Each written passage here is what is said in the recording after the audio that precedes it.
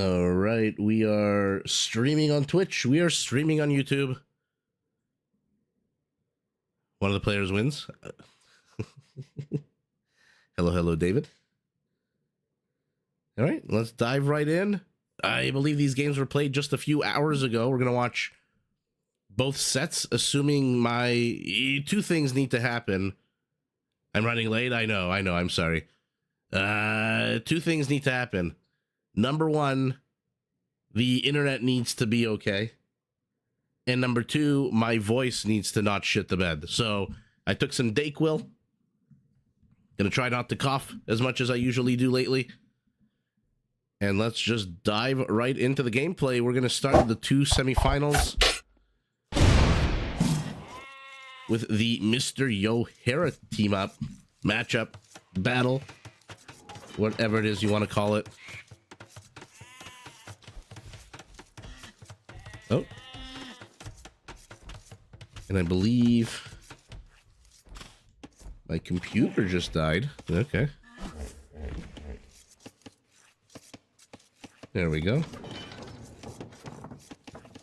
So bear with me, everybody, just for another second as I get my apps up and running. You just messing with me? Don't mess with a sick person. Come on. Mr. Yo playing as the Saracens in red. I'm just kidding. Mr. Yo, I've been sick for like the last 2 months. Man, people told me when you have a kid and you send that kid to daycare, you'll never be healthy again. And I was like, aha, yeah, that might be you. It's definitely not me. And boy, oh boy, was it me. And even game number one in the best of 7, Mr. Yo playing as the Saracens, taking on Hera playing as the Teutons. Oh my god, 2 ridiculously powerful civilizations right off the frickin' bat. In a game that I like to call Isaac's future if he doesn't eat healthier. We are on a map called Bypass. And you know what? I'm going to call it Triple Bypass because there's a area in the center. And then there's an area to the north with a lot of food.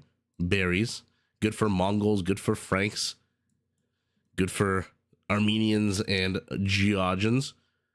And there's another area to the right. So Triple Bypass. Monsieur wants no shenanigans up the center. So he's already walled, quote unquote, walled with a single house. And I'm excited. Whoever wins this secures a spot in the finals.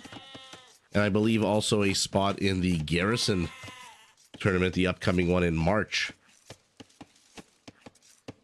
For now, both players. Let's see what's going on in their immediate bases. Gold and stone. Basically 1 patch each. Only 5 gold in your immediate location. Gold, stone to the back for our Teuton.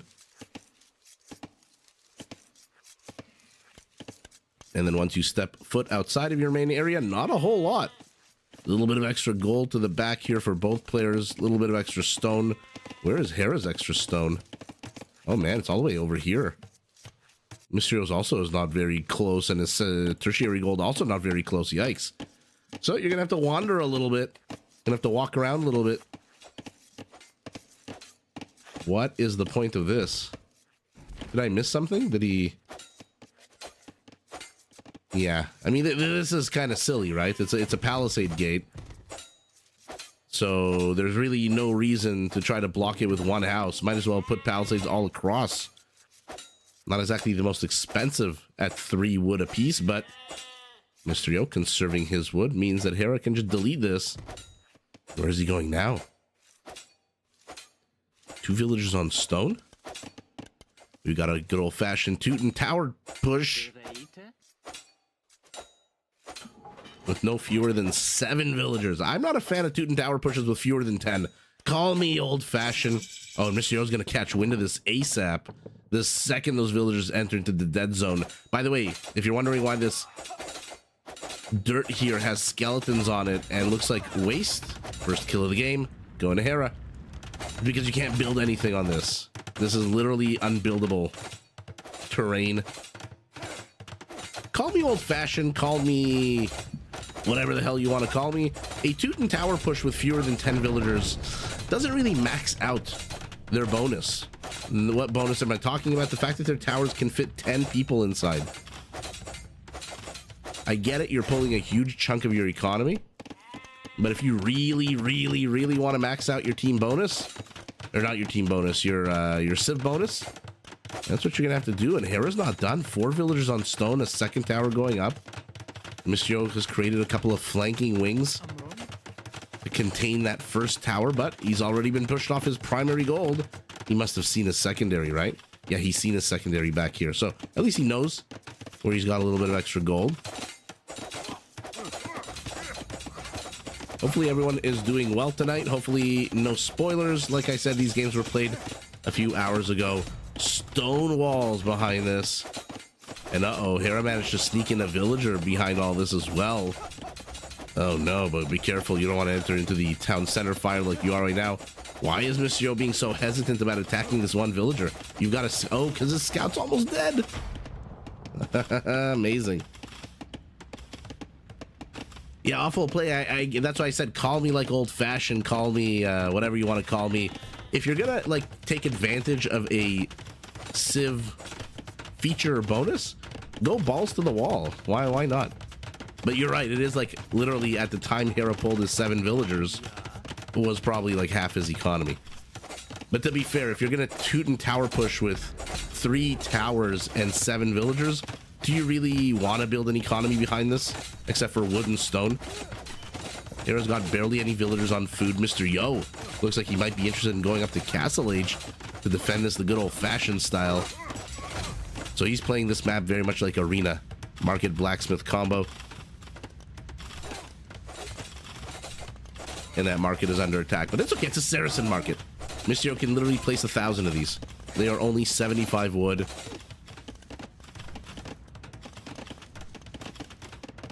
And a 4th tower. What was that? Did Hera build a house here?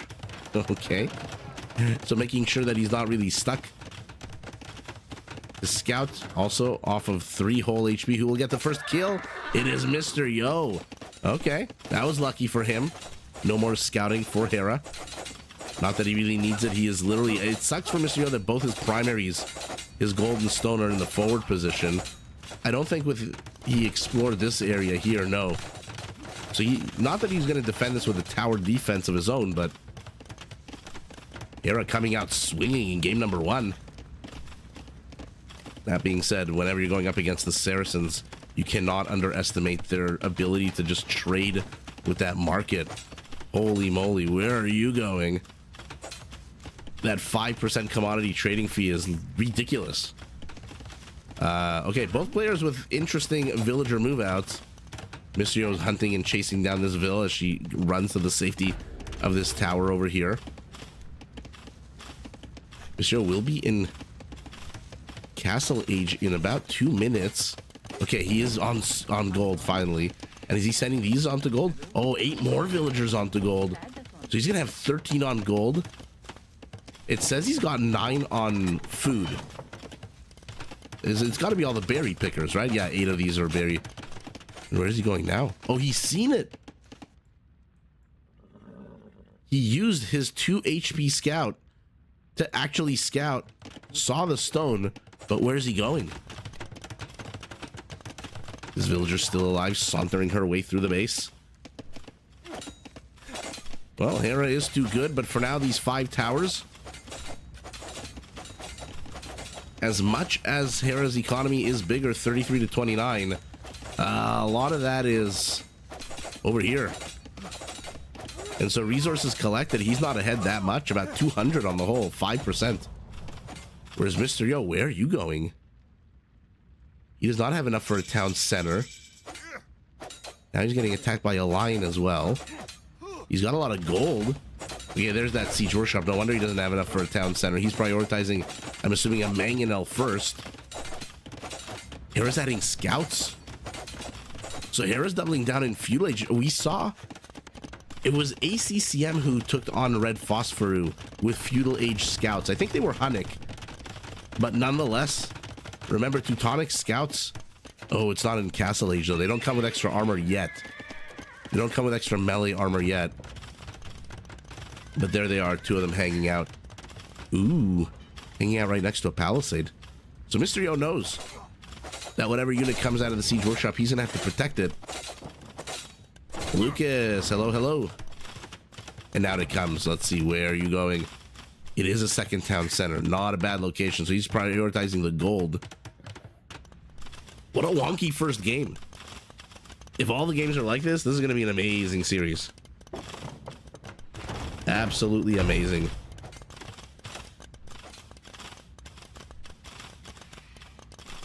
Hera will discover, will not discover. Getting fletching. And look at Mr. Yo hugging the town center, making sure these all these 6 villagers inside. That's not going to add very much arrow fire. But one scout does fall. And Mr. Yo tries to block the movement of these vills, fails, loses his villager, but Hera loses a scout as well. Hera, by the way, has he explored the periphery of the map? No. This is about as single-minded as you can get right now. A push from our Teuton, who is adding another tower. 7 towers. Has no clue about this. Mr. has to get the hell out of here, and he's getting the hell out of here. Because if they break through here and they go after this gold, these villagers are donezo. Okay. Why did you build the town center here if you're going to go after the wood here? I guess he wanted the huntables? Okay. Interesting.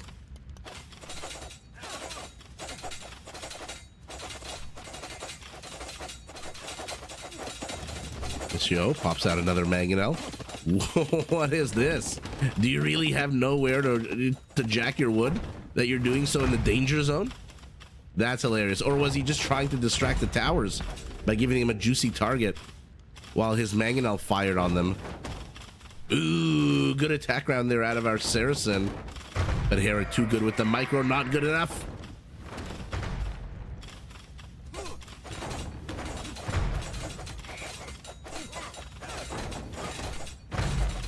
Tower should fall. Hera decides this is the moment I want to attack the lumber camp. Lumber camp be damned. I know there's a building right here that's training units that can kill me, but lumber camp be damned. Okay, the first of the Teuton towers has fallen, and Hera sniffs out that there is a gold patch here. Another stable, a market himself. He is also just about to click up to the castle age. More scouts waiting. Pounce on the siege. In the meantime, Mr. Yo with another town center.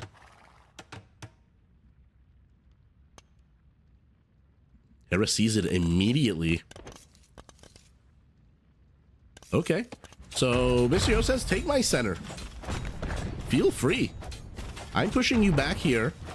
I've expanded to the left. I've expanded to the right. You're not exactly a civilization that has husbandry. And so you're not going to catch either side very quickly.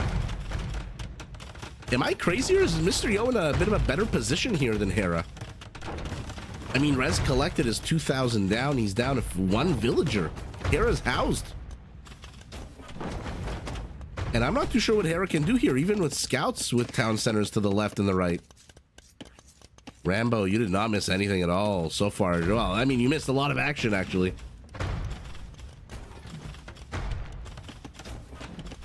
For the first few minutes of the game, but at the end of the day, only 5 kills to 6, and that's why I'm wondering, did this push from Hera accomplish what he wanted to? He's later to Castle Age, which means our Saracen with 7 villagers on stone can start getting those Mamelukes out, and Mamelukes are going to destroy these cavalry units. They're going to destroy this infrastructure, and if he wants to, they can dive in on these shitty little towers with their 850 HP and their 1 melee armor and destroy them in a matter of seconds. But Mr. Yo's prioritizing more stone. Where even are his stone miner, or gold rather?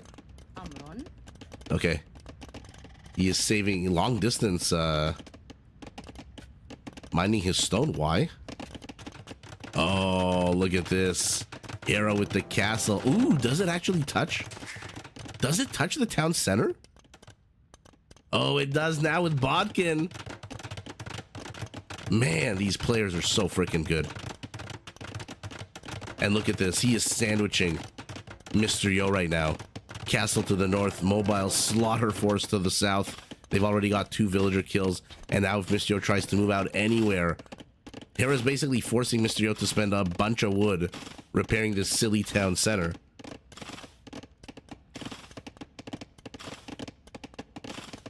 Mr. Yo did a great job for having lost his base completely. Exactly. Although, did he lose his base? Look at it. Aside from a few towers, one of which is on fire, I don't know that he really lost his base. And there, down goes that tower as well. Now he's got those Saracen camels with 25% more HP.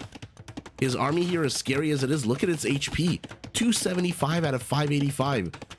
These villagers could take this army on. These villagers have more HP than these units. Oh, but now there's a knight. Okay, ignoring the knight. Look at it. Look at this. Why can't I click them both? There, now I can. Okay, so he's moving in. Petards! That was a shame. Mr. Yo is now... Oof, this is bad. This is real bad. Oh, your dog has the runs? Eddie, have I asked you what breed of dog you have before? Oh, this is real bad. There's a fantasy author from Toronto called Steven Erickson. Steve or Steven, I forget. Erickson.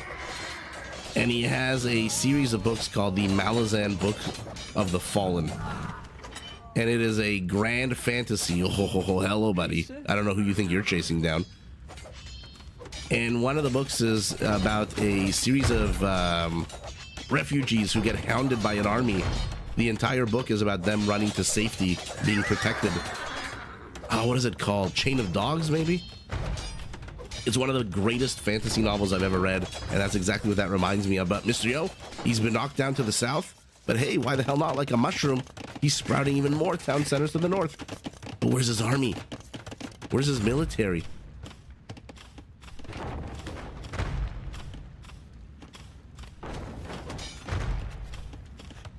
A pit bull mix, 2 years old.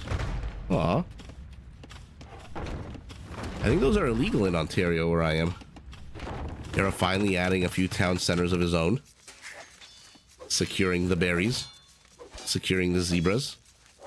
But Mr. Yo secured his OG town center location.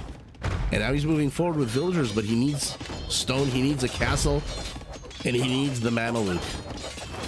This is where you want that Mameluke. Camels are nice, they're cheaper, they're faster, but you need a Mameluke right now. It will literally destroy everything Hera has. Except maybe this one Teutonic Knight. This is probably the only unit Hera has that can withstand the Mameluke assault. Ooh, but Mr. Yo's moving forward. Okay, now he smartens up. Stone walls. He doesn't want to deal with this frontal push. Hera with another town center. By the way, discovers the first, the second, and will he get the third? He discovers the third as well. Oh, Hera must be scratching his head, saying, oh, what the hell? And it's funny that Mr. Yo thought the threat would come from the northeast when it ended up coming in from the southwest. Now Hera's adding in the monastery. Get this relic nearby. So far, no player has gotten any relics. Mr. Yo making himself at home with another town center. He's not going up to 5. Oh, never mind. He was going up to 5. Now he's at 4 town centers. He's only down 8 villagers. You know what? For somebody who withstood the pressure from the greatest player in the world at the moment for 30 whole minutes, being down 10 villagers is not the end of the world. 65 to 75. But Mr. Yo is housed. Mr. Yo is housed. Pikeman upgrade for our Teuton. And this is where it gets annoying for the Saracen. You have to kind of slow down your game. You have to clear up this infrastructure. Make sure Hera doesn't pump anything out of that stable that can rear end you at the same time. You have to focus on the front and yet another castle. But why here? Why not here? Why not lane 2 birds with 1 stone? Mr. Yo! No! No! I get the desire to do that, but you don't have that many villagers. You don't have any army at all to protect your villagers. Now the Teuton can fit 25 in his TC. Mr. Yo can only fit 15, which means these villagers have literally nowhere to run, nowhere to hide. He is the king of holds. I mean, I've never seen anyone in this game hold as well as Mr. Yo. Although now things are starting to get a little ridiculous. Now Hera's ahead 20 villagers.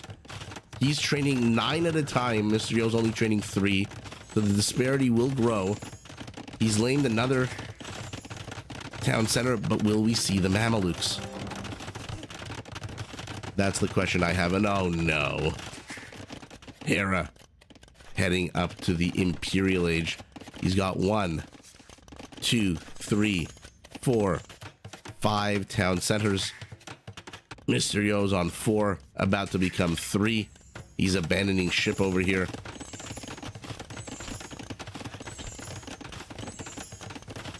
Okay, he's cleared this up. Not bad at all. A couple of units need to start moving. But look at Mr. Yo's queue. Why is he not training an army? What am I missing here for our Saracen? Is he trying to go up to Imperial himself?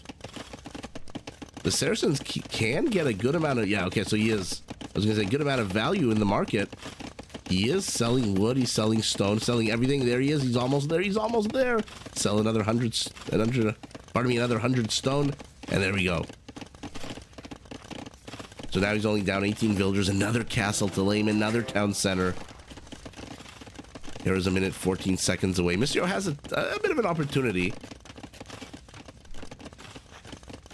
If you think about it, another minute until he's in Imperial, then another 50 seconds to train a Treb, which I'm assuming is gonna happen the second Hera hits Imperial.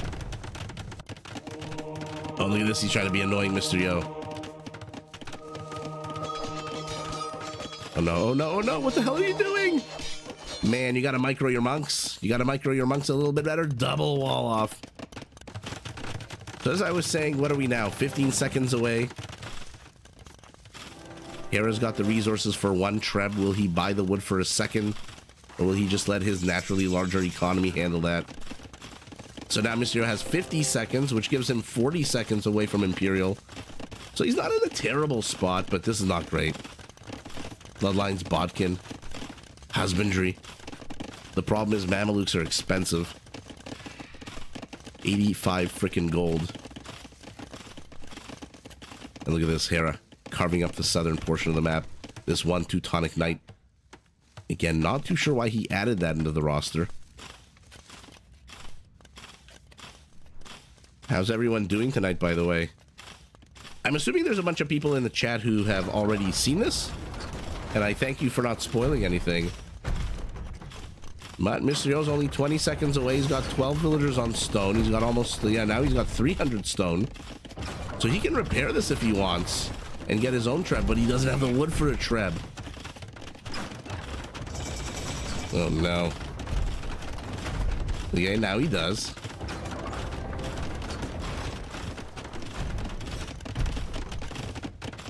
What a fun game. They were trying to get the farm, but no. Okay, a bit of a traffic jam with that gate.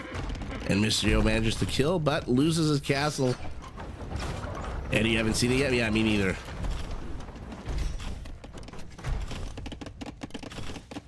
I've seen clips throughout the week of the NAC event. I'm surprised nobody has shown up in a t-shirt that with a tuxedo printed on it. The knights going after the mangonel. The camels shoo those knights away. Halberdiers now, and cannoneers. Sartuten is going for some diversity in his army composition here. Converts the camel. Mr. Yo loses the mangonel. Loses the town center. Oh no, and now another mass exodus of villagers. Oh yeah, Rambo, there is no winner yet. Whoever wins this and whoever wins the next set, they're gonna go into the finals tomorrow. Ooh, Dante, that's a smart move. Although I should probably not be encouraging you not to chat. Okay, so it seems like a good number of people haven't actually seen this yet. Mr. Yo, in the meantime, has built a lot of infrastructure. He's going cavalry archer. Okay, to be fair against the Teuton, not a bad idea. They are pretty slow. Their units more melee armor than pierce armor. This gives Mr. Yo mobility. Not too sure why a castle here and not, for example, here to protect this gold. But Mysterio's been cleared from the right side. He's been cleared from the left side. He is back home. But those resources won't last forever also.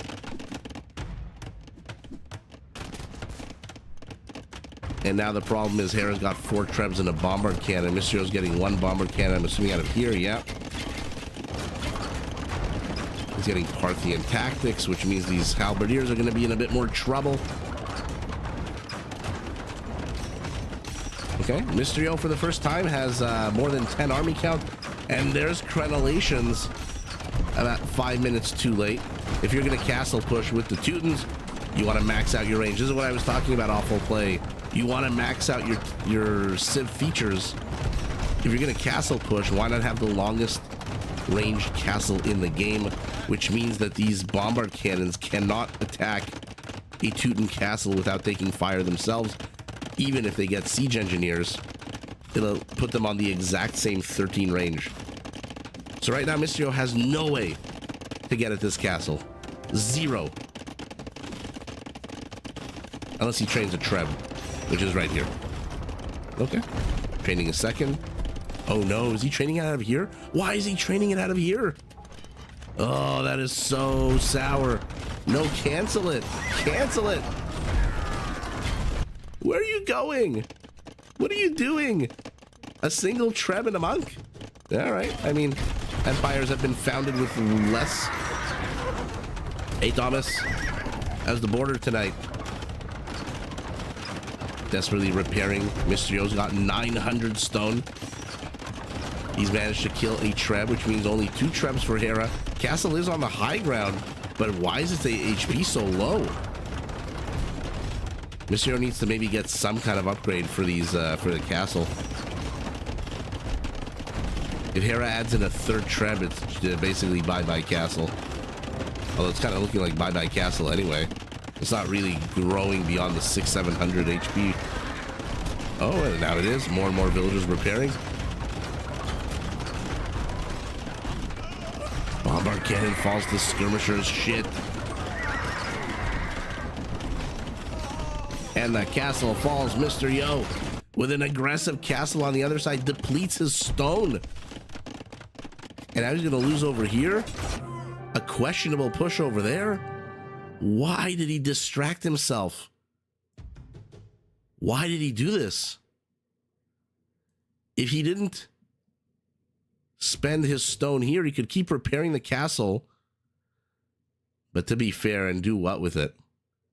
That is so sour. He needed Mamelukes. He needed Mamelukes earlier on. Although, to be fair, I'm quite biased. I think Mamelukes are always needed. So, take my casting with a grain of salt. Fantastic first game. Hera coming out swinging. Cav archers to skirmishers. So nobody really had that big of an army here. PKPM right at the end, right in the middle for Hera.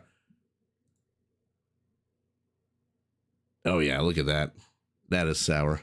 So the disparity grew and grew and grew until finally, look at that. 18,000, 17,000 more resources, which is basically more than 40% bigger economy for Hera, which, to be fair, Mr. Yo looking for a little while, pretty damn comfortable. He had reclaimed the center.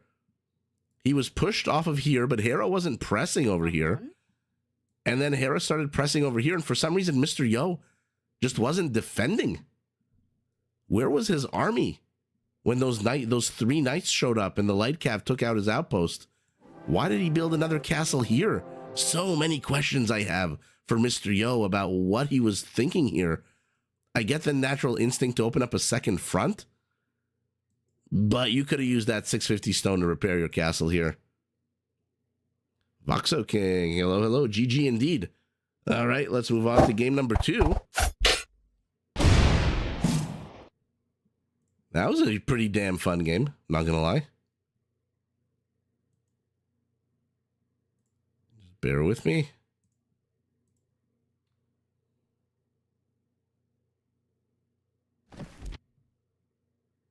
Ooh, okay, this is one that's on a map that I've wanted to see for a bit.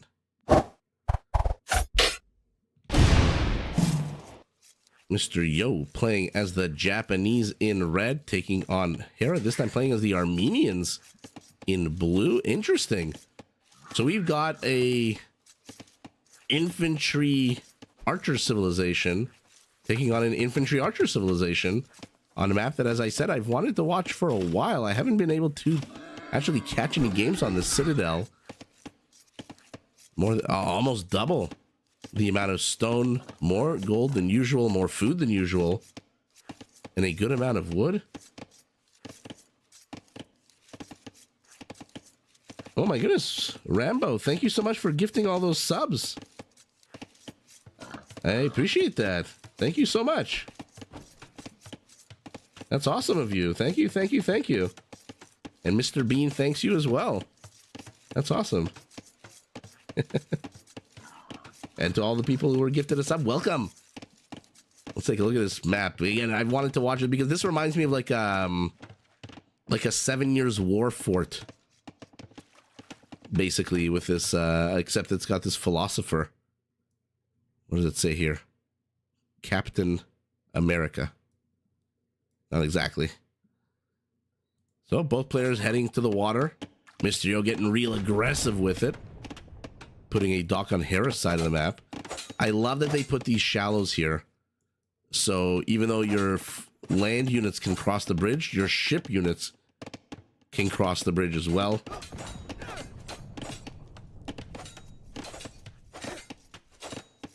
Yeah, Dante, that's one of the reasons I like to do it like this too. I'm not gonna lie, that's one of the reasons I like to watch them after the fact as well. By the way, Rambo, am I even saying your name right? Yeah, I hope I am. So everyone, let's take a look at the starting positions. Hera getting the first kill of the game yet again. This time a scout, not a villager. Looks like he might.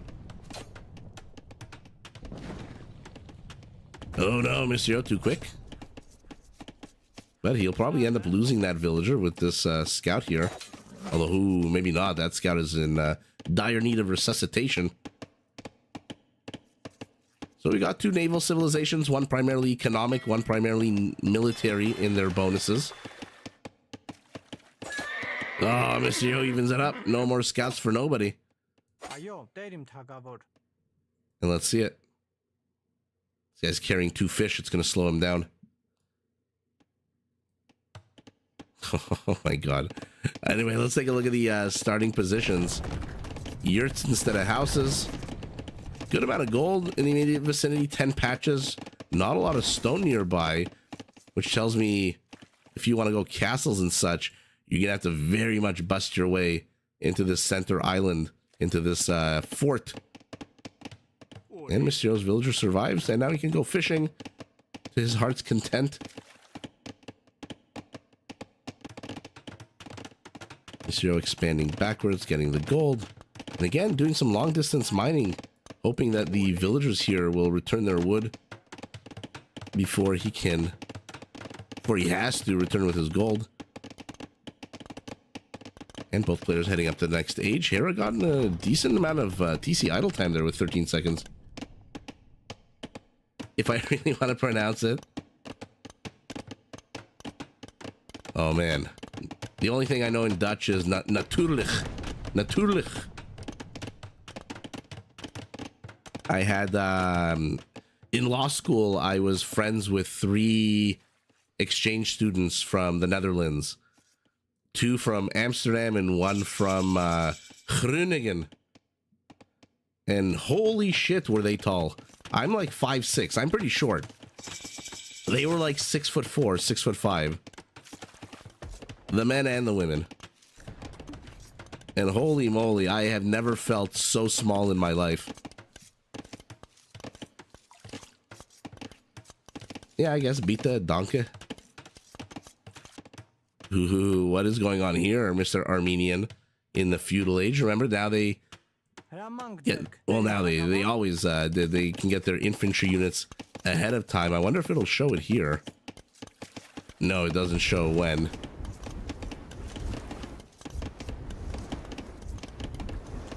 Armenian is already out with his fire, but 2 out for our Japanese. Hera returning home. Okay. Let's see it. HP very much in favor of the Japanese fleet at the moment. Is this villager leaving the barracks behind? What? Okay. Not too sure. Demo doesn't accomplish very much, I don't think. Ooh, it died close, but not right up close to those fishing ships.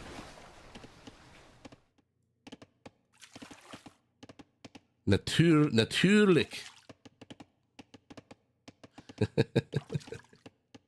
Sorry. I thought it was more of a ch. Spearman gets trapped. Gonna take about 1,000 years for him to bust out of there. So Mysterio's taking firm control of the water for now. Hera's doing some long distance fishing. Just hoping to evade these Japanese fire galleys. Where did he go with this villager? And now he's coming back like a gap year. He's returning to his studies now. I love that Hera also placed a dock on the other side. An ambitious, aggressive dock. Oh, damn, Eddie. 6'4".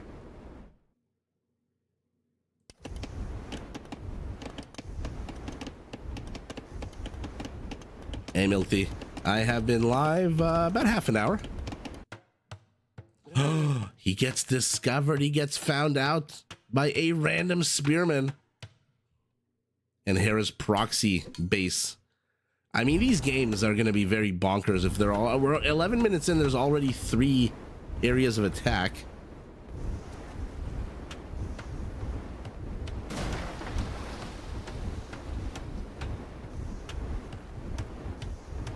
Repairing. Oh, ouch. Ship and man repairing ship both die.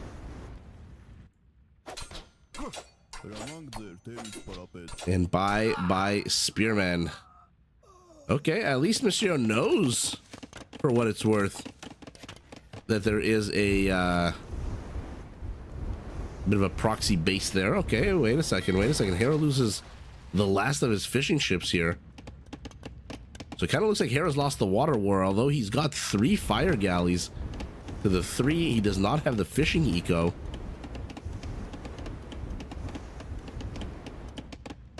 And Mysterio, where that other fire galley's all the way up here, which means Hera technically does have an advantage, even though he has no economy on the water. Ooh, we have not seen any Wrigley Gray butts just yet. No elephants just yet.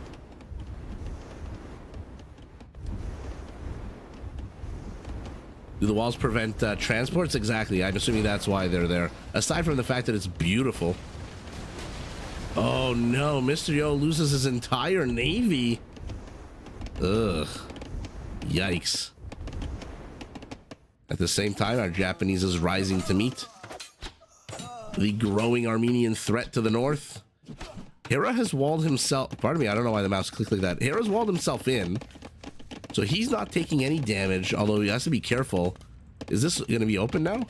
Oh, this is very close to being open. You can't jack your wood too hard. As I like to say. That didn't do as much damage as I thought it would. Okay.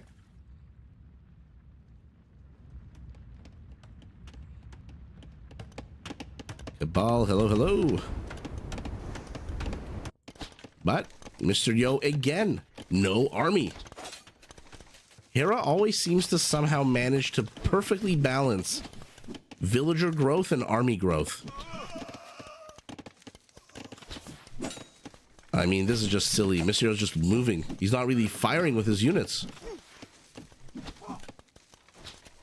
Villagers might want to join in here. There's only skirmishers. They can take them easily with that minimum range. I mean, Hera might lose this whole army here right now if he's not careful. His scouts do not have bloodlines.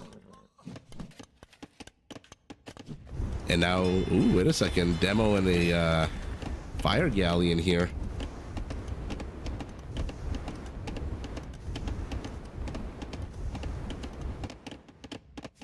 So it looked like a very promising start for Mysterio on the water has basically ended. He's not training any more units in here. He's focusing on this battle for now. He's lost his entire military here. He's got a bunch of trash units somewhere. Where are they? 2 skirmishers in here. Okay, here they are. 2 spearmen.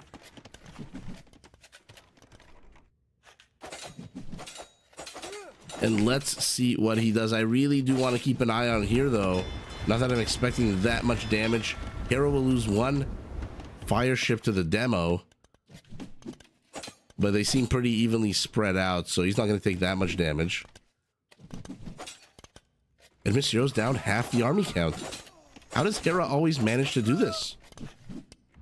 Come on, come on. We're approaching the 360 mark where this demo will be evicted. And where will it go? Will Mr. Yo even micro it? Or will it just pop out here and hang out? No, it's just hanging out. Ugh. It's so hard to pull my eyes away from a demo ship. Oh, it's moving. It's on the move. Okay, it went after the healthiest one. And now, oh my god, Mr. Yo. Wow. And just like that, another fire galley, another fire galley. And water has now swung the opposite way. To be fair, land might be swinging the opposite way too. These scouts for blue, 2 of them are basically dead, and down they go. That Hera's not moving. He's making more infrastructure. And Mr. has pushed him back quite well.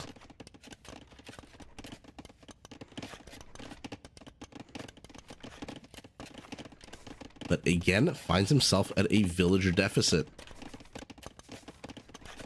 Both players don't have a single fishing ship left at all. Hera is abandoning the right dock. He's abandoning the left dock for now.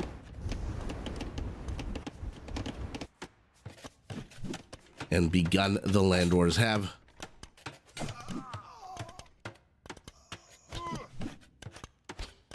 Ooh. Risky villager business here. Wheelbarrow and armor for his scouts. Really? Why here? Why not on this hill next to the stone? Get the high ground for your tower. Okay, so yeah, Hera has completely abandoned the water. I don't see him training anything.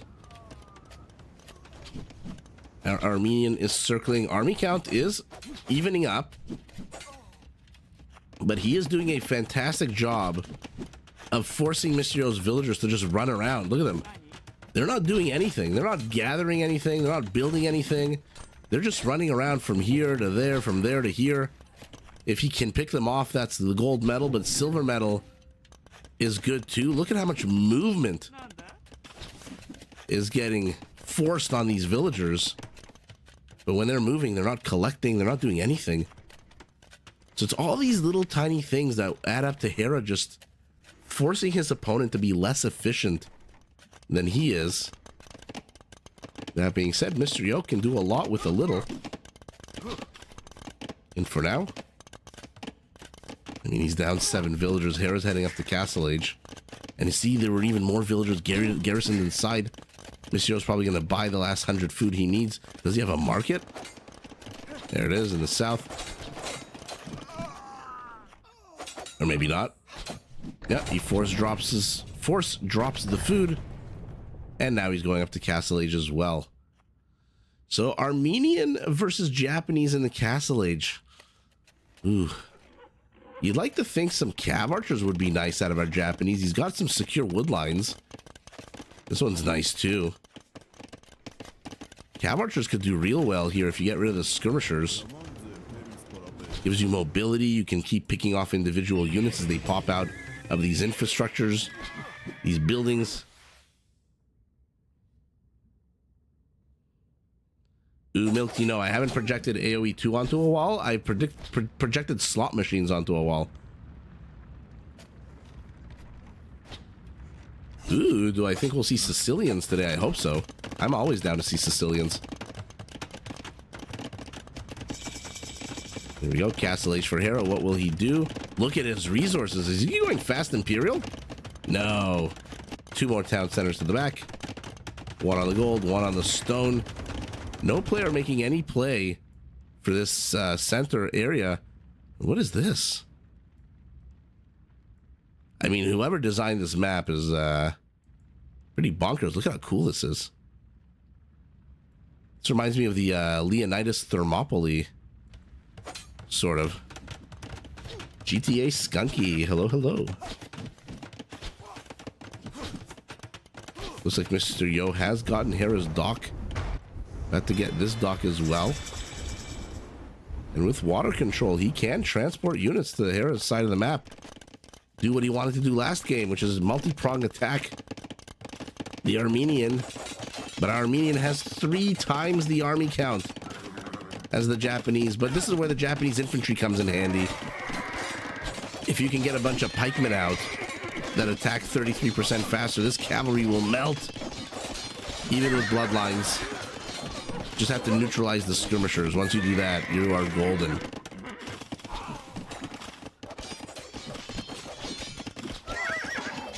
But forget all that. We're seeing a Night War, a warrior priest popping out.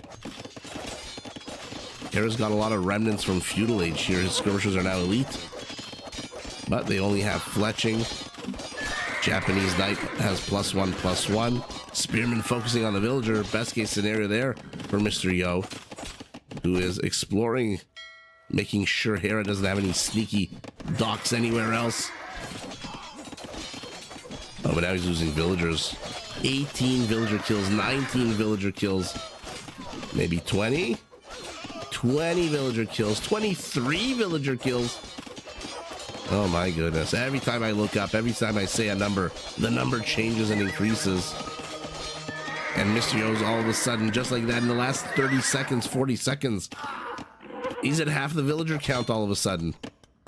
And so even though he's held and defended, oh my god, just like last game, he is just at a massive deficit.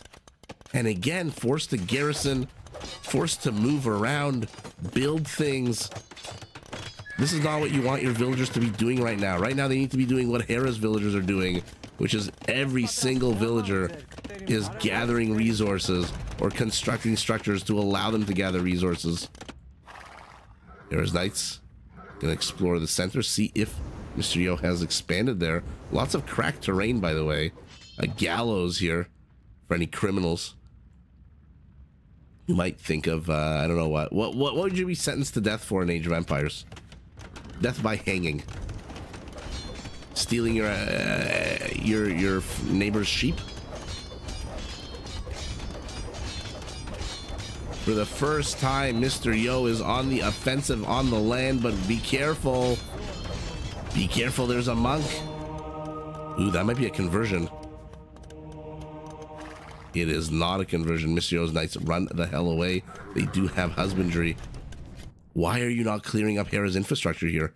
Mr. Yo, for the first time, is ahead army count 14-4. His fishing economy is up and running. But what is happening? He's down 40 villagers. Hera's getting a castle. And let's see if Mr. Yo can pull something, pull a rabbit out of the hat here. Game number 2 finds himself in the exact same position as in game number 1, except this time he doesn't have 4 town centers, but he drops off a few knights. Knights that get discovered immediately by the warrior priest. But there it is, there's that transport. And now let's see if Mr. Yo can get some damage done. Hera is nowhere out on the map. Did he see the castle? He saw the castle, so he knows it's going up.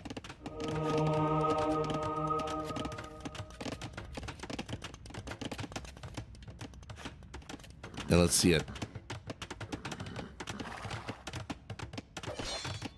Oh no.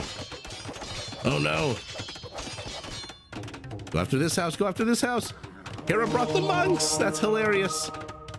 5 knights. This guy. Really? I mean, look at the numbers. Really. This guy, this poor bastard, he doesn't want to die. He doesn't want to become Armenian. So he's just running around off the edge of the earth.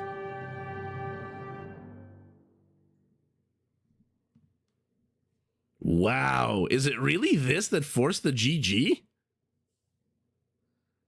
Mr. Yo with a maneuver, bringing the knights over on a transport. I thought he was going to go after villagers, but you know what? He saw, oh, he didn't see the extra town center. He saw 1 town center.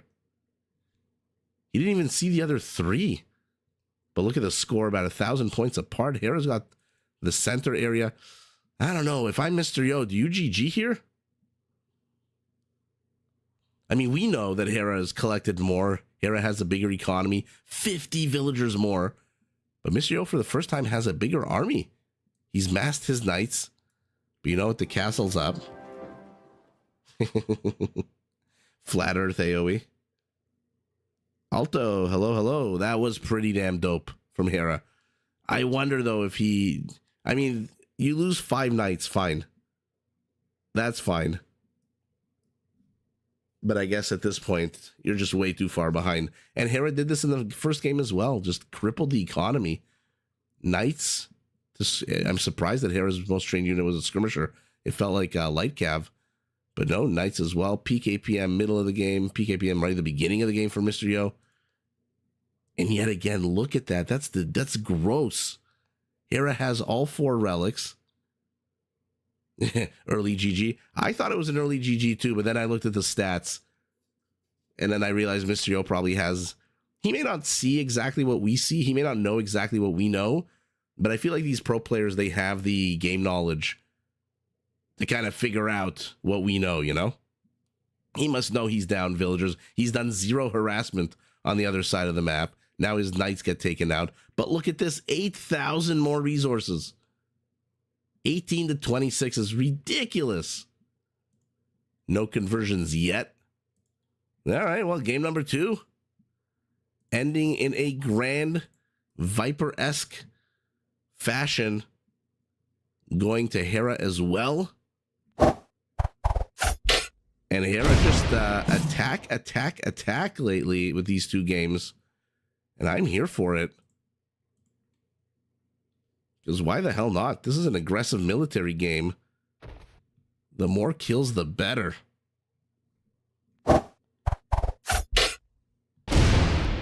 And game number 3. Hera playing as the Hindustanis. Again, we start with yurts instead of houses. And Mr. Yo playing as the Burgundians. Okay, so classic cavalry versus classic camel. Both with interesting gunpowder bonuses. One with Chattagny and extra armor on their hand cannoneers. One with hand cannoneers that pack a punch with 21 attack, I believe, instead of 17. Dante, please ads now? What do you mean? Oh, I have no clue how to do the ads. I just set them for the longest possible interval on my end. Lemmy, hello, hello.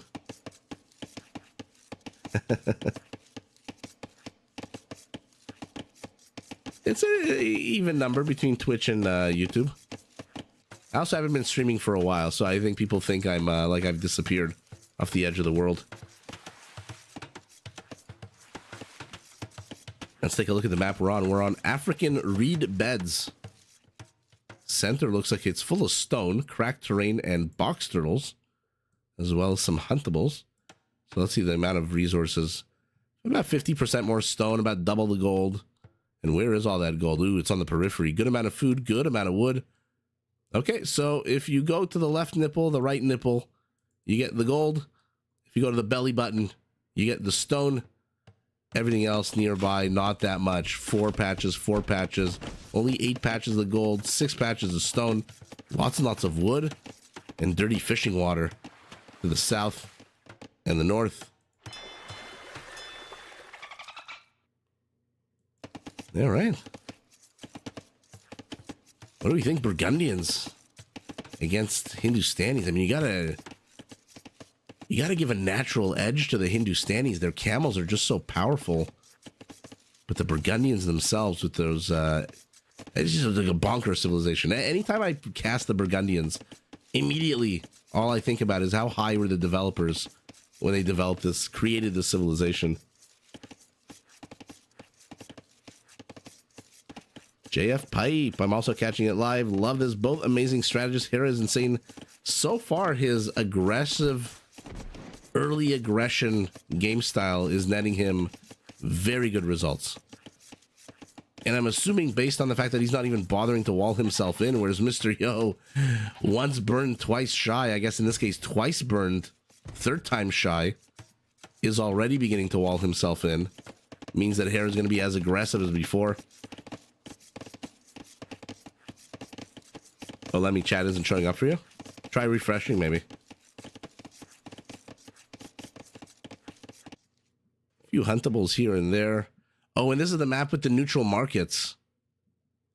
Which, as we saw 2 days ago, the players didn't know or didn't realize that there were neutral markets on this map. Which could, in theory, elongate the games by a lot. Let's see how big the map actually is. It's a fairly standard sized map. Hera first to cross into box turtle stone cracked terrain territory.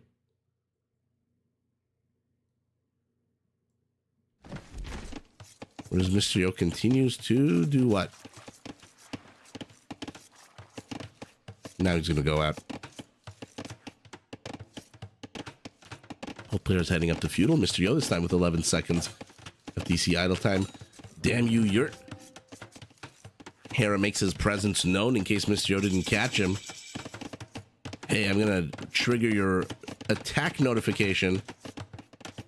And he's going after the pigs. No, Mysterio, what the hell? I think Hera could have gotten that fourth one as well. That is ridiculous. 3 pigs down the toilet. Mysterio just standing there watching it happen. But no longer. The last of the hurtables.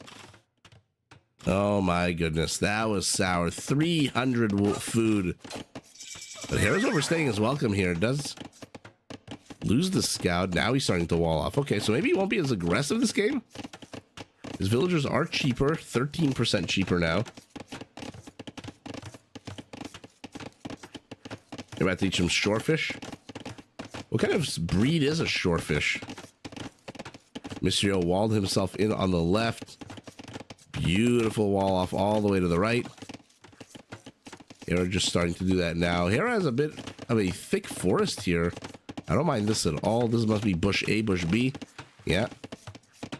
On the right side as well, a decent amount of forest. Oh, this is not open at all, so he doesn't even have to wall that much here, but he needs to explore here. And has he explored? Yeah, he has. So he knows it's open all the way to the right side. Mysterio as well. And our Hindustani. 2 scouts going up to 3.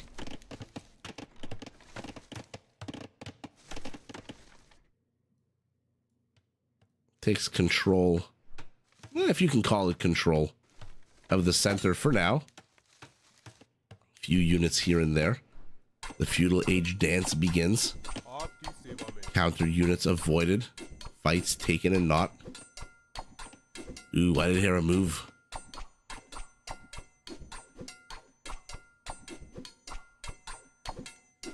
So there's a scuffle up here as well. Mysterio getting shooed away. Oh, now Hera's going to be so annoying. 2 HP. But it's okay. The more he changes directions, the more Mysterio will catch up. Just needs 1 more poke. Should get it maybe the next time he changes direction. It doesn't matter. He's going to use these scouts to do it. Or maybe not. Mysterio's micro has been odd so far in these 2 games. Why didn't he attack that spearman? Okay, kills it, but loses his 2 in exchange. I mean, you didn't have to do that. You could have just attacked with your own scouts here. Even if he attacked you back for that 1 brief second, still worth it to compared to losing 2 of your own spearmen. Double wall up beginning here for our Burgundian.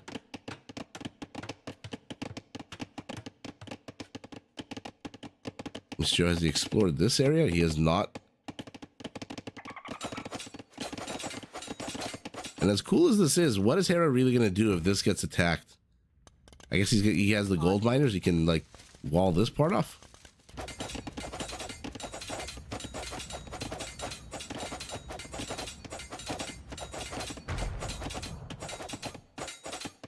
Ooh, I do apologize. I think I missed a follower on Twitch.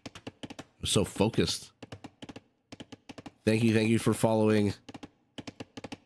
Please let me know in the chat who you were. I'll give you a proper thanks. Hey, it's 13 minutes into the game. The kill count is even. Mr. Yo's keeping a pace with the villagers, although even with no harassment at all, he's down one villager. Ooh, that Lee Uche 1995. Thank you for becoming an awesome follower. I hope I didn't butcher your name too much.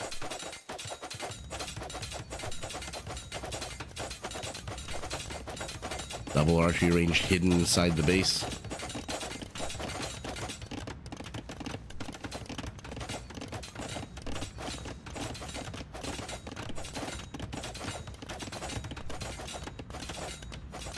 I get surrounded here.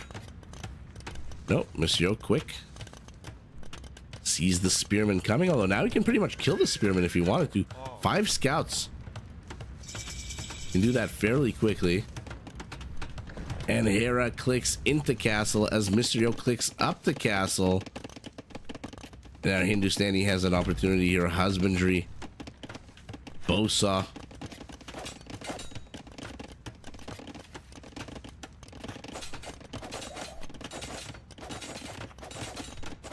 Hello from Brazil. Thanks for live streaming to all of us and congrats. You're such a good streamer. It's my first time here and I'm impressed. Where are you from? Oh, thank you so much, Alto. I'm from Toronto, Canada. Toronto. And thank you so much. I always wanted to go to Brazil. There was a summer. Sorry, I had to mute the mic to cough. There was a summer when I was, I want to say 20, 19 or 20. In between semesters where I signed up for a surfing school in Brazil. But then I had to cancel it, unfortunately.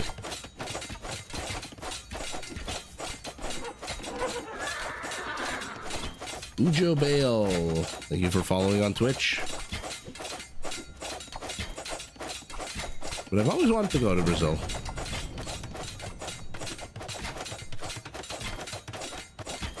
Hera's pressing in here. Hindustani light cav will demolish structures, gobble them up like a pizza with their +2 attack bonus against buildings.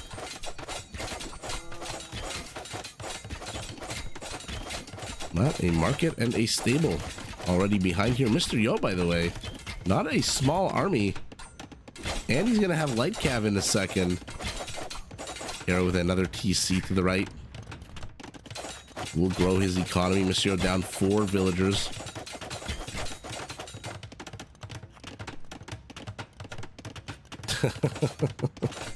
Milk tea, that's funny.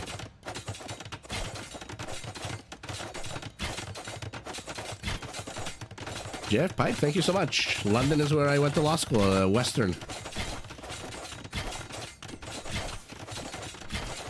So it's nice to see a fellow Londoner.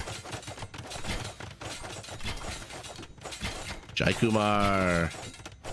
Ça va bien, merci. I am doing well. Good morning.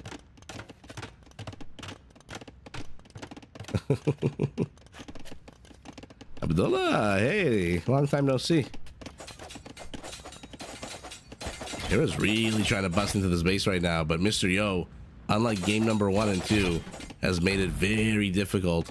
By the way, there is a very safe patch of wood here. Oh no, there we go. I was gonna say, why the hell is Mr. Yo wasting his time running around with villagers avoiding archer fire, when he can just take that safe forest to the back? Hera, by the way, has carved himself a bigger sized portion of the map, and so has more forest.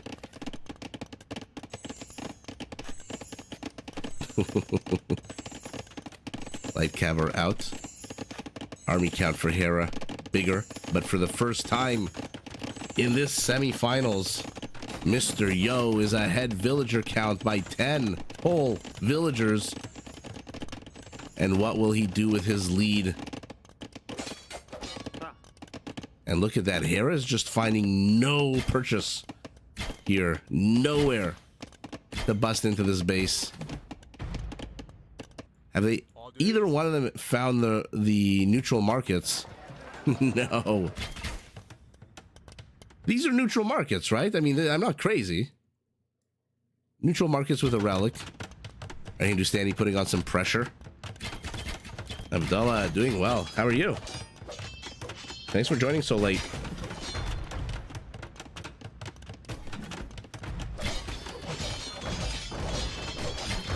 In Hindustani language, Hera means diamond. Whoa.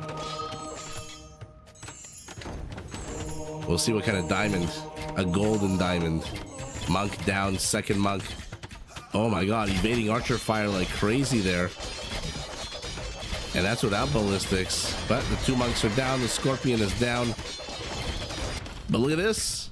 Mr. Yo has managed to bust his way into the base. How? Oh, how did he do that?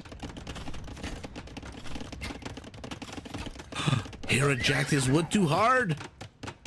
It's so hard even for pro players to keep an eye on everything in this game. And so when they jack it, it falls, goes limp, and then your enemy can just shove right in. Although with this TC full, not that full, 5 villagers. Mr. Yo will get his first villager kill of the game. At the same time though, Hera's pushed his way through, and now he's going after the rear wood line. Oh no!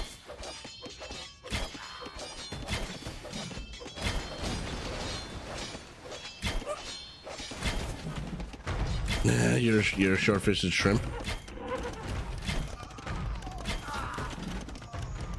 Both players inserting themselves into each other's base at the exact same time. It's funny how that happens in these games. More often than not, there's a kind of symmetry, almost, to the gameplay. Hera double expansion here, going up to 4 town centers. Monsieur trying to avoid these cav archers, but not doing a great job just yet. How many kills do they have? 11, 9 villager kills. Again, Hera in the blink of an eye, 19 villager kills. But Mysterio's pressing the center. Outpost monk, pikemen shoo away the cavalry army. And will he have seen this market yet? No, no, so close. So freaking close. Light cav close in on those cav archers. I suspect the scorpions either killed them or softened them up. And that's it for Hera's penetration into the back of the base. Looked like Mysterio wanted to place a TC, then thought better of it. So he's ahead 4 villagers, but Hera's training 14 villagers at a time. 15, so, okay. Give it a minute or two and Hera's gonna have a lot more vills than his opponent.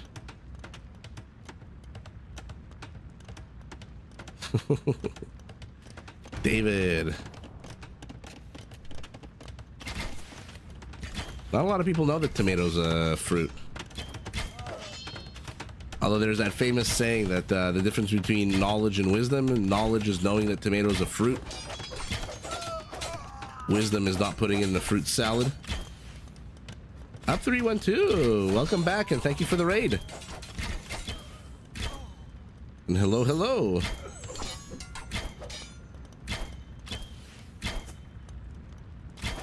Yeah, this is a weird map. It's called African Reed Beds. I'm not too sure why it's called African Reed Beds. Not a lot of reed beds anywhere. But Mysterio's pressing out with a aggressive castle for the first time in 2 games. Mr. Yo is on the offensive in 3 games, pardon me. Good number of villagers is being brought forward. He'll take map control in the center, abandoning this siege workshop, but Hera's heading up to Imperial. And an Imperial Hindustani is a dangerous Hindustani. Shatagni hand cannoneers, Imperial camel riders, hussars. Does he have Grand Trunk Road yet? No, he doesn't. That's a shame. This you definitely need. It's also not expensive. This Grand Trunk Road, basically what it does, 2 things. Increases all gold income by 10%. So you mine gold faster, your relics generate gold faster. And it reduces your commodity trading fee to 10% compared to 30. Which makes it the 2nd best in the game. By the way, he's had units here for the longest time, but he's not really taking control of this, which tells me he's just curious and wants to see when Mr. Yo will. Mr. Yo, though, by the way, has no clue that this gold even exists. That's hilarious. This monk will see a little bit of it. But that's fun. That's pretty funny.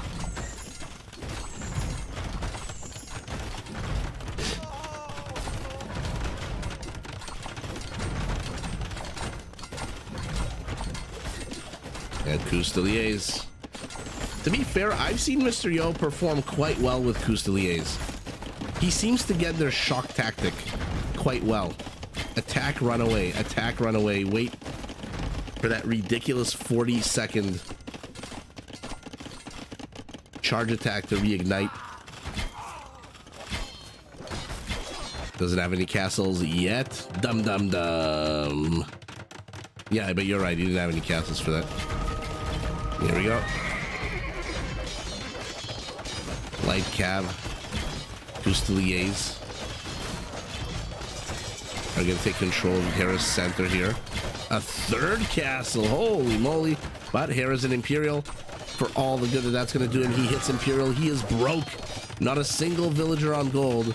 I'm assuming once this castle completes, these 21 will be reallocated. But for now, 0 villagers on gold. He is busy microing his army right now, trying to make sure they don't get got by that ridiculous plus 20 charge attack of the Custelier. Kalito, hello, hello. Welcome yourself to the chat. Special shout out to Mate Bakmaz. Who is Mate Bakmaz and why does he deserve a special shout out?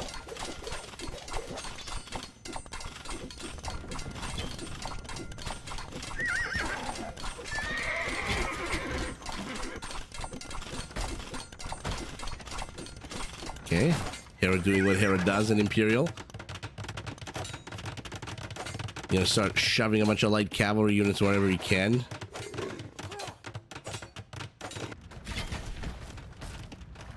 Ooh, charge attacks are spent, so Monsieur's gonna have to back away. And what kind of sucks about this unit, again, the 40 whole seconds you have to wait. But oh, Hera abandons his fishing industry. Oh, they're gonna die real freaking quick. And Mr. Yo takes a 30 villager lead, double the army count. Hera's center has collapsed. He does have the gold on the left nipple, but that's basically it. He's rebuilding a town center here. His camels are still alive, but only 4 of them.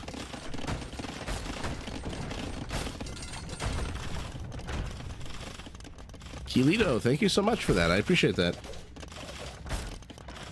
When I saw that this game was still around like 3 years ago, I knew I had to get involved. I didn't know if people would like what I had to say or whatever. Man, there's a few people lately that have been real insulting in their comments. But I knew I had to get involved. I love this game. This is a very special game to me. And damn, Mr. Yo shoos away Hera as he himself plants a big old castle flag on the right gold nipple. These villagers are not going to die, but they are being shooed away. I'm surprised Hera is even running away with them so quickly if he had cav archers, but look at this. And Kilito, thank you for following. Look at this army of Custeliers.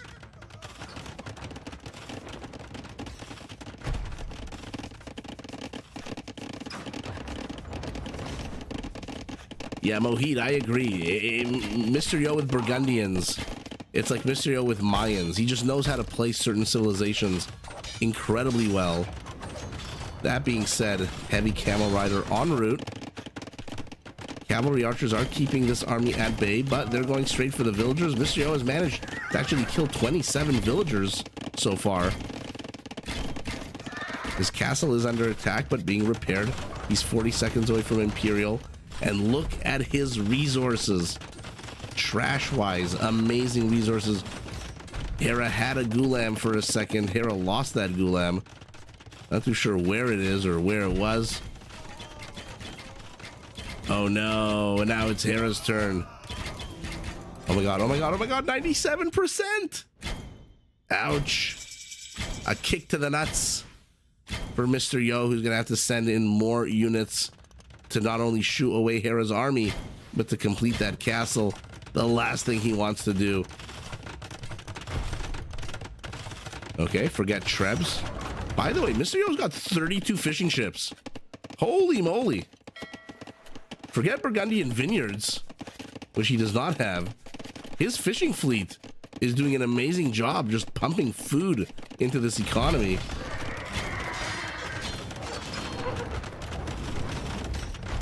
Derek, hello, hello. Sniping Mike, thank you so much. I appreciate that. Does a caster always need to be an expert? Isn't it more taking viewers on a nice journey to keep up the excitement? Ooh, probably a healthy mix of both. I remember up 312, I remember one person once commented how they said Cast of Empires is so bad because he doesn't know how many petards it takes to take down a castle. And then I replied and I said, well, what upgrades does a castle have? Does it have hoardings? How many petards are you sending out? Because the castle will one-shot the petards. And then they never replied. They just deleted their comment.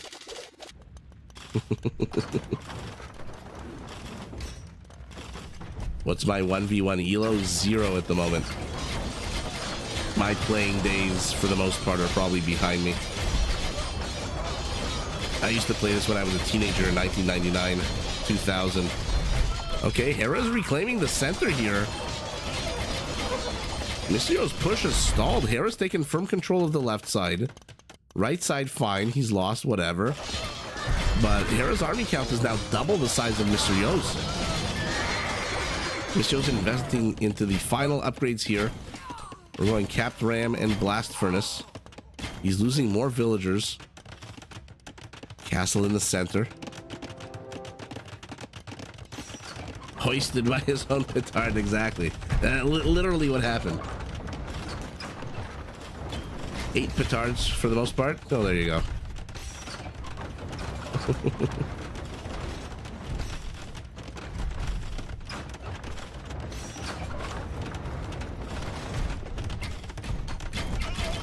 I'm gonna start playing with community games first on Discord, and then we'll do some 1v1s. But don't expect too much. I'm 42. My hands are old and slow. 1 castle, 2 castle, 3 castles down. And all of a sudden, I mean, Mr. Yo still has firm map control. He's gutted Hera's fishing. Hera can replace these, by the way. A demo raft. Oh, but it's going to come out way too slow. That was very exciting. Demo raft. I mean, you can cancel it now. You don't think you really need it. The camel swarm over. The charge attack is gone. Yeah, Lefty, I got a little sick yesterday. So right now I am full of Dayquil and Advil. Trying not to cough onto the microphone before I can mute it. So unfortunately yesterday's live stream didn't happen.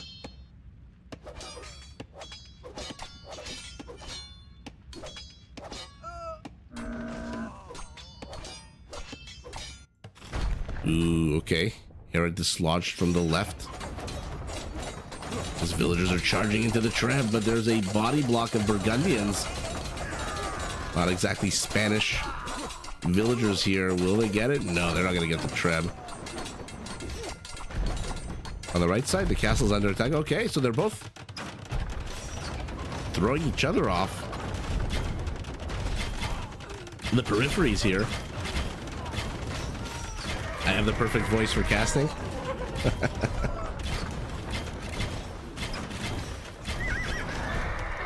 Of course I missed you. Although it's been a while since we've had a number of Derek's in the chat room. You want me to do your voicemail? Yeah, let me be careful. Don't jinx it. I don't know. Now our Burgundian is switching to Halberdier. 45 Halberdiers, and there's architecture.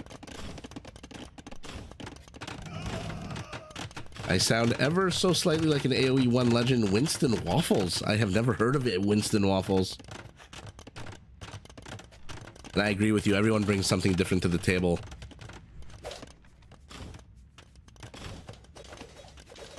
Which is why when I started about a few years ago, I was hoping people would enjoy.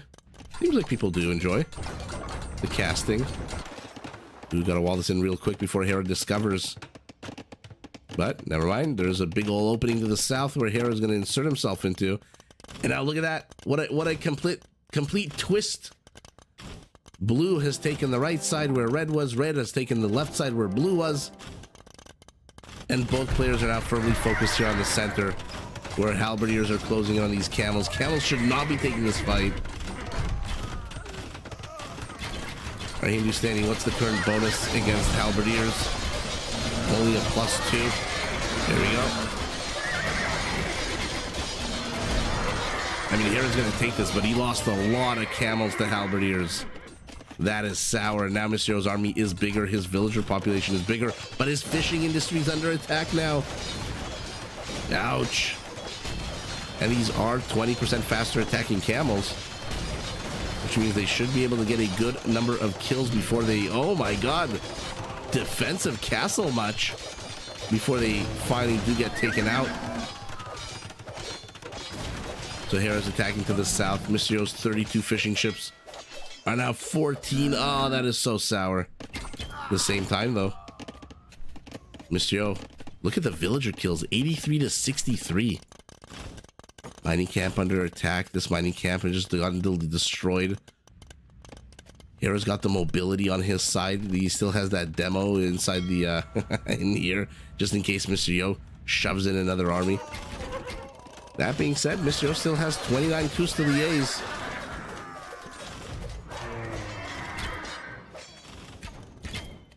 Cade, thank you so much for joining, for becoming a follower.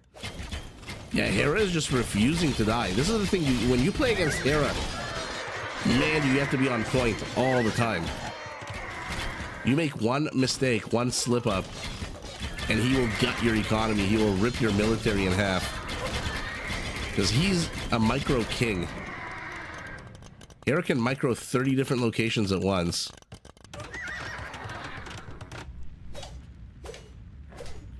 Off of one villager kill, it looks like. Did Mysterio complete the wall off here? Yes, but not down here. He must be asking himself, how the hell did Hera get? By the way, did he even see that it's open here? Oh, he doesn't know that it's open here. That's why. Oh, well, he's gonna find out now. By the way, neither player discovering these neutral markets just yet, which is hilarious. These are two civilizations that can really have some fun with a lot of trading gold. Lefty, you're lucky to have 83 at 40 minutes.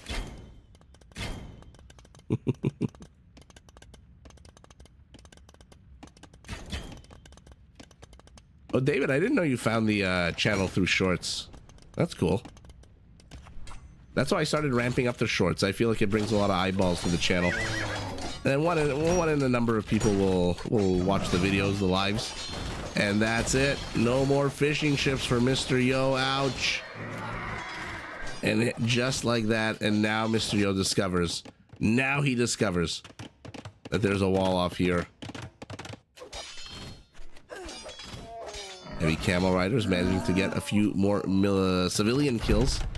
But that's it. No more backstabs, no more nothing. We are back into one big action center location. I don't know why they both left the fish traps up and running. Maybe he just wanted to focus on the villager kills afterwards as opposed to the infrastructure. Oh yeah, Jai Kumar, you've been with us for a while. Milk Tea, you like to see those mounted wiggly butts. I hope we get to see some elephant units. I really do hope we get to see them. Oh, come on, go after the villagers. There we go. Mr. Yo pounces. Big battle here on the right, but again, Hera will win it. Losing camels to halbs, though, is not good. Mr. Yo can keep replenishing these halberdiers, but Hera's got 47 villagers on gold. So what the hell does he care? He can replenish camels almost as fast as Mr. Yo can replenish halberdiers. Daniel, thank you so much. My humbleness? I appreciate that. I would say I'm the most humble person in the world. Get it? I was trying to be unhumble. What was the opposite of humble? Prideful? Treb going up in possibly the worst undefended location. Hindustani heavy cavalry archer. Can't say I thought this would be the play for Hera, the cav archer, but it's got mobility. Custelier has the usual 6 pierce armor. Man, everyone discovering me through shorts. Dino 19? No, I haven't heard of Dino 19. How much damage do halberdiers cost to camel? Same as knights? No, it's less. I believe it's 26 or 28 instead of 32. Yeah, camel 26, cavalry 32. So just a little bit less. Camels generally have less HP. Less armor anyway.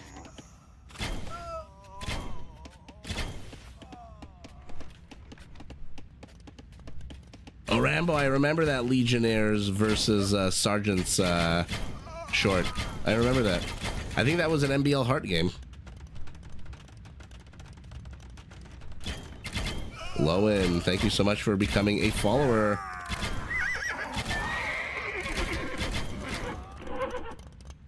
And thank you again. Wow, I'm glad that people are finding the channel through shorts.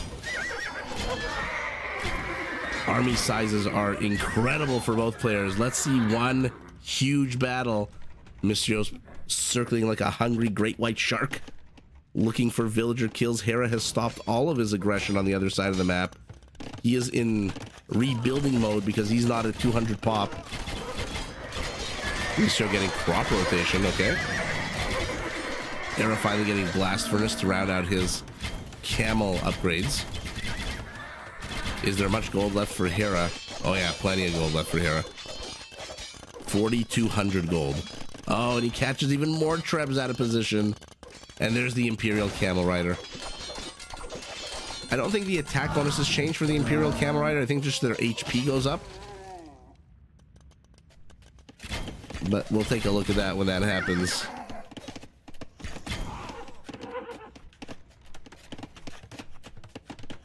Ants? No, I can't say I've heard of ants. Although when you say back in the day, what is your definition of back in the day? And look at that, silence. Silence has fallen, which is good for us. I want to see the infrastructure.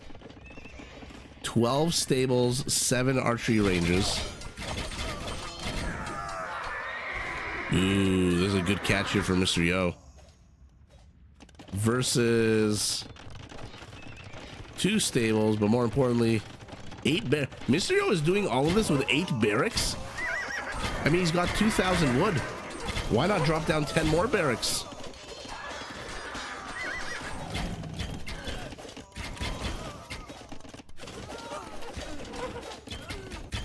Ooh, Lefty, what kind of tournaments? And now he's swarming over again, and Treb falls this time for Hera.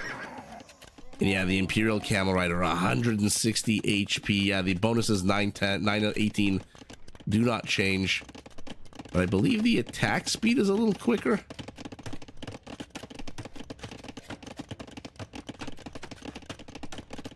You like to play it zoomed out too. So when there are big armies and big battles, zooming out is not terrible.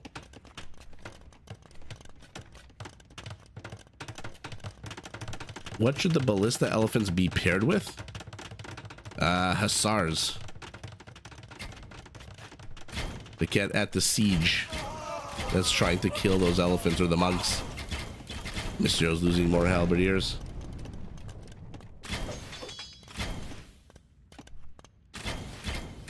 You're 33. That's not an old timer.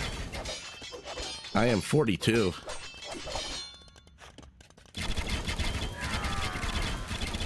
I was in high school when this game first came out. I remember going to CompuCenter with my dad and seeing the box for this game, and just telling him, "Yeah, I need you to buy me this game."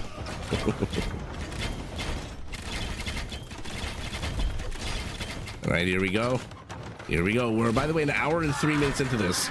Whoever takes this next fight psychologically is taking the game. And are we going to get to see a fight? I mean, Hera's army is massive. 103.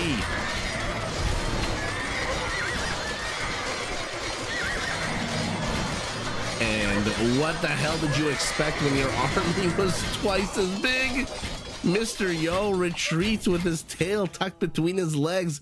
A few 9 surviving Custeliers. That was absolutely disgusting. Is the demo still in here? No, it is not. What the hell? And our Hindustani is getting light cavalry now. Okay. An hour and 4 minutes into the game.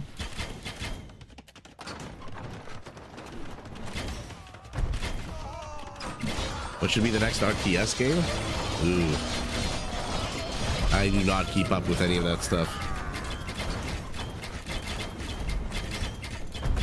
What do you do against Hera's army here? More halberdiers. And hope to take an engagement where your army is, number one, not fighting uphill. That was disgusting. And your army isn't half the size of his. But you need some kind of range. You gotta abuse that camel 0/0 armor. So lure him into the castles, maybe? I don't know. Yeah, I'm not too sure what the next RTS game will be. I don't think something historical like Age of Empires. This is going to be a good fight for Mr. Yo. And back away he goes. Elite Custelier fully upgraded. Camel fully upgraded. Ooh, and this is what Hera shouldn't be doing, pushing into two castles. Light cavalry dying to Custelier. Knight still attacking the dock. Oh, and Hera's reinforcements are getting clipped by this castle. Of course, no murder holes. Why the hell would he have murder holes?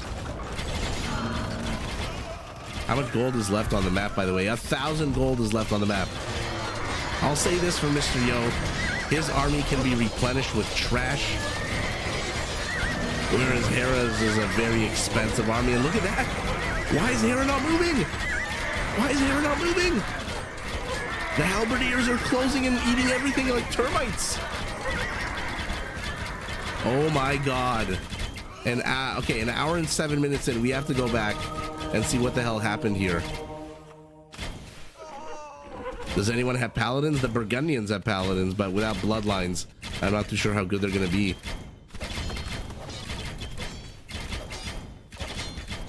Are onagers are good, or are they easily snipe? I would say against Hera, probably not. Just because he's already up at so many heavy cav archers here. But what the hell was that? Skirms would definitely help. And this is the point where Mr. Yo can push. Yeah, wow. What the hell happened there? I was going to say, this is the point where Mr. Yo can push back this army just by sheer volume of halberdiers. What the hell happened there? Why was Hera not moving his army? So let's see what's going on. 24 Custeliers, 15 halberdiers, 43 cav archers. So what else is happening around the map that Hera wasn't microing his army? Camels move into position.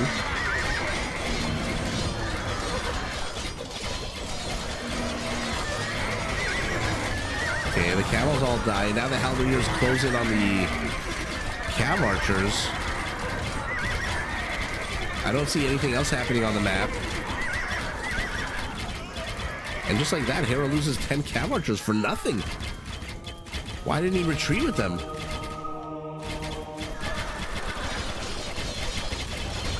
Lemmy, you jinxed it. In the corner of this? Tell me somebody has seen the neutral markets. Oh yeah, Hera has seen it. So why didn't he trade? Remember, Hindustanis with Grand Trunk Road. All gold income, including trade, goes up by 10%. And Hera just absolutely takes a terrible engagement there. His army count, which was 100, gets knocked down to 40.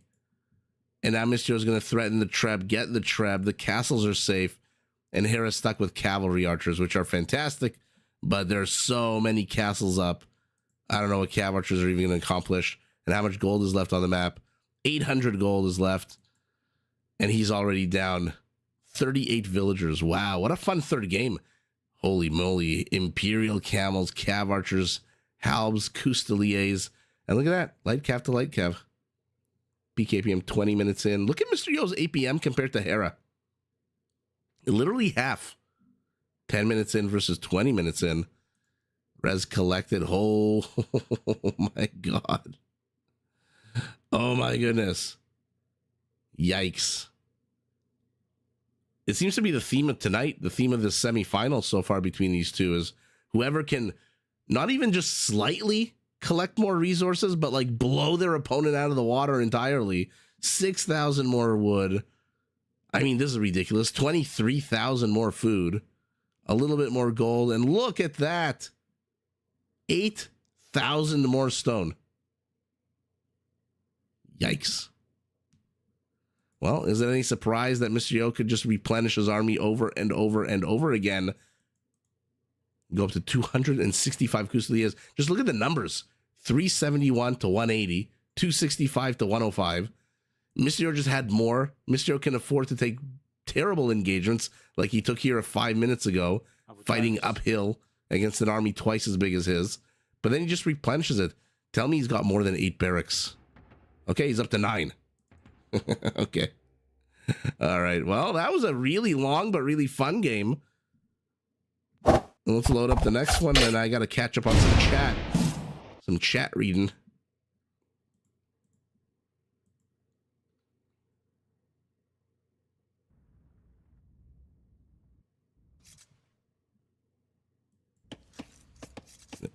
Oh, pardon me.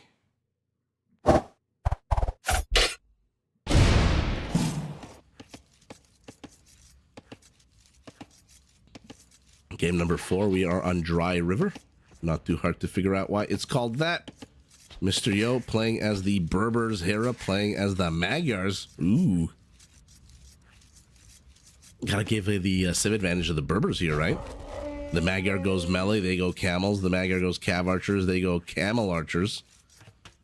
I mean, that's on paper. We'll see how it all shapes up in real life.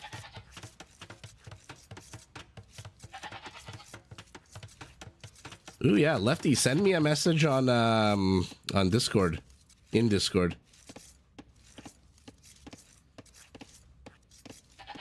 Yeah, Cyberventure, that's how it works. When you have, like, late stages of a game, an hour plus, and the resources are dwindling, and the players built massive armies, generally it's whoever takes the better one big fight who just psychologically pummels their opponent.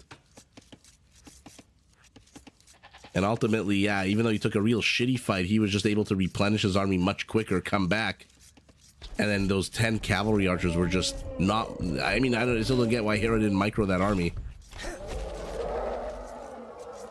But it is what it is. Yeah, Yo did not get swept. At the very worst, it's going to be 4-1. You were waiting for Shitagni.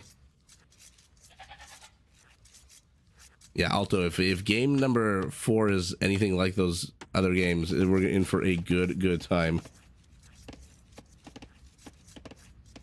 Lemmy, that's exactly what I do. I avoid them like the plague.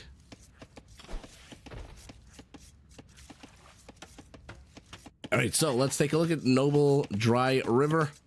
A little bit more stone than usual, a little bit more gold, a lot more food. Obviously, lots and lots of shorefish and box turtles and whatever. Lots of gashes in the sand. Not too sure if that has any impact on anything. And the usual 134 or so wood. Your starting position, pretty sparse. 7 gold, 9 stone. Not bad, actually, in terms of stone. A little bit more gold off to the sides on the left, on the right. So the gold is both... I mean, if you can wall off your part of the map, and walling off here shouldn't be too hard. 1, 2, 3, 4, 5.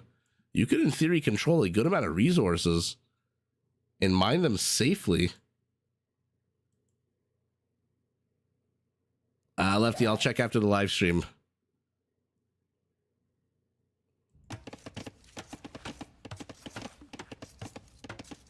Eddie, yes, I am. The Viper Liereyy one after this one.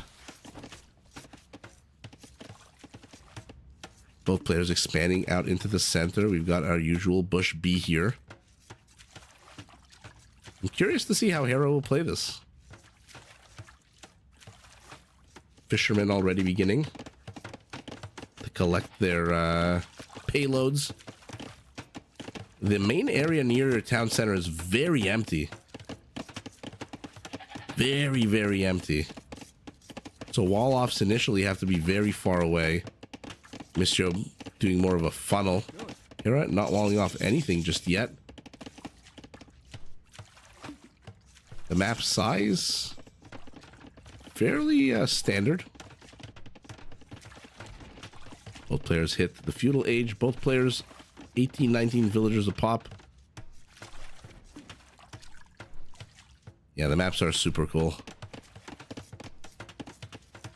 As always, a big kudos to the map scripters who create these things. I'm really curious. Again, Hera did see the neutral marketplace in the last map. I wonder why he didn't trade, or if he, I guess he maybe didn't have the resources or the energy left, because he probably discovered it very late in the game. I don't. We looked earlier. He didn't see.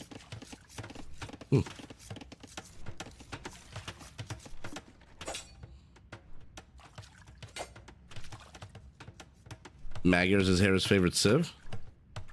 I can see that. I mean, he is just a master of the Hussar. And when you got a fully upgraded Hussar with a nice 15% discount, I can imagine a player like Hera would absolutely love that.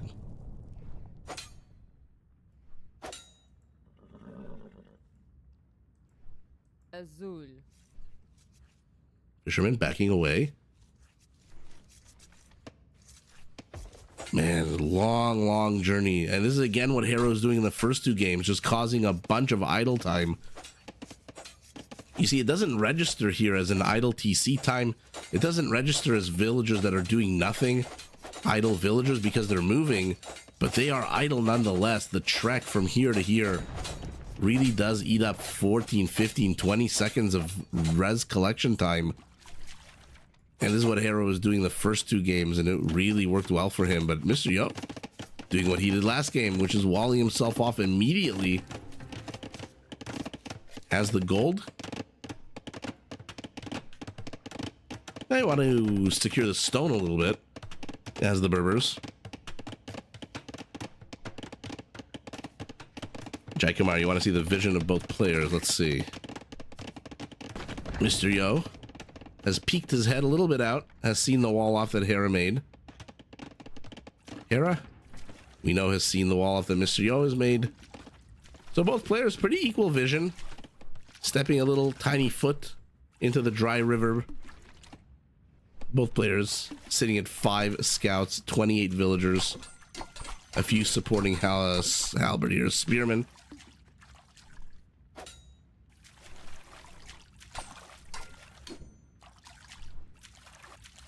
I guess you can't walk over this pile of debris.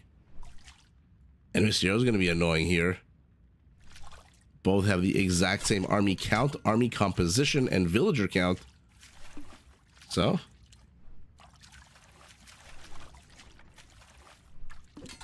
4 relics on Mr. Yo's side, only 3 for Hera.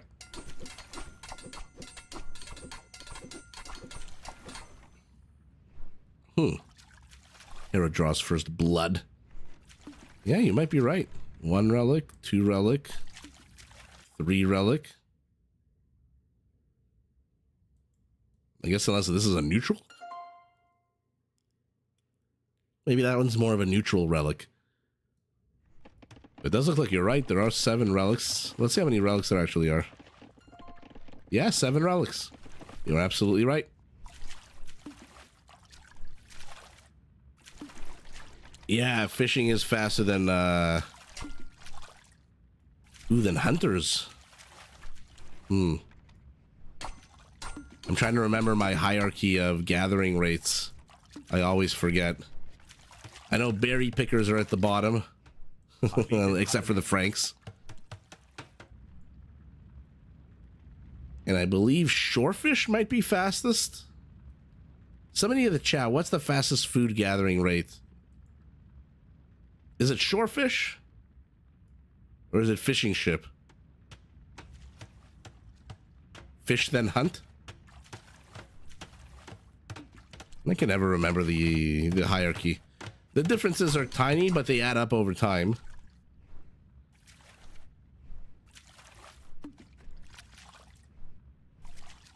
Come on, engage into one another. Monsieur trying to drag Hera out of position. Will he get a villager?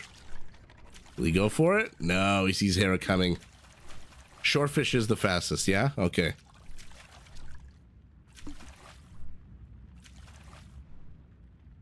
I mean, this is all, of course, ignoring all the Civ bonuses, right? Like the Mongols and the Britons and whatnot. The chase continues. The pikemen thrusting their long shafts at each other, while the scouts chase each other around the map. And Hera will be first to castle, but he's down 5 villagers. That being said, he's got time to catch up. Mysterio's 2 minutes behind going up to Castle Age. Loses a scout. His military deficit just keeps growing and growing, and now he's running into a bunch of spearmen. Okay, luckily for him, the spearmen are focused on the other spearmen. That could have been real bad. Real bad for Mysterio there.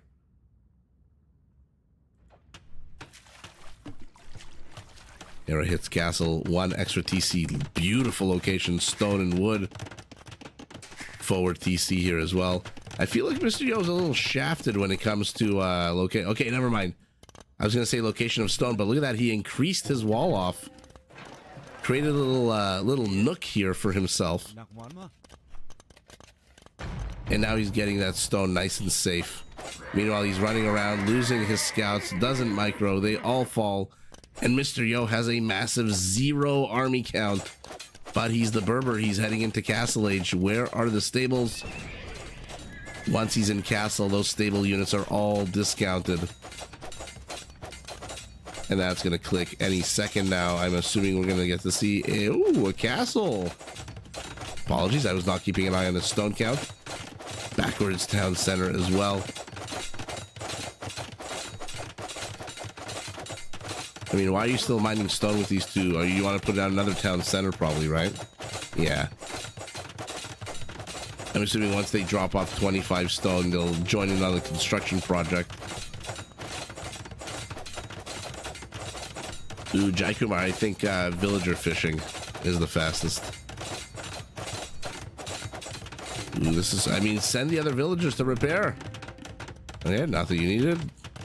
Hera pushed back, going up to a 4th town center. It's a lot of zebras around. So, yeah, adding a 2nd TC now that he's gotten the 100 stone that he needs. Why did he open this? What was the point of that? Oh, he let out his camel units. Okay. So our Berber adding in a few camels, seeing that his opponent has gone primarily light cavalry.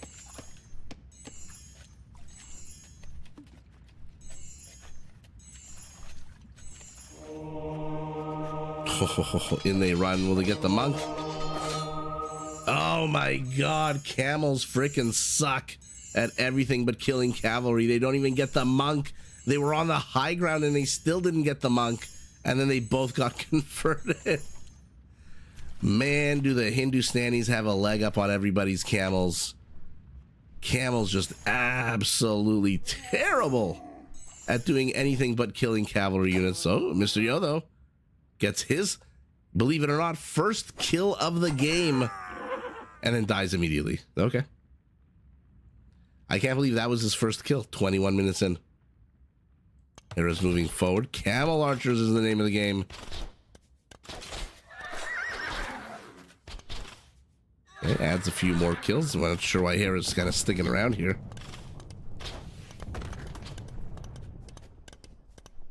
But the longer he does, the more units he loses. And now mobility on the part of our Berber is going to kick in.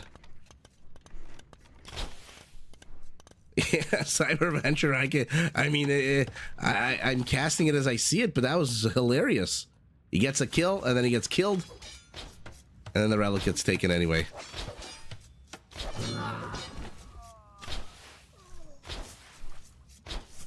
Okay. Killing Magyar Light Cav. is fun. But remember, they are discounted units. I thought for sure we were going to get to see more stable play out of our Berber, since he was, Mr. going heavy on the internal gold here. But you know what? He's all of a sudden got 8 kills from that one. More camel archers. He's going pure eco, adding some armor to them, fletching for Hera for what? His 3 skirmishers.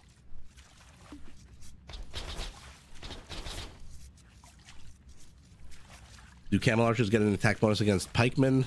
I believe so. Oh, I guess not. I think fully upgraded they do, no? Should be +2 if I'm not mistaken. Ouch. These are basic spear skirmishers, but twice converted. Once shy, Monsieur does not want to shove his camels in yet again. And Hera's left his outside infrastructure undefended. He's run home with his entire army. If Monsieur had any siege here whatsoever, a battering ram even, gets the first Vil kill, Hera would be in a lot of trouble. His monk doesn't know what the hell to do. But there is no siege. And so Hera's infrastructure is pretty safe from these camel archers who are inexplicably here when Hera's villagers are here. Another TC going up for our Magyar, a 5th. And he's now at a 23 villager lead, 22 villager lead now that she's dead.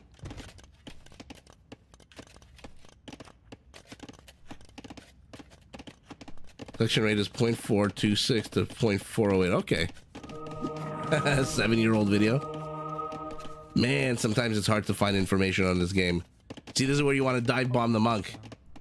There you go. Yeah, we're trying to micro the monk. Oh my god, he doesn't get the monk and he loses a camel archer. I mean, come on. You can't let that go unpunished. You gotta dive bomb in again.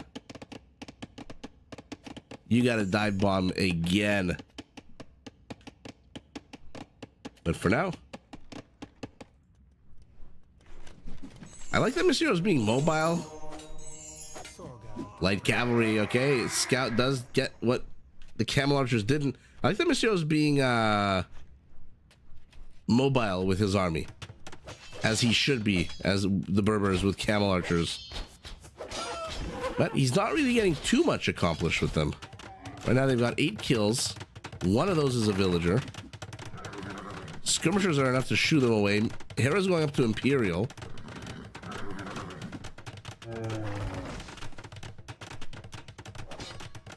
Oh, but now the knights are out. Not too sure why these camel archers are chasing. Ooh, maybe for the monks.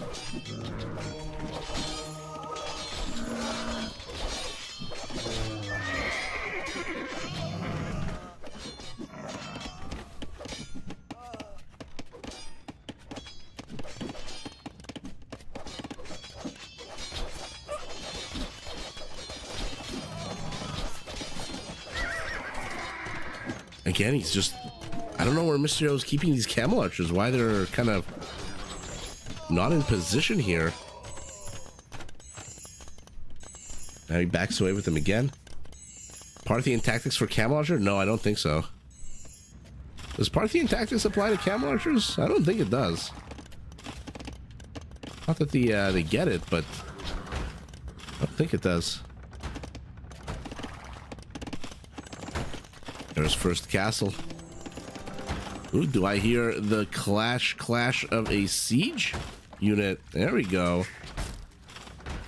So Mr. Yo punishing Hera for abandoning the center, and Hera's army, even though it's bigger than Mr. Yo's, is primarily a trash army. 17 skirmishers, 3 light cav, 2 knights and a monk, and now he's going cavalry archers. What's happening on the other side of the map? Ooh, look at that. Hera's vision gets discovered here. Monsieur's heading over with a... Okay, a 4th town center for him.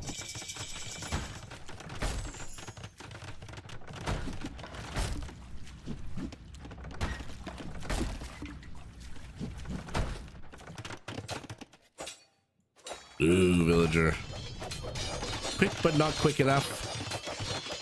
And Hera's outposts have all been taken care of, but he does see this in the meantime.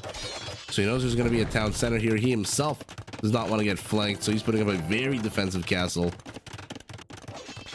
Meanwhile, villager dead. It looks like Mysterio wanted to wall this off so that he could mine his extra resources in peace. But Hera's cavalry force had other plans. And he is now adding in 4 cavalry archers. Why is he adding 4 cavalry archers?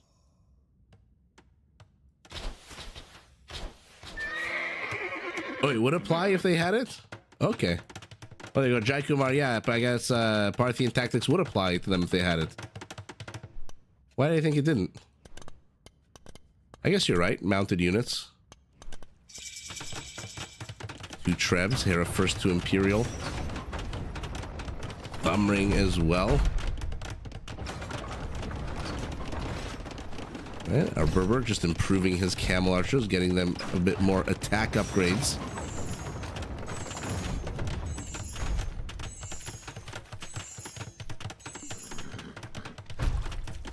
And this is a position Mysterio has been in before. Defending a castle with limited stone. Hera's pushing straight down the center. Conscription as well for him. Stone mining for our Berber, so he can get more stone, build more castles, train more cavalry or camel archers. I love these skirmishers just making sure that Mysterio doesn't get any ideas, as if Mysterio would attack with camel archers into a castle against a unit that has what, 150 pierce armor. And there it is, recurve bow. Recurve bow with 7 cavalry archers. Okay. Well, that's going to add +1 attack and range to these guys. They're not heavy. And they will get very quickly killed by the camel archers. If they get targeted down, they do get targeted down. Somehow Hera's micro manages to evade ballistics. That being said, Mysterio's micro evades the castle fire too.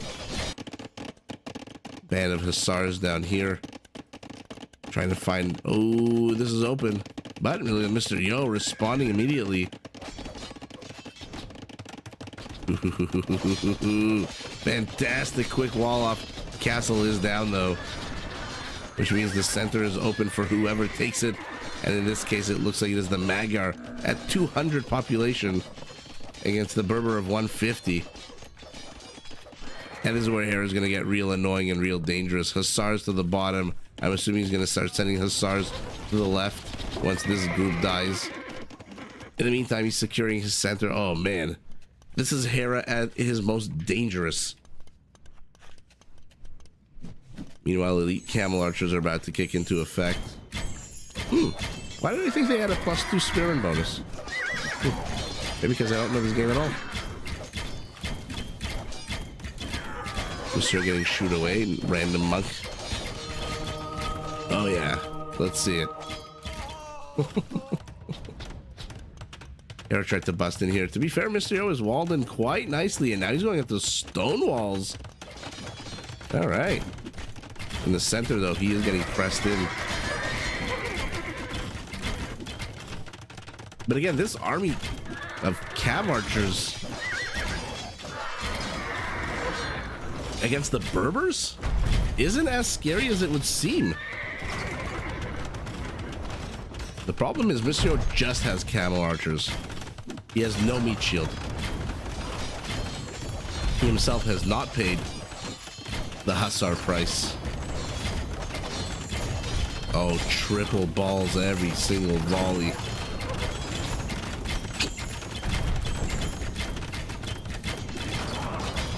And let's see it. What a terrible engagement for Mysterio. No meat shield whatsoever. Camels dying to the skirmishers. Lightcap dying to hussars. That was absolutely terrible. Why did he pick that fight? Okay. That was a real bad fight for Mr. Yo. I mean, no sugarcoating it. That was terrible. He literally ran the gauntlet. Cabbages are here. So what does he do? Instead of approaching them from the left, where they're undefended by anything, he goes right to the center.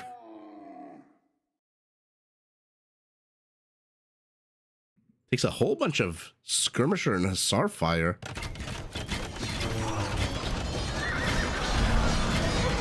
Oh my god, even the Trebs are firing on the camel archers. Look at them.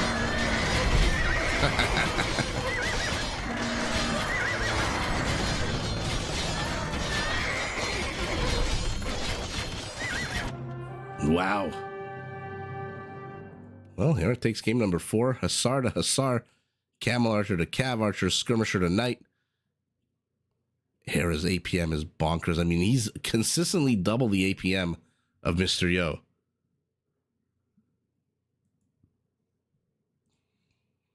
And again, the economy 30% bigger for one player compared to the other. Stone for our Berber, everything else. 3,000 more gold. So Hera gets 5 of the 7 relics, even though 4 of them were on Mr. Yo's side, as we saw in the beginning. A lot more food, a lot more wood. Wow. 3 conversions, 9 raisings to 4. What's the Vilkill count? Didn't seem that crazy. 10 to 9, 106 kills to 75, but I feel like Mr. Yo had an opportunity in this game when Hera's army was back here hiding in the Castle Age, but he just didn't have siege. He didn't have any way to press the infrastructure. That town center that was, I mean, look at how many stables our Magyar has. 14 stables. That's one thing about Hera. He'll just go bonkers with the infrastructure, whereas other players will not. We saw it last game where Mr. Yo won with halberdiers. He only had 9 barracks, where he probably should have had 19 barracks. But wow, okay, what a fun 4th game. I feel like Mr. Yo could have done a little bit more damage, but it is what it is. And let's see how he performs in the 5th game.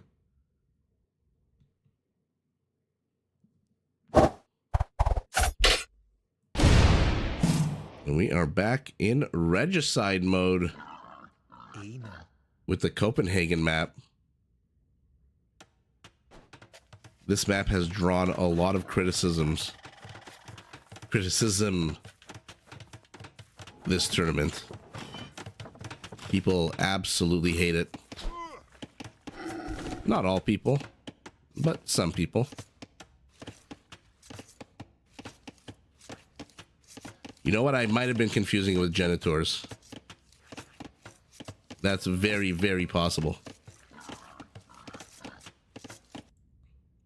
So the Kings are out. Safe and sound in Dark Age because they do move faster than the Scout. So they might take a whack or 2, but they'll run away if necessary. Let's see it. Mr. Yo. Mr. Yo. Hello. Okay, I guess you're on no attack stance. So Copenhagen, if you're unfamiliar, is I think it's a fun map. You got your little tiny lake on the right with a good amount of food and 3 relics. So you have to invest a good amount of wood to get your dock up and then your transport ship. And then that's assuming it's not contested. If it is, you have to fight over it. On the northwest, there's this kind of lane of water with more food in it. And then in the center, there's a bunch of small little forests, usually a big one in this area. And then another big one to the north, another big one to the south. But not a terrible map. Usually the battles after water. So this map, generally, players fight over the water. Once there's a victor, then they basically fight over this area where the neutral gold is. And that's primarily because the players don't really start with that much gold. 5 patches of gold, and then just a little bit of stone. There are extra resources out on the map, but generally the players find themselves here in the center. So we'll see if this game will follow a more standard approach. Now the kings have to be careful. Now the kings have to get their asses back into their settlements, because now the scouts in the feudal age move at 1.55 tiles. The king 1.3. So you got to be real careful with that king. Hera says, you know what? I don't come try me. Come into my base. I'll create a little alley for you. On one side there's a tower, on the other there's a castle. And lately the players have all garrisoned their kings into this tower and into this castle. I guess in this case this tower as well.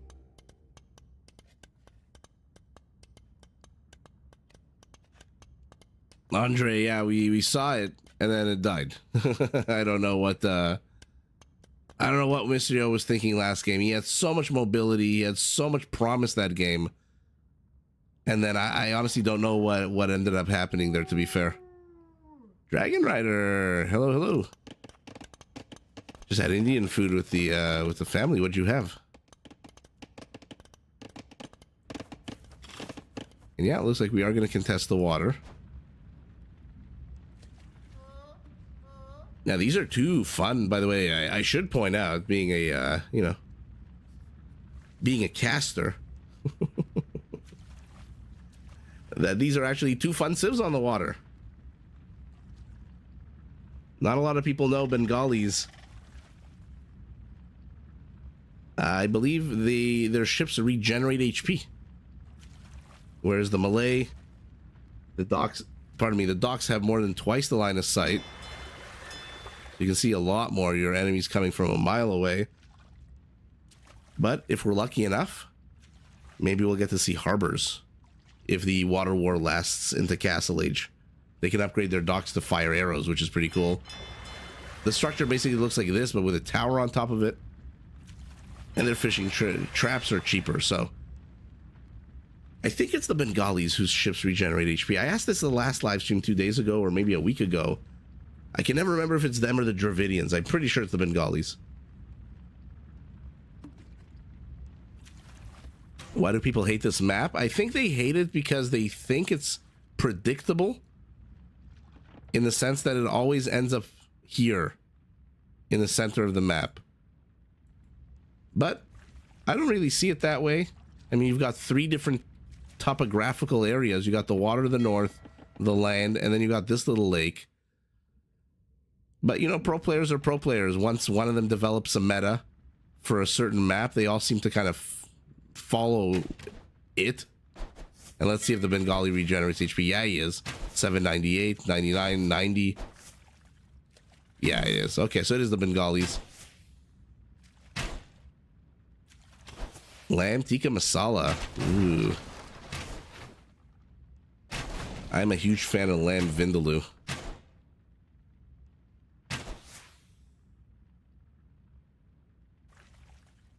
Metal music is talentless. You strongly disagree. Which metal? Aristotle. They do regenerate 15 HP per minute. Okay, there you go. Thanks. Sometimes there's these Civ features and bonuses that just my brain just refuses to learn them and memorize them. I feel like I should like write it on my hand.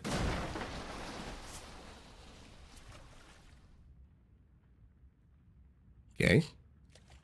Both players backing off. Fletching for both. Now the Malay, remember, do get armor upgrades for free for their infantry. Are we gonna get to see a Karambit? The Malay are primarily naval, but man oh man, can they spam. I just was mentioning this the other day during a video. They can really spam. Elephants are cheaper. Karambit warriors are basically free. And then after all of that, if you're still not happy, you have forced levy, your two-handed swordsman, 65 food trash units. Man, can they spam, spam, spam. It's a niche stat. Not worth the brain set. Yeah, exactly. I mean, when do you ever see Bengalis on the water outside of tournaments like this?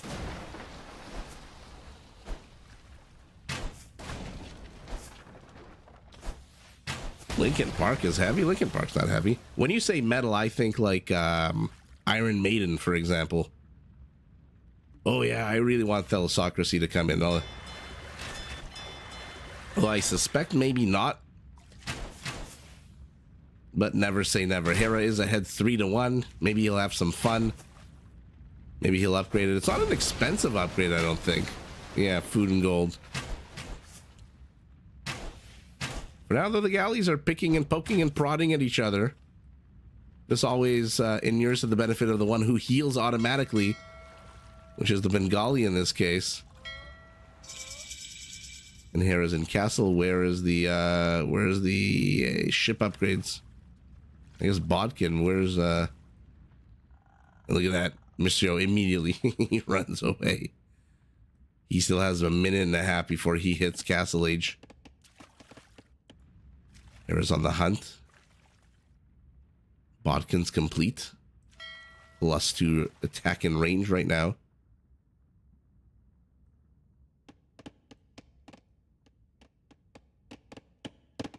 Is any player stepping out of the land? No, just an extra TC for Hera at the moment. Nothing a-doing for our Bengali. Well, now we're definitely not going to see Thalassocracy, because it is Hera who's applying the pressure on the other side of the map. Although I'm surprised he's not upgrading his galleys.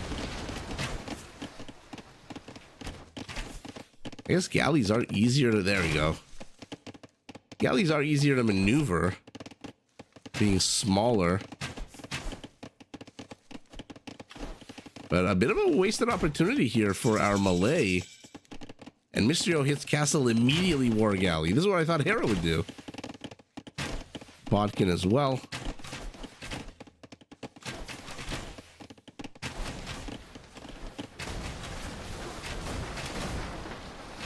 Ooh, oh, he catches the demo right as it's about to rear end him.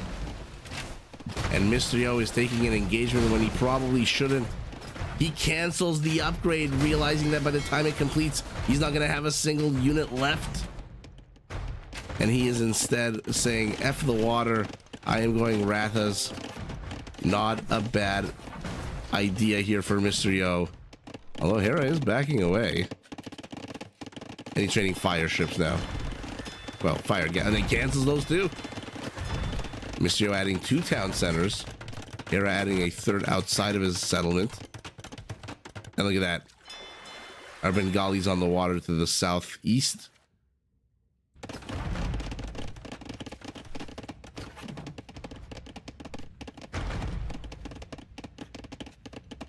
Oh man, I just missed another follower on Twitch. I'm really sorry.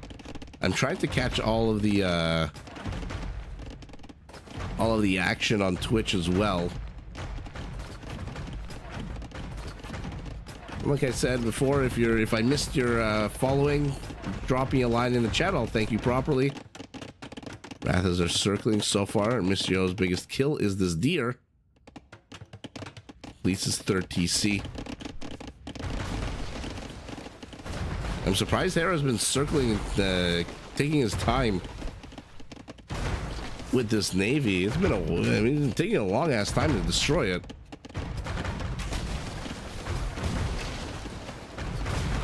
But down it goes nonetheless. And Mysterio, after a little bit of indecision here, is in fact going up to some fire galleys. Is there a transport? Is there a monk? No, so he's not going to try it for these 3 relics, even though right now would be the perfect time. Mysterio's not even moving with his army right now. Okay, aggressive dock going up for him. He's going to try to insert himself in between Hera and Hera's reinforcements. Where is this fishing ship going? You are a long way from home, but maybe luckily? Ooh, no, he pivots north. Had he pivoted south just 1 or 2 tiles, maybe he would have seen the dock going up. But Mysterio abandons the water altogether. Wrath is finally on the move. What were you in here? Probably a scout line unit. They got chased in, killed by the castle. I'm a little bit surprised he's not sending a monk here. To gather those 3 relics. The Viper by now would have sent the monk. And Hera says, "Hey, you know what? I kind of want to see if you're down here to the south. Why did you give up your water so quickly?" And Hera sees not one but two docks here in the center, and he sees the dock to the south. Okay, so Hera knows he needs to start worrying about some naval play here.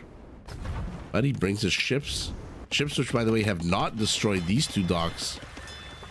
Still no thalassocracy. So Mysterio technically does have 4 docks for the 4 of his opponent.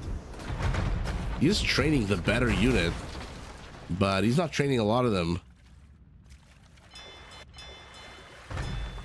And Hera has discovered what's going on. So let's see how Hera reacts.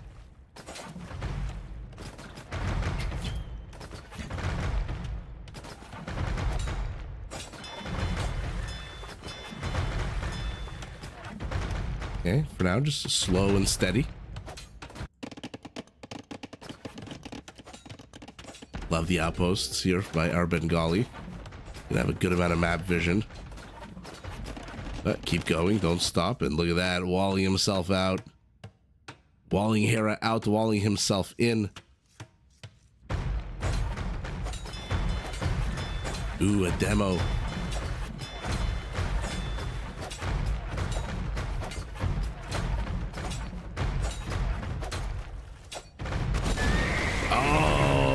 That is a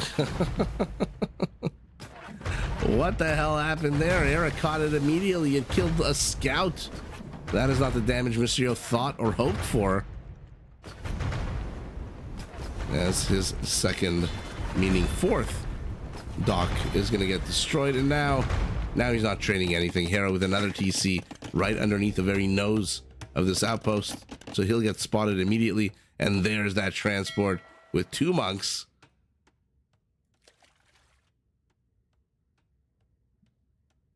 Okay. And now they're getting ferried. So Mysterio could potentially get all 5 relics here. His dock falls.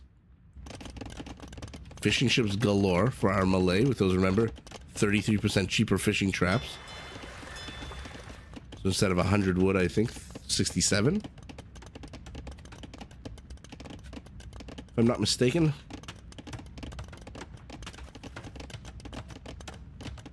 Hera is clicking up to the Imperial Age. Mysterio can do the same in a second or two. You just got to be careful that no silliness, no transports like he did to Hera appear. And the last monk carrying a relic. There's the relic choo-choo train. Come on, unburden yourself, unload. Throw that monk off the boat.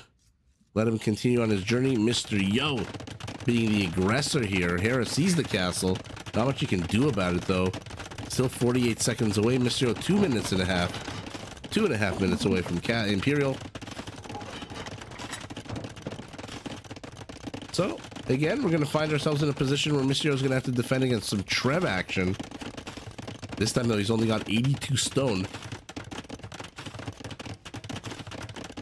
Which is not good at all.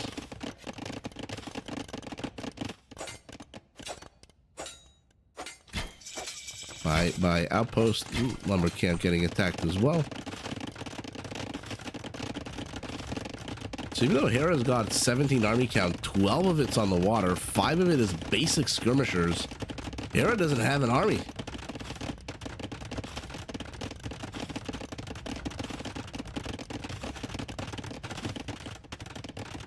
I mean, the Rathas should be afraid of skirmishers, but in melee mode, they should be able to absolutely wreck these skirmishers with their trample damage.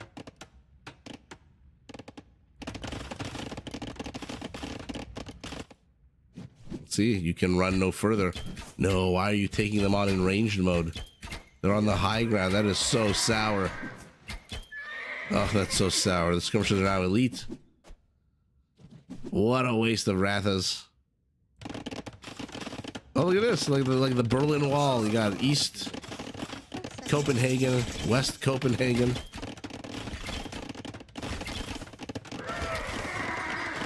Wrath is getting punished yet again. Ah, Mysterio sees the stone mining operation. sees the skirmishers.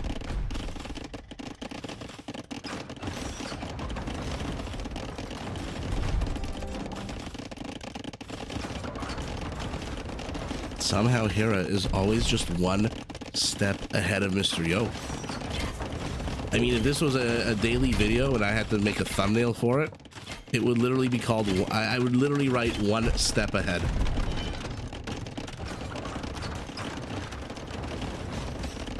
Hera's just been one step ahead this entire series. Oh man. What are we transitioning into here? Are you... No, you're still docks. Castle goes up. Outpost to the left is fallen. Outpost to the right is going to fall as well. And now the center is cracked again. Ballistics, chemistry, fast fire ship. I mean, why are you researching that with your last dock that's about to fall? Very odd. 9, is he going to cancel this? I don't know. Oh no, my apologies. He's researching it here. My bad. Fast fire ships can actually do a good amount of damage, but unfortunately, that dock's not going to last very long.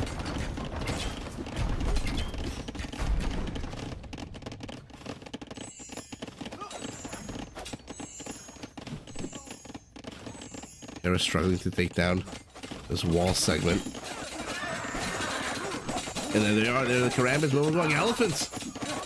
I mean, he built like 7 archery ranges, and then he's going elephants. Elephants are going to shred this army to pieces. But not if you've got one. Deal with the Karambits first, leave the skirmishers to the elephants.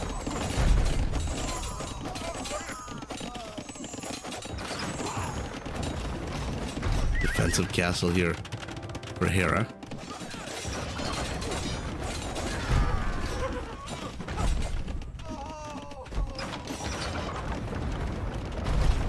Here they come. Elite. Not quite fully upgraded. Gonna go straight for the Trebs. The Trebs shell away at the archery ranges. Karambits like little mosquitoes circling and buzzing around these elephants. Will they get the last Treb, or will it make it to the safety of the town center? Looks like they will get it. No, halberdiers show up.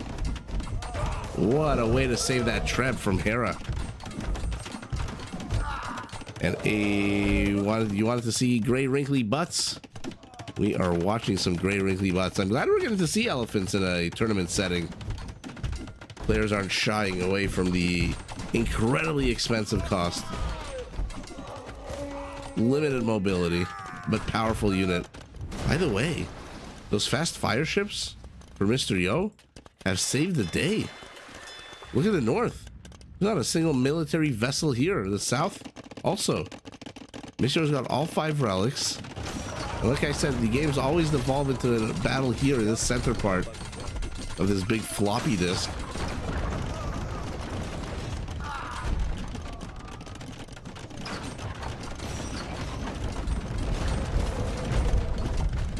How many Trebs will he get before the halberdiers get him? Ooh, only 2. Whatever, 2. Better than 0, better than 1.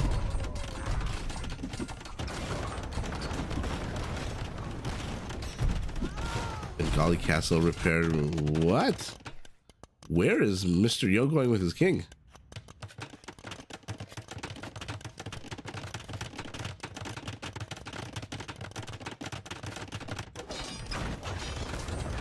And the trash wars have begun. He's getting careening. So Bengali's not done fighting on the water yet.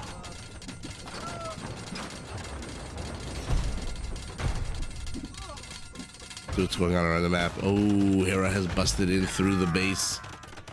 That OG castle that you start the game with has fallen. Mr. Yo desperately building an emergency castle, but I mean, I guess you have all the upgrades for it. Pikes as well, elephants, and Rathas will attack 20% faster. The problem is, Mr. Yo doesn't have a single elephant or Ratha unit. Why the hell did he get pikes?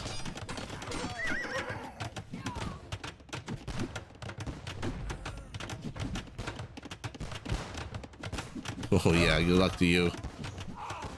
Good luck to you, skirmishers, as they tickle a little bit of HP off of these bomber cannons. You know what? Mysterio's king is down here, shirtless and unafraid.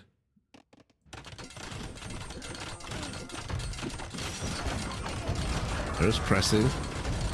His army count is more than double the size of his opponent. Economy's identical, 137, 135. Yeah, Alto, right? Maybe that's why I said, like, people, I guess, don't like that. Because it always somehow seems to come down to this area. Although, to be fair, our Bengali is circling the water. Hera is pressing into the base. All 5 relic control is gone. 2,000 gold is what Mysterio managed to get from that.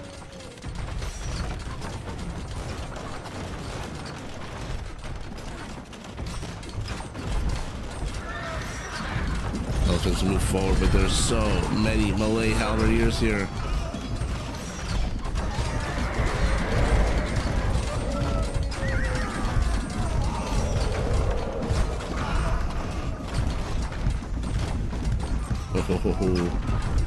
They will clear everything up. How much HP? Not that much left, actually. But they're cleaning up trash units and taking HP losses as it happens. So we'll see how long these elephants last. Running between 2 castles just to get the trebs. We'll even get 1. No, look at that line of dead elephants. Ugh. Castle being attempted. Castle should get denied here, especially with these skirmishers for support. But look at the minimap. Hera firmly in control, and now he's doing to Mysterio what Mysterio did to him with these halberdier spam.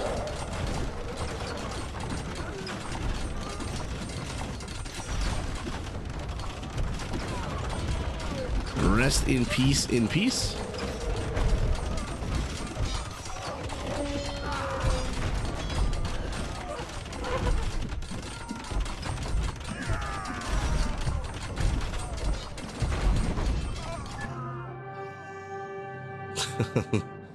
That's it. Even with the elephants, Hera takes the series 4-1. And yeah, it always seems to happen on this map that the pressing through the south, center, well, south for Hera, north for Mysterio, the center, and Mysterio, by the way, did an amazing job compartmentalizing the map, closing it off. But ultimately, even though he's got 31 army count, 20 of that is skirmishers. Where even are they? Down here. And wow, Hera takes the series 4-1. So the first finalist is revealed. Castle, I can't even click it, which means it's fallen, which means no more castles for Mysterio. Not too sure what the game plan here was for the Bengali. A few Rathas, some units here and there. I don't understand why some of these pro players, when they train elephants and the other guys, but yeah, exactly. That's what I'm saying. I'm struggling to understand what Mysterio's game plan here was. If you were going to go elephants, why didn't you go elephants faster? You do have pikes. Hera, no upgrade. Sorry, no unique upgrade. Oh, JF Pipe, we're not done yet. Unless you're leaving. We still have the Viper Liereyy set to watch. Hera did make this look easy. I mean, when your opponent primarily trains skirmishers as the Bengalis, I mean, nothing wrong with their skirmisher, but I don't know. Hera, like I said, always just one step ahead. 10% more villagers, 50% more army. Took, then lost water control. And now it's kind of back. I don't know. Even though Mysterio did get 2,000 gold from those 5 routes. Let's take a look at the stats. Yeah, everything. But look at the stone, almost identical except for one little pebble. But 10% difference in economies. A little bit more wood, a little food identical, gold almost identical, about 1,000 apart. 2 conversions, 60 raisings. Sharp Electric, thank you so much for joining the membership and welcome. You are now an official pizza knight. Thank you, thank you. And that's it for the first set of the evening.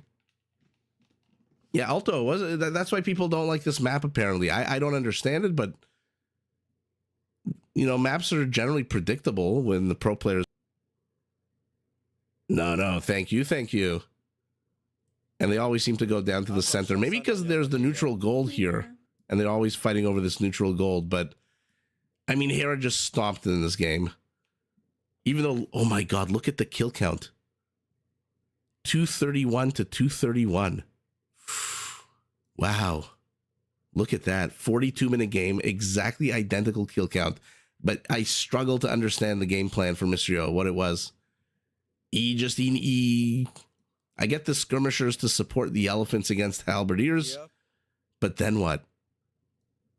In any event, neither here nor there. Let me load up the next set. And that is going to be the Viper and Liereyy. Bear with me as I just shove in their names into Capture Age.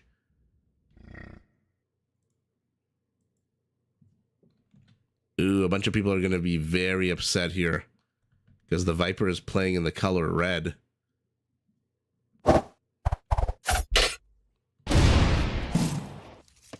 Oh, we're on the second set of the night.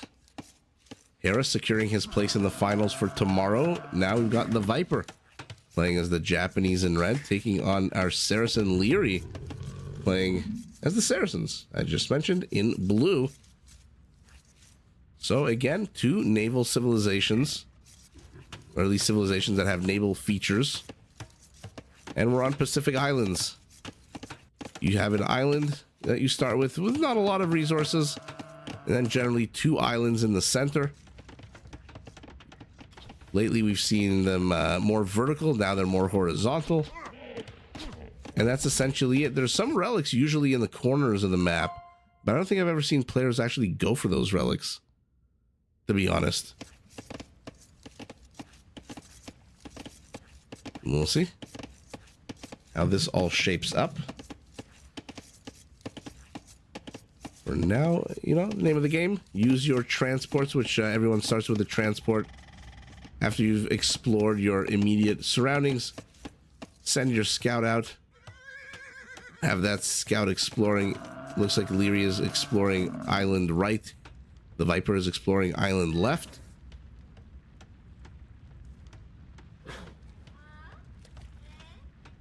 And hopefully don't run into your opponent while you're exploring too early and lose your scout. Although not going to happen in this case.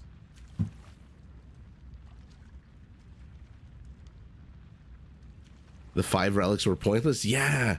I mean, it helped him pay for the... I guess it helped him pay for the elephants? In a way. But you didn't really get too much accomplished. Although that kill count being identical still is, I love seeing stuff like that.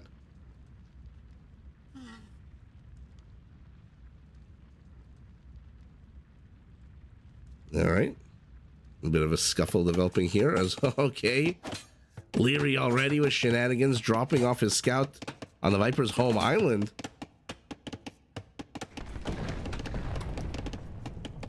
But ultimately, nothing accomplished. Backs away.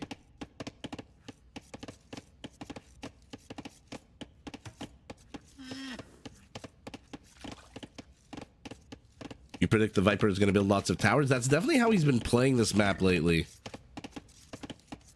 He took too long to get them. Yeah.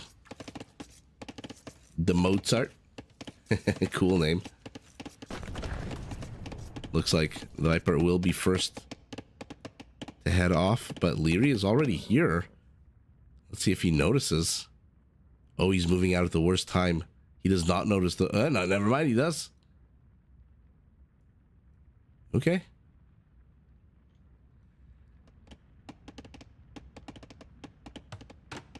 Saw the villagers.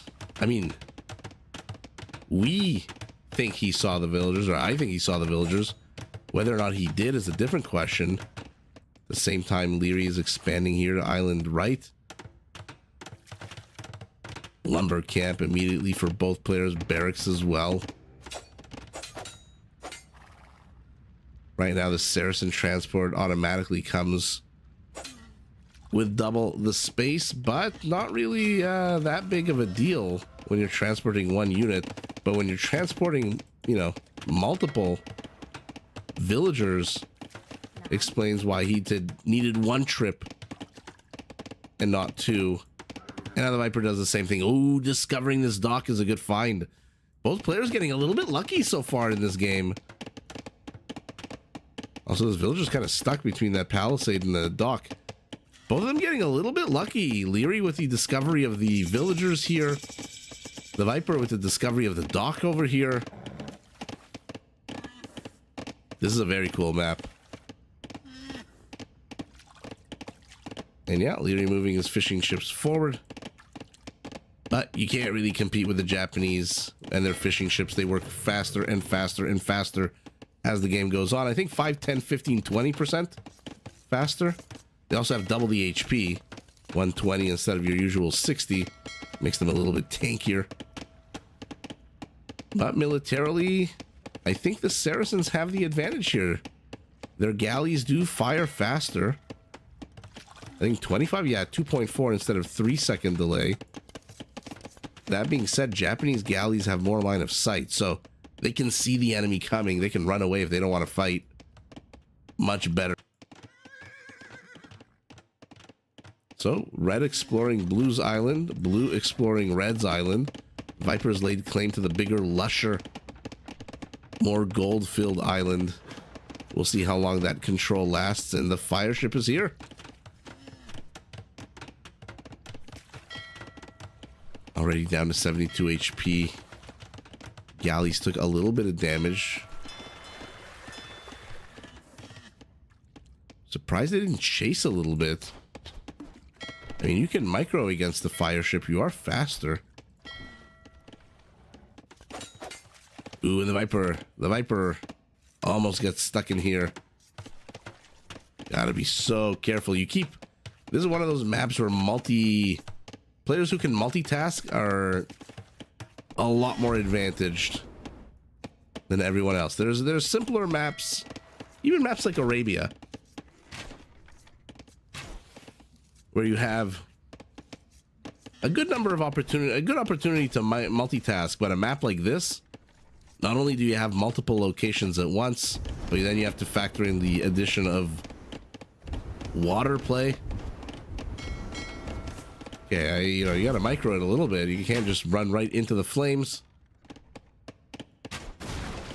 Nice. Okay. More galleys coming forward from our Saracen. Home Island is under attack all of a sudden, but by a few archers. He does have loom. I'm surprised he's not just fighting this with the villagers. Yeah, spearman down. Does he have any military buildings here whatsoever? No. Yeah, that's why he's training a... oh, no, never mind. It's a blacksmith. I thought he was building a barracks. Both players not really banking any resources, although it's kind of starting to. Suggesting they might want to click up to the castle age. Japanese fishing ships have all been got. This is the last survivor. 24 HP on him. So any other fishing ship would have been long dead. Bro Maximus. Bro wave to you. I'm pretty sure you can download these maps. I'm not sure where you would do so. There must be some map pack for the map pack, not hack, for the tournament. No, I'm not too sure how these tournaments really operate, to be honest. Galleys moving forward. They're going to try to save the fishing ship, but it will fall. Fire galleys with a double bonus of ship and then fishing ship on top of that. Tony, how goes your Saturday night or evening? Ooh. Japanese transport ship gets caught out. I mean, did Liereyy somehow know that it was here, or is this just, again, pure luck? And why is it all the way up there and not down here next to your actual settlement? Hera beat Yo, that's right.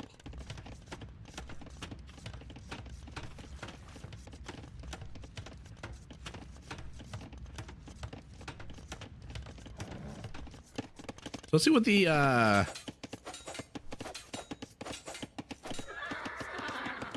Samanyu, hello. Grinding Bohemians. Nice. They're a pretty good civ. Let's see what the players have built on their little expansions here. Liereyy with a tower. Hunting, gathering wood for now. Some military infrastructure going up. TheViper. Okay, he's got his military infrastructure over there. Gathering mostly wood at the moment. No mills or anything like that. Never mind, there's a mill right there for him. More wood, more naval castle age for both. It looks like TheViper will be 40 seconds behind Liereyy. He's only down 1 economic unit. And let's see what's he keeps training out of here. Okay, fire galleys, more and more of them. War galley upgrade coming in for our Saracen. And a second TC as well. Okay. So expanding. Bye-bye Scout. Was that the OG Scout? Yes, it was. Where is the transport ship for blue? It's all the way over here. So I'm assuming by the time he gets over here, these knights are going to be trained, and then Lierey's going to send a pair of knights, maybe even 3 knights, over to the other side of the map.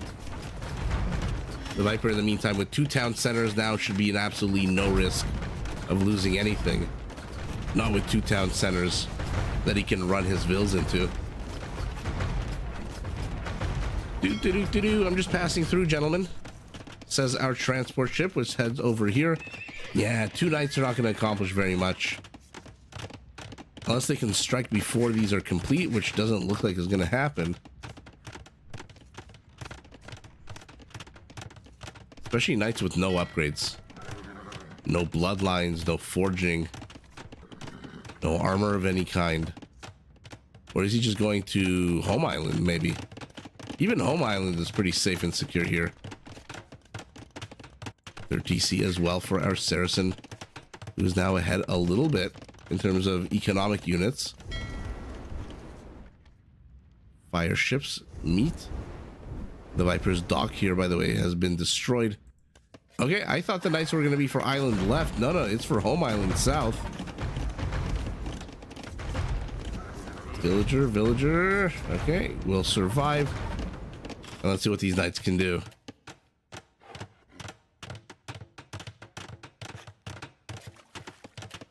Yeah, water maps are a different beast.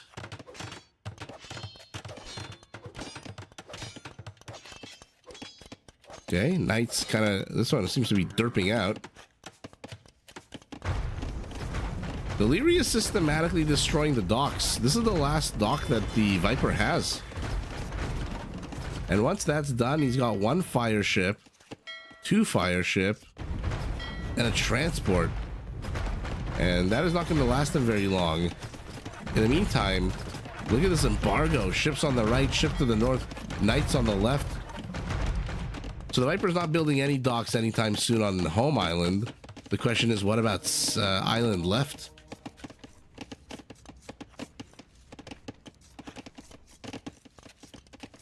Ooh, he doesn't see the transport. Lucky Japanese transport.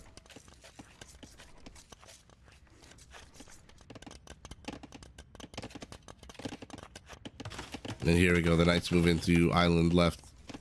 They see 1 town center. They see a second. They see a monk. And Liereyy says, you know what? I know I'm going to die with these knights. Might as well try to get a villager kill.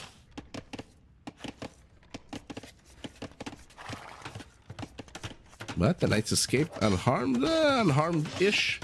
1 vill kill.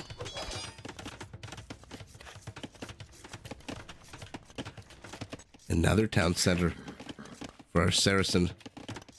Does he have a market? Yeah, he's got to mark it back home. And now he's going to catch one of the last 3 ships of his opponent. A ship that's barely even firing on him. The Viper, where are you going with this guy?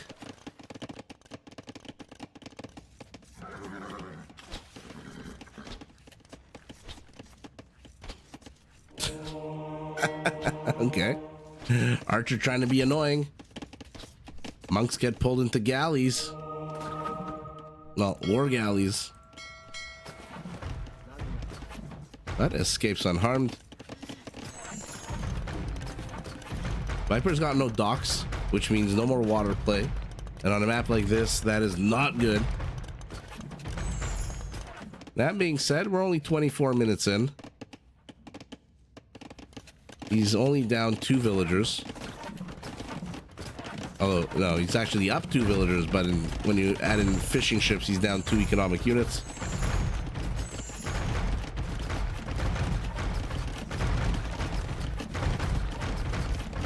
Yeah, the naval aspect of this game is, not a lot of people like it.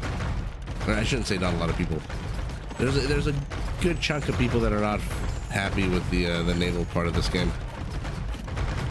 At least if you read Reddit and you believe what goes on in Reddit. Liereyy slowly expanding his economic lead. It used to be 1 or 2, now it's 6. He's training 6 villagers at a time to the Viper's 3. But the Viper does have 2 relics. And here we go. The second last naval ship of our Japanese is about to burn. Hey, Bula. How's it going? I don't know why. Monk with a relic. Now the Viper's gonna have 3 relics.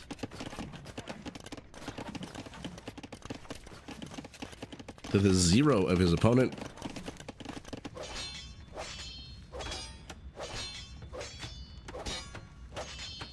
Knights are still here. I didn't realize they were still here on this island. Kind of got lost in the sauce here with all these units moving around. Hey, Benjamin. And oh, yeah. Castle dropped right in the face.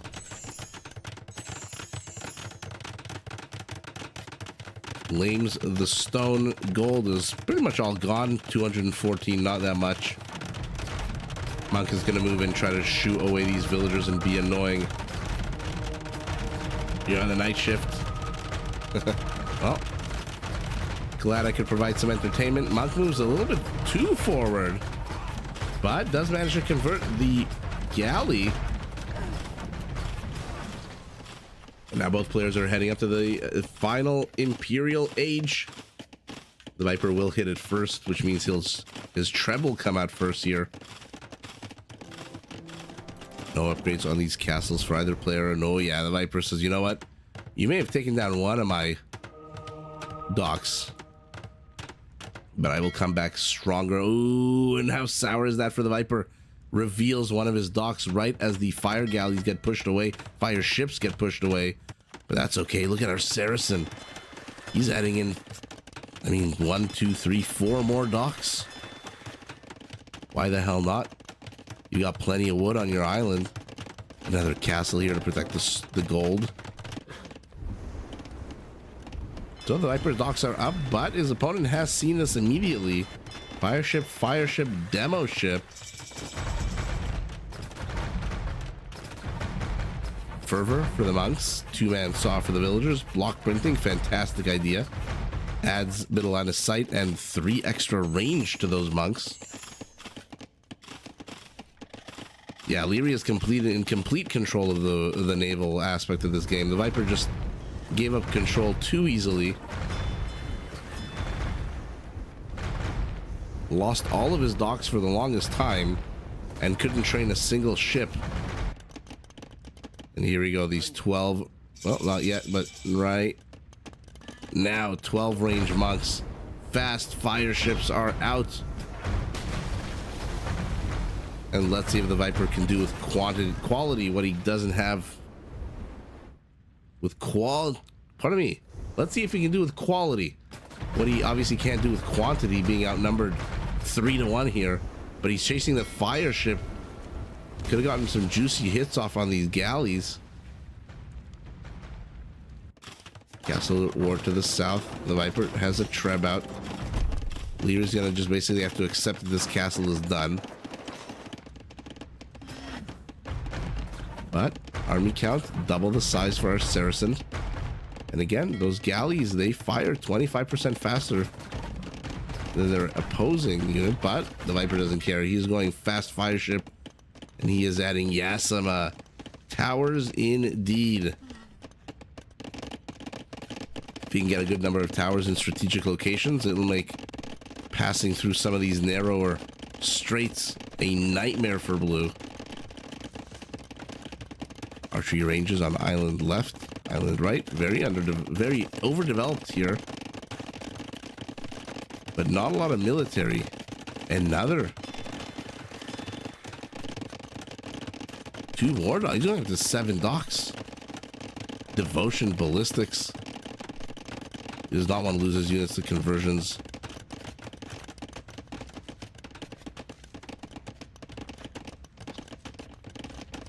Right, Blue's navy is moving forward. Red finally has amassed a navy of his own. I honestly don't know who wins here. I suspect Red, even though he's outnumbered more than 2-1. Ooh, I don't know. With those numbers, maybe not. Maybe not.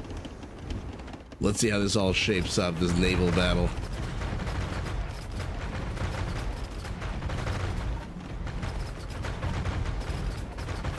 Okay, for now he's going after the docks.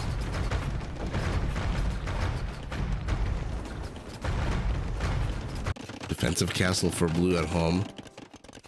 Okay, a couple of fire ships just patrolling here.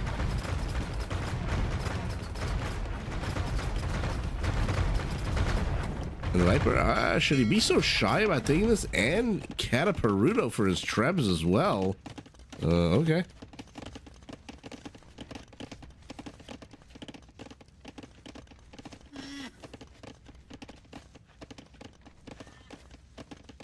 Look at that.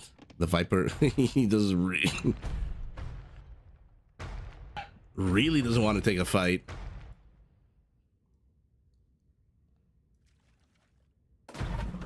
But he's going to have to now that Lierey's discovered where he is, and Lierey's not too far away. Savanu, have a fantastic night. John, does chemistry benefit fire ships? No, it does not.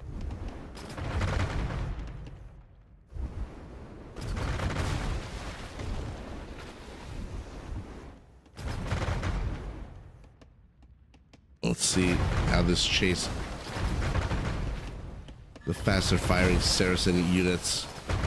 They're slowly getting the job done here. A few of them are lost, but now Liereyy realizes, hey, there's only 3 of you. What the hell am I so scared about? Meanwhile, the Viper looks like he's trying to attack him through the eastern portion of island right. Down goes the town center. Up goes another castle. And we've got our first cannon galleons, elite cannon galleons from our Japanese. Lierey's navy is just massive. He's got 19 galleons over here. He's got 13 galleons and 5 elite cannon galleons over here. If he can hold off this push with a demo, oh, that was so close. He can hold this push off, he will be good to go. And to be fair, not the scariest of pushes.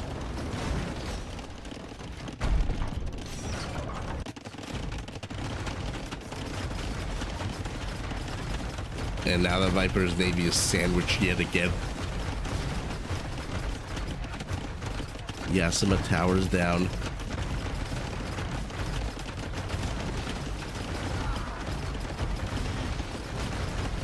Maybe from the right, maybe from the left. The Viper's not doing too badly here.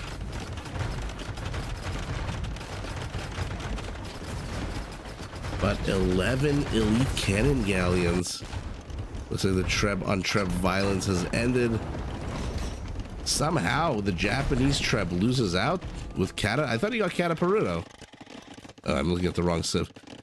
I thought he got Kataparuto. Okay. They pack and unpack 4 times faster. They fire 25% faster.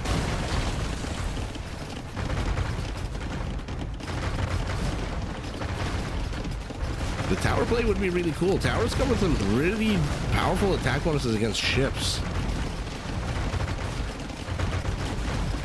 And the Viper is defending himself from one galleon up there from a press in of huge volume of ships. But he's got 3 docks to the south. He's got 3 docks to the north. He's got 61 villagers on wood. Only 7 on gold, though. He's got the fast fire ship. Cannon galleons are fantastic, but not against a moving target.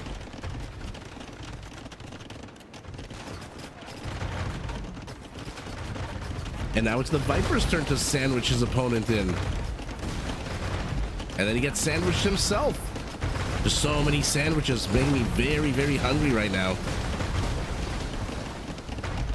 Galleons moving in for both players. Cannon galleons firing their balls all over the place. But what the hell do you do? Your opponent's navy is more than double the size of your stop, sending in individual units like this. That is definitely not what you want to be doing. So Liereyy clears up the Viper from the island. The Viper clears up Liereyy from this island, with the exception of the 1 galleon. And then they both engage here on in the strait between Japanese home island and home expansion island, let's call it, left. Will the raft get anything? They do get 1 fast fire ship.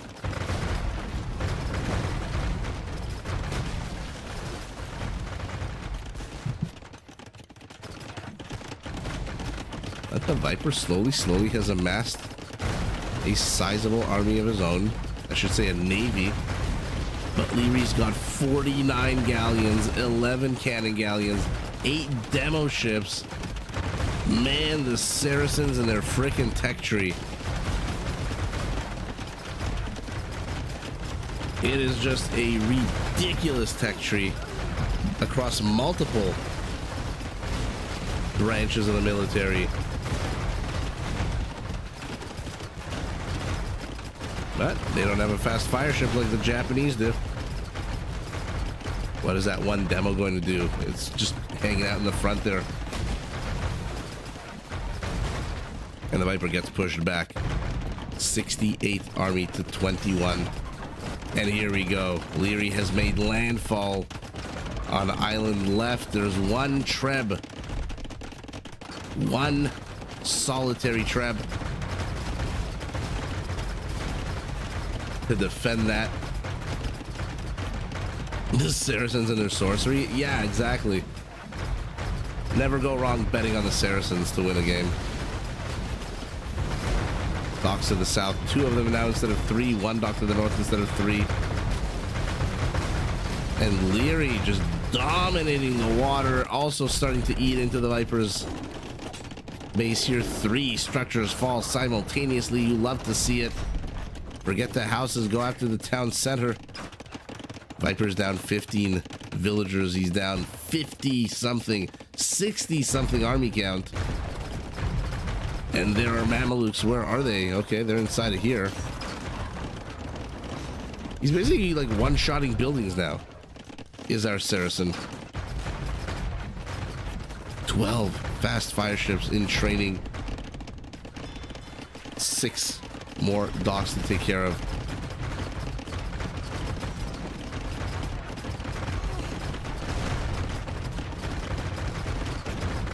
Viper gathering, marshaling his forces to the north. There's counterweights for the siege, the onager, and the trebs. They get an extra 15% attack. Ooh, home island is also coming under attack here. Ooh, the lumberjacks. Ouch.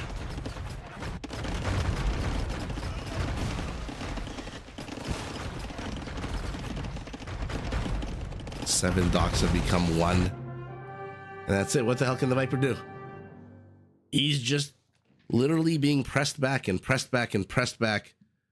Even though he's got 1,500 wood, he's not exactly the Vikings with their cheaper docks. And that was just a very methodical, very...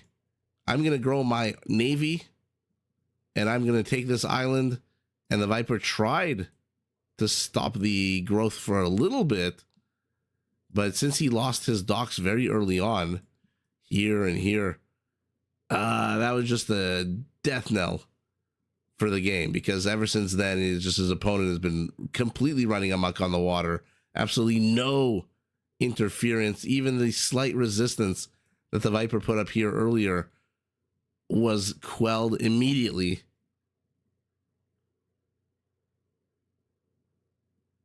Malay was banned for this map? Oh yeah, if those docks became harbors.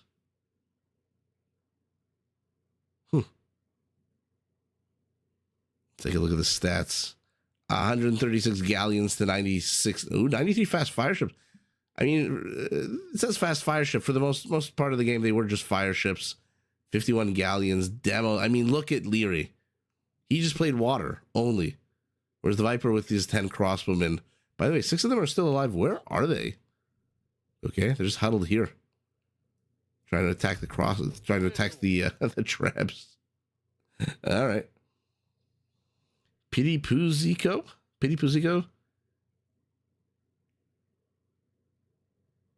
Strange you didn't try to build some catapults, some mangonels to shoot at the trip. Yeah, I mean, to be fair, instead of mangonels, he could have used towers. Especially with Yasima. I mean, look at the attack bonus against ships. Plus 10. You're already firing on a 12. I don't think that's fully upgraded. I think that's pretty low. But all right, Liereyy takes game number 1 in a very methodical, I'm going to just build up my army and there ain't a damn thing you are going to be able to do about it kind of way. And that was a very fun first game.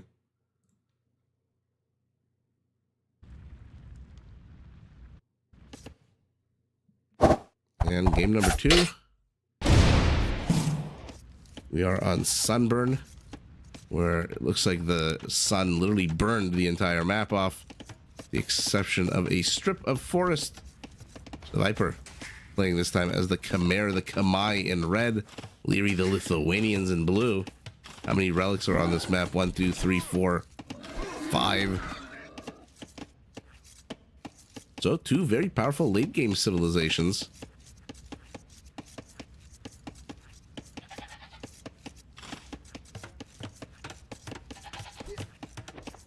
Khmer again with or not again, but don't need any structures to go up to the next stage. You got the resources, you can go up, your farmers can work anywhere. That being said, Lithuanians do start the game with 100 extra food in the bank, which does help them accelerate their start a little bit. Not that much, but a little bit. And I'm curious to see who will aggress into who in this. Okay, will the Viper try to go for the relics? To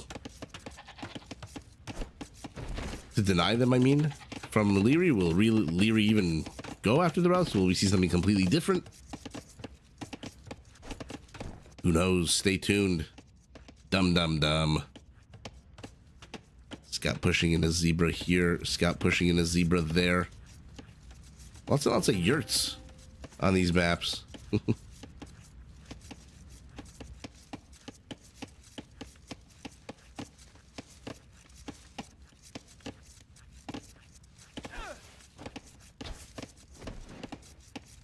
The player with the relics will lose again. I don't know. It's hard to bet against the Lithuanians with relics. If he can get 4 relics, Liereyy's Nightline units and his Liereyy will be roided to the hilt.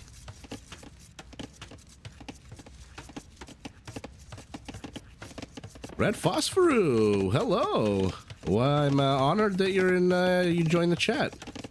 There's some crazy fast castle strats for this map. Hope we see some. I hope so too. And awesome to see you. I've casted some of your games. They are a fan favorite. Or a, what was the word I'm looking for? Viewer favorite. Fan favorite doesn't really make sense. I guess if you fans are already loving it. Will the Viper try to deny this zebra pull? Liereyy thinks so. But the Viper, nah. Bit of a lazier scout unit play here. You've seen those? Okay, that's good. Hopefully did a decent job casting.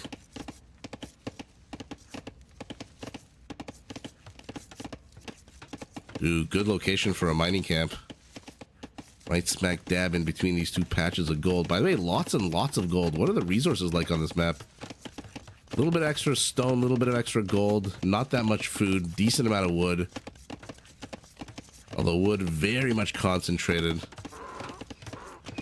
Oh yeah, Rambo, seriously.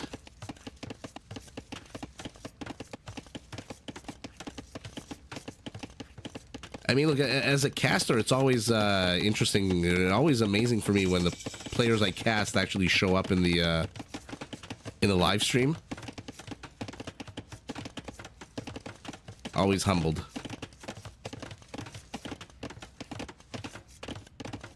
Barracks going up for our Lithuanian archery range already en route for our Khmer. And again, let's see if the Viper... Sometimes these pro players do get tunnel visioned into their build orders. And I've seen this before. Where, for example... I think it might have even been Mr. Yo or the Viper playing as the Italians. And they don't click up to feudal until they have 500 food. And it always kind of boggles my mind a little bit. You know, as the Italians, you don't need 500 food, right? You need, oh god, I can't do the math real quick. Whatever 15% less of 500 is. 425. And so it always a little bit surprising to me. So I'm wondering if he is getting double the structures that he needs. Double the structures that he needs. That's not the proper way of saying it. He's getting 2 prerequisites, but the Khmer don't have prerequisites. No kills yet. Do I play much? No. No, I don't play at all. My playing days are mostly behind me. I'm going to start playing some community games. But I used to play back in the 90s. Long, long time ago. And Roaring Moose, exactly. Why do they start the game with Incas building 2 houses when those houses support 10 pop? So there's all the play. Oh, first blood. Actually, not first blood, but the Viper gets a Vil kill. It's always a little odd to me when they do things like that. Although I suspect the Viper's getting this for fletching since he's going archer opening. Ooh, community games hopefully very soon in the new year. I'm in the process of moving, which is never fun. And once I've moved in February, March, then I'm gonna double down on this channel and start streaming a lot more and playing. I was gonna say playing a lot more, but I'm not playing at all right now. So playing a lot more than 0 is... But there will be some community games that I join. Right now, I think we do have some community games, but I haven't played them in them yet.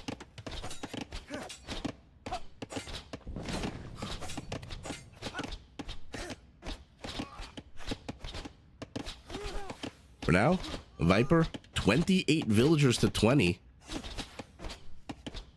Has managed to kill 2 Vils, but that doesn't really explain the disparity. More that Liereyy has 2 whole minutes of idle time on his DC. Holy moly. But he is heading up to Castle Age, our Lithuanian. 2-minute TC idle time is pretty bonkers. I was wondering, why is the Viper ahead? 10 villagers, 8 villagers. Yeah, Goke moving out of downtown. Maybe haven't decided yet. We're still in the process of looking.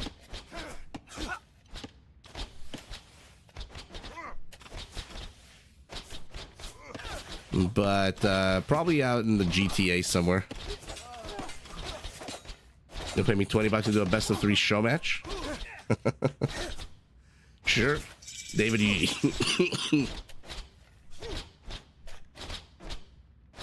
You mean a 1v1? Sorry, I just started having a coughing fit for some reason.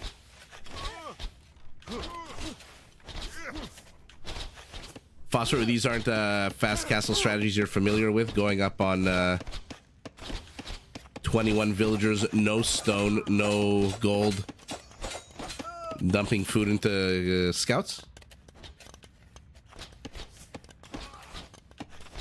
Viper firmly in the feudal age, food going up a unit, as those Khmer farmers do.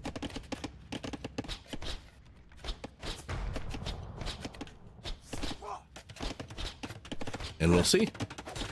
What was the point of that fast castle? Or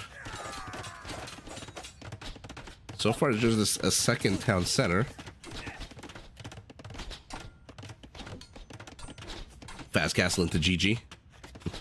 Could very well be. I mean, he's being swarmed by a bunch of feudal age units. Viper is not really on. I mean, he's got the food. He's going to sell a bit of a stone to get up to. No, he just force drops a bunch of gold, and now he's going up the castle himself. Liereyy, tenacious, wants to get this town center up, but the Viper's already here under attack. Now back the hell away. No. Ouch.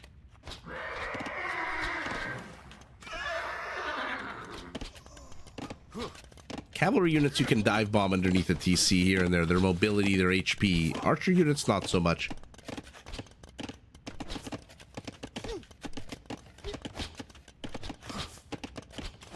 That 30, 40, whatever HP is not the highest.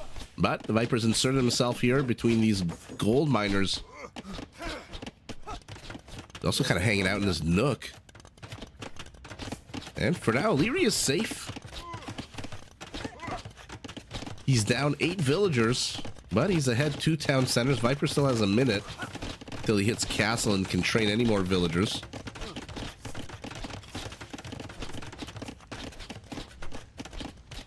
Fast castle Scorps. I guess with the nearby gold and the wood, not a bad location for a castle. I think we saw Fast Castle Scorp, but it was in the Viper Hera show match, and Hera ended up with the Bohemians, I think, going Hussite wagons, so the Scorps weren't very helpful for the Viper. And I think he ended up just going mangonels after that. Ruben, hello. You just started playing this game. Well, welcome, welcome. Hi, Alpha. I am from Canada, from Toronto, Ontario.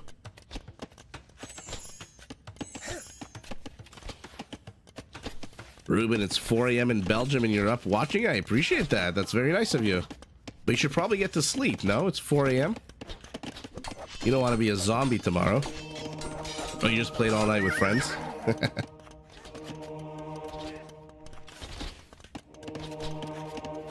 I like it when people watch late at night, because that's what I do. Ooh, he converts a spearman instead of a scout. Now the scouts run in, converted spearman getting some damage, but falling. Yeah, David, it's almost 11 here for me, too.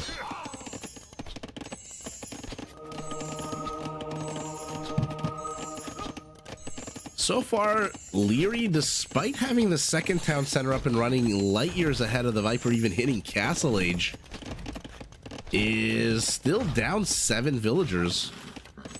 Which, to be fair, is the exact number of villagers that the Viper has killed, so there you go. But look at his idle time. Growing and growing and growing. Meanwhile, the Khmer Night Spam is starting. A random Scorpion here behind... What the hell? Okay, so this Scorpion's going to be left here, walled in, to attack the town center. Random Feudal Age Archer attacking a house, but the bigger story... Cavalry versus cavalry. Our Lithuanian with a monastery will be able to start pumping out those monks 20% faster.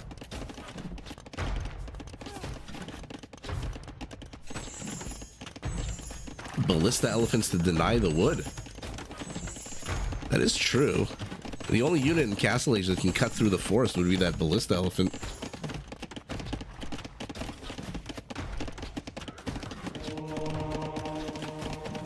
I'd say this map is that old? I thought these were new maps.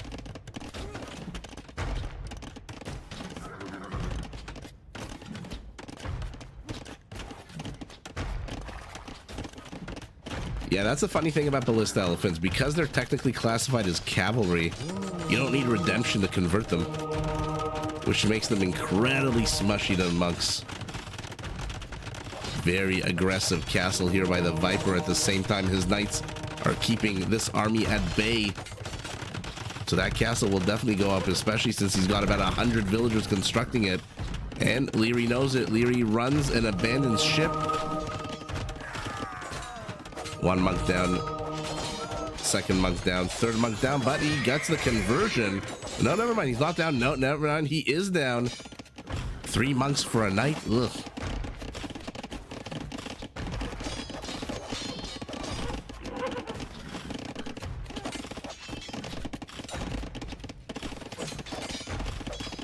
Ruben, I am talking directly to you from outer space. I'm just kidding. Yeah, you like the shorts? Nice. And Liereyy says, you know what? It's got a best of 7. It's a long series. Did he really need the GG? Yeah, I guess he's down 12 villagers. Kill count, not that terrible. Did he really need the GG here? I guess he's saving himself. Maybe not his favorite map, maybe not his favorite civ. But he is building another town center here. The Viper has not discovered it. These are not Frankish knights with extra line of sight. So they don't see any of this. But okay, we've got a short game, number 2, and the Viper takes it. With archers, scouts, and some knights. All right. Liereyy's most trained unit was the monk. How many conversions do we think? 2 whole conversions. That's spearman and the knight. The economy can't see them being, oh my goodness, never mind. 50% bigger economy for the Viper. So like in Mr. Yo's game with Hera, it seems like the player that can get the other player to run around with his villagers more will win.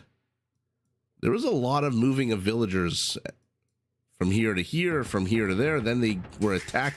They retreated, just now arrived at their lumber location only to get attacked. If you can get your opponent's villagers to run around and move and not gather anything, not build anything, there you go. Seems to be the name of the game. All right, let's see game number 3. That was a bit of a short one.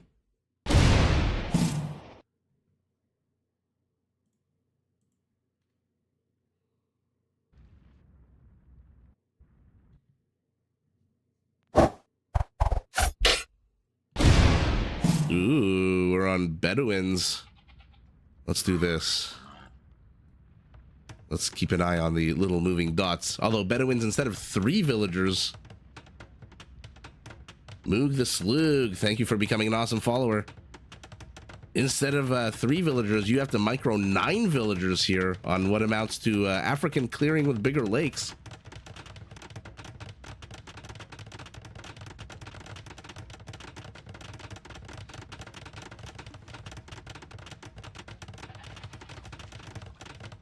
Oh, Alto, your wife is mad at you because you're watching this at 1 in the morning?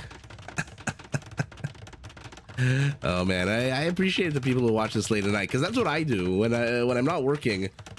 I pop open Twitch and I watch Red Phosphorus, and I watch Chef, and I watch Survivalist, and I watch MBL sometimes when he's streaming late at night, and it's like you know, like a nighttime ritual.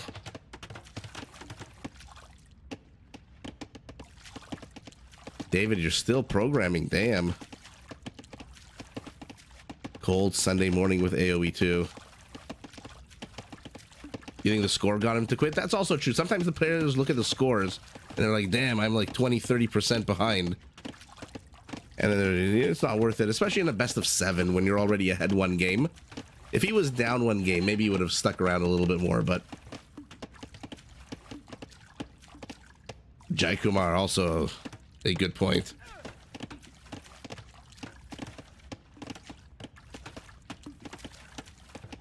All right, let's see what's going on in this third game. We've got Liereyy playing as the Chinese with their ridiculous line of sight on their town centers. +6 line of sight. Really bonkers. I mean, compare this to this. Amazing. Ooh, and we've got the Romans by TheViper in red. The map, like I said, a bit of African clearing vibes to it. Lots of forest ringing around the edge. Less stone than usual, a lot more gold than usual, a lot of food, and 1/3 of a million logs of lumber. Both players starting roughly in the same position. Red has discovered where blue is. Blue does not know where red is just yet. Maybe with the goat we'll discover, unless the goat gets taken by this villager. Okay, fishing happening everywhere. Viper opting to go closer to the edge of the map. Liereyy, not so much, opting to go instead for being closer to the water. Not a bad strat for both. Actually, Viper's also pretty close to the water here as well.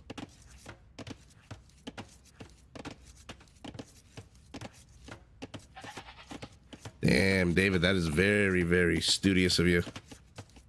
What the hell is this? Why is the Viper walling off? Okay. This is interesting.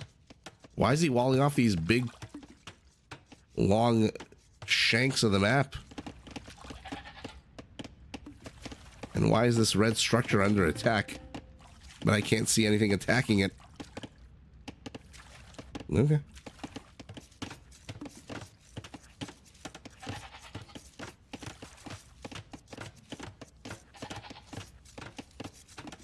Goats move in, goats get caught, and I don't think Liereyy has seen where the Viper is, but they're pretty darn close to one another.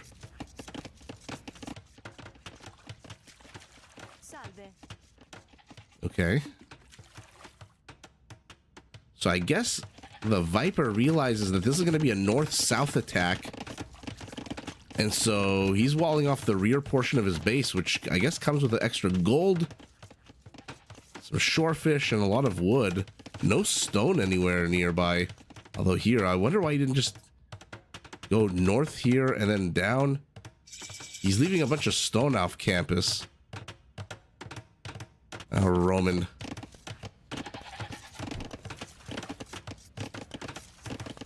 Because the Viper knows where his opponent is. Liereyy has no freaking clue. Okay, now I see. So Liereyy is randomly shoving in villagers to get them to move from the north to the south. And while they're in there, they fire an arrow, a single arrow at the house, which means it's lighting up on the minimap.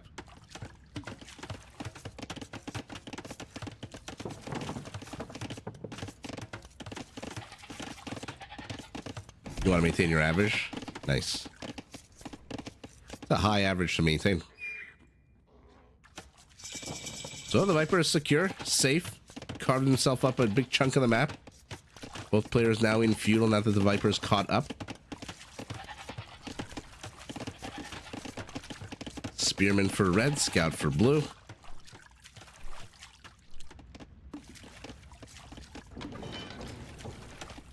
I like that Lierey's building his infrastructure forward. He doesn't know where the Viper is, but now he knows.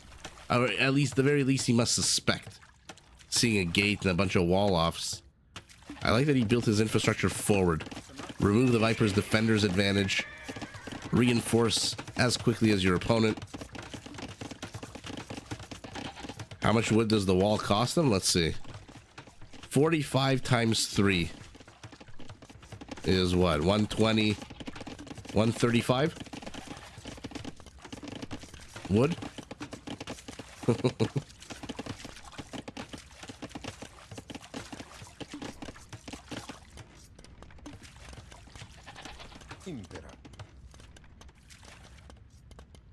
Spearmen do come with a decent amount of line of sight, so he's going to be able to scout quite well.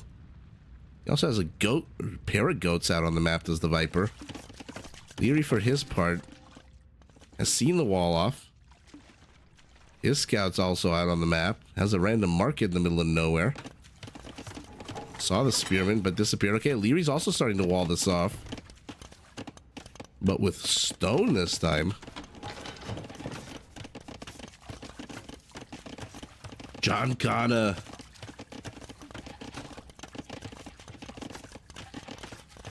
Hello, hello. So far, the fun is slow to materialize here 12 minutes into the game.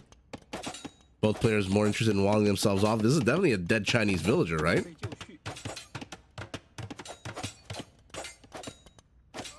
Yep. There we go. The Viper draws first blood with his army. 5 count to 1. Gets another villager kill. Oh, Liereyy sensing this.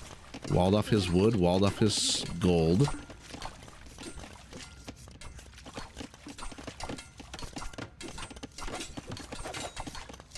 Spearman tinkling away. Not too sure he's going to get anything done except forcing a little idle time to repair. Viper thiefs a few more goats.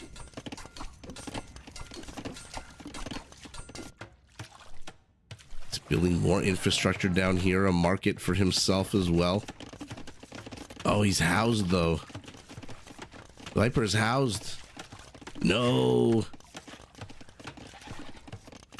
He's getting wheelbarrow. Fairly early on, if I'm not mistaken. Okay, did complete a house somewhere.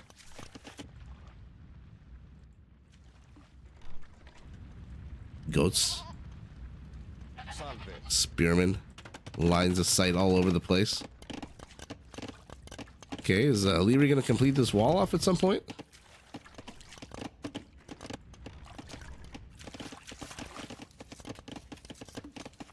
He is heading up to Castle Age first.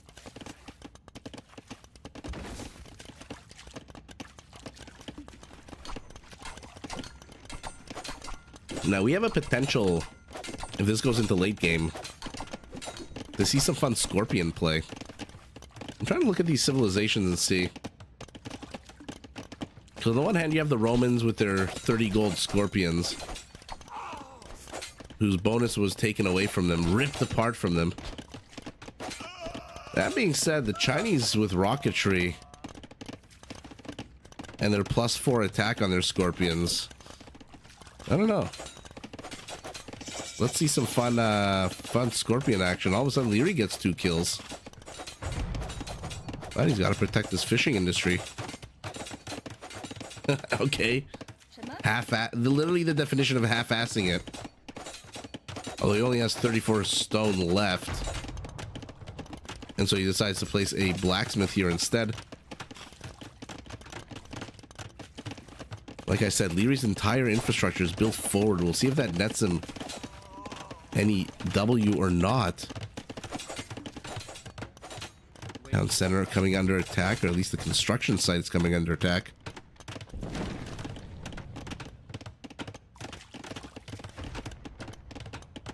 Yeah, the more I think about it, the more I want to see Scorpion play out of these two players.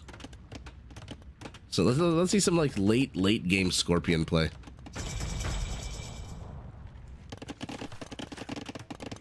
Two fairly versatile civilizations. I mean, the Romans primarily in infantry, but man oh man, with committed tenses, their cavalry can pack a punch. Cavaliers with +5 charge attack. Training 50% faster. Whereas the Chinese counter that is, of course, their camels. Pretty decent camels.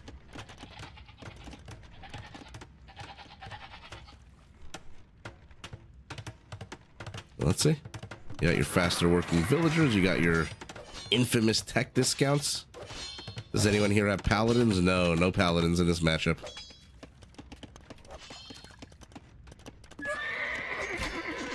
He's body blocking with a knight while the camel works away at him. What a fantastic micro. What fantastic micro out of Liereyy to get that second knight. Beautiful. And all of a sudden he takes a 10-5 army lead. And he's pressing in. Viper is not responding to this. He's running away with his villagers. Okay. Well, there we go. The first Roman Scorpion is out on the field. The second one will be joining him shortly. And that is enough to shoo away this mounted Chinese force. You will not get my spearman today, cries Liereyy as he suicides him. Okay, so Liereyy busted in. Didn't really see much, didn't really accomplish much. Got shooed away quickly. Chinese cav archers pretty good, except for they're missing a Parthian tactics. Another TC all the way down south. Okay, so he's going after the stone now. So he's gonna maybe add some heavy cavalry centurions.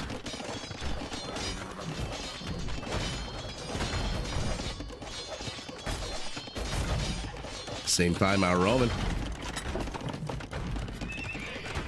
Where are you going?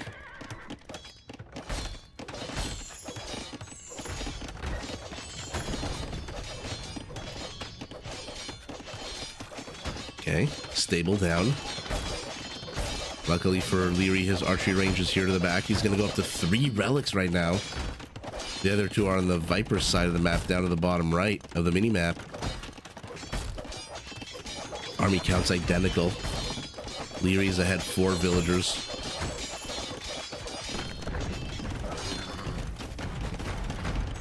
Viper's clearing up this infrastructure. Once he does so, he'll have a pretty much clear A to B line of attack into this town center.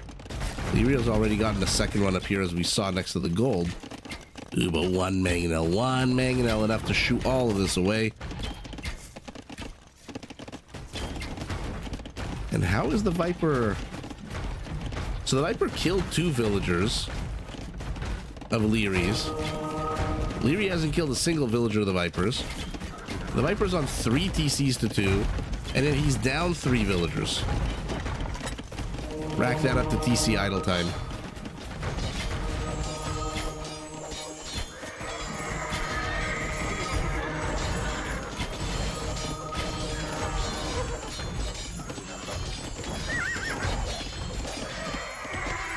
Trying to go after something here, but again, body blocking micro is fantastic.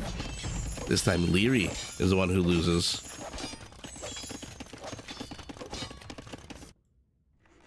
Look at this. This must be the most idyllic, perfect situation setup for villagers in this game.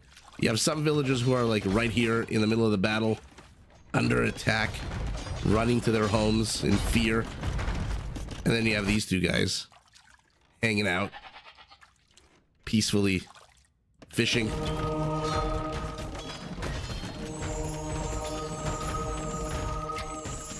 Where's that second mangonel from blue? Where is that second mangonel from blue? Oh, he's here behind the house. Can Liereyy not see that he has a second mangonel?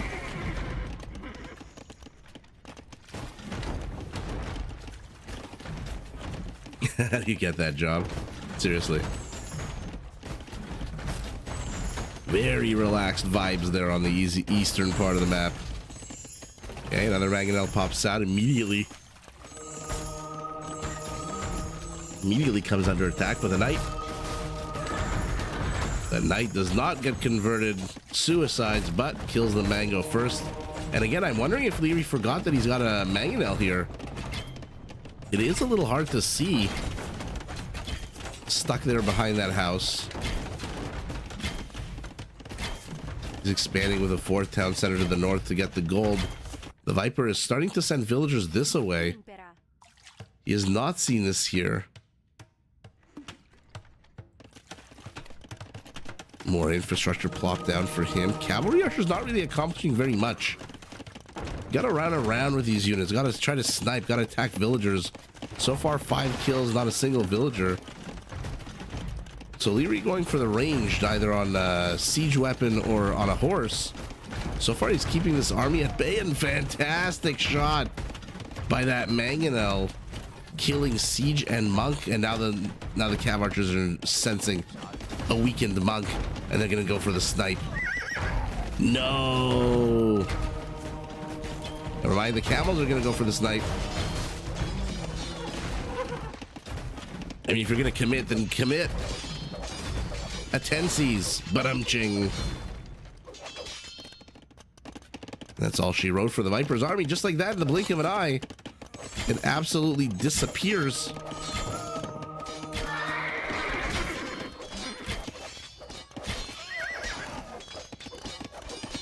Ouch. Captain Conundrum. Welcome, welcome. Has the Viper seen this yet? No. Couple of goats up top.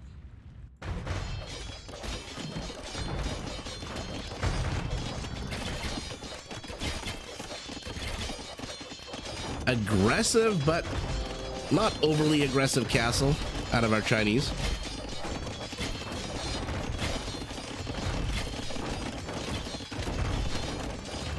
One poor scorpion stuck in there. Ooh, look at them lined up. Look at them lined up.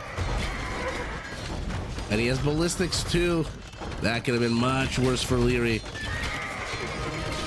Now he's got to run away from that mangonel. Loses two. Oh, they're such a pain in the ass. They have to fight mangonels with scorpions.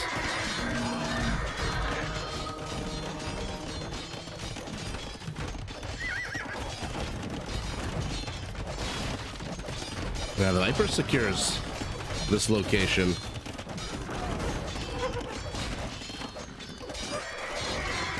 The castle of his own. Okay. Both players playing a little safe.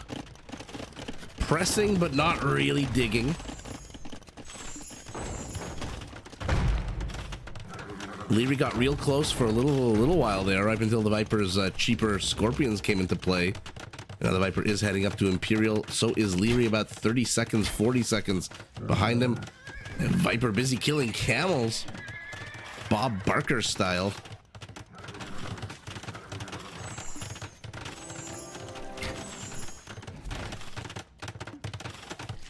Oh, you're too late. You're too late. Back away, Liereyy. Back away. There you go.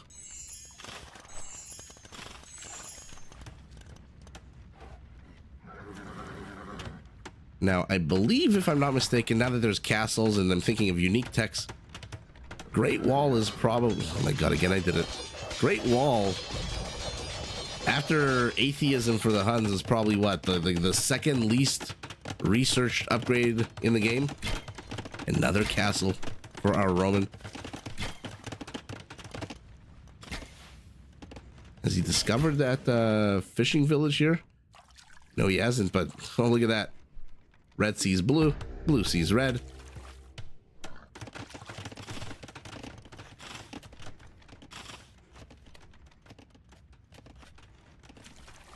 Light cab run away. Viper sends his army very far north, hoping to maybe catch some villagers, something out here.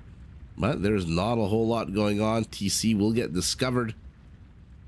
But I don't think 6 knights, even with their +2 armor, are going to be able to attack the TC. Although, there's not that many villagers here. Liereyy immediately responding in the camels as well. I mean, what an amazing, amazing reaction time out of Liereyy. And here we go. They finally discover it, but already too late, as all the fish, except for, I guess, this patch, have been taken. And now Liereyy is going to be super annoying. Just like the Viper is being super annoying here, running away, forcing a chase. Let's see what's going on. We've got a light cav attacking a blacksmith. We've got camels who are technically faster, somehow not able to catch up with this Roman cavalry. And then we've got, ooh, okay, interesting development here. Light cav with their now +4 pierce armor should be able to withstand the cav archers, but not the camels. All the camels are dangerously low on HP. Dangerously low on HP, but reinforcements arrive. And the villager chase ended with both villagers dead. Literally Romeo and Juliet here. And this guy doesn't care. He's a psychopath. He's a sociopath. He's just fishing on top of the dead bodies. Lightcap still attacking the blacksmith.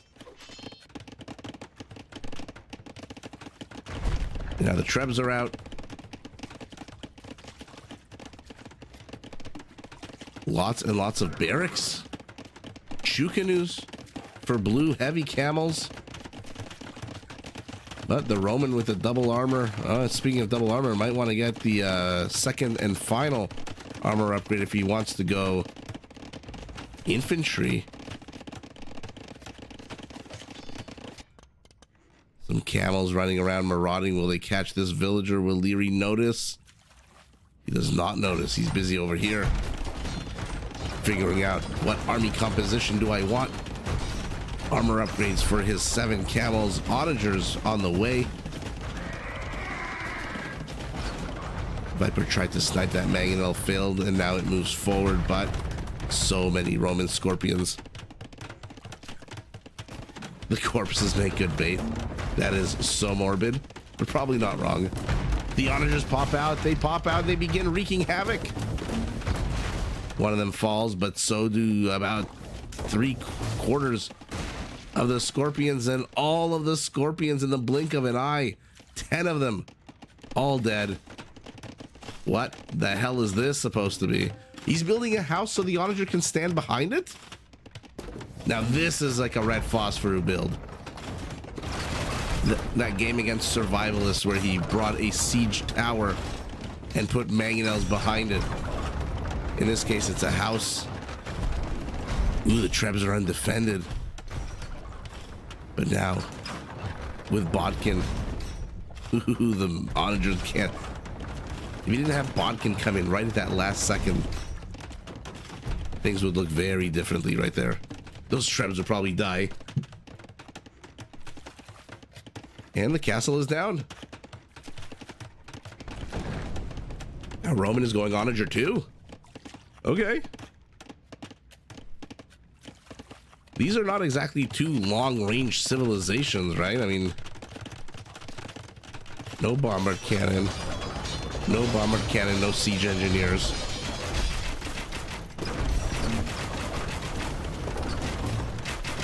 Army counts are decent for both. Villager counts, I would say, enough. 140, 150.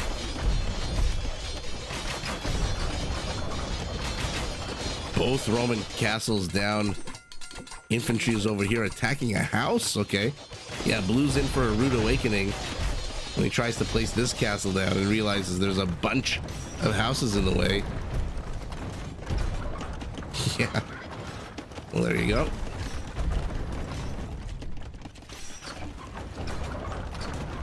And the Viper is going pure halberdier. Okay. Spearman line siege. So he wants to create a death ball, an untouchable death ball.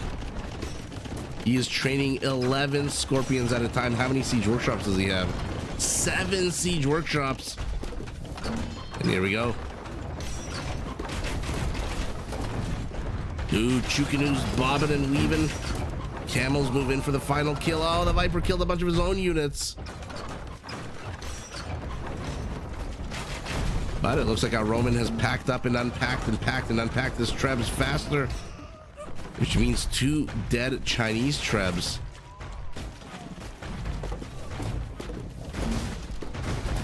Onager for Onager leaves the whole world blind.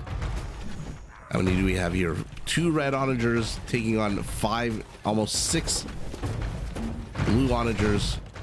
Castle did go up a little bit north of that housing project. Now it's going to start taking on these buildings. Camels shredding through quarry miners. But the real story is this central attack. Where is Liereyy's army?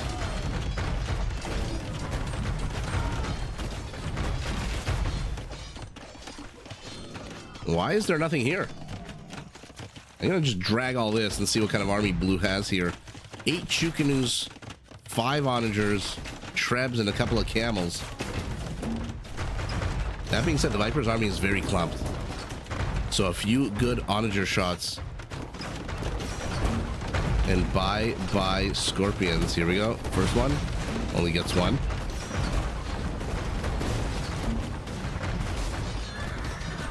Okay. Mutually assured destruction between the 2 players. Both of them losing an equal amount. A couple of light cabs swinging in here. 2 civs without hussars. Liereyy is being very hesitant to engage, deleting his own house or mill or whatever the hell was there, just so his onager can move forward and get these scorpions. One more volley, but it misses. The scorpion survives with 3 whole HP. Halves are a chasing. Chukanu's killing.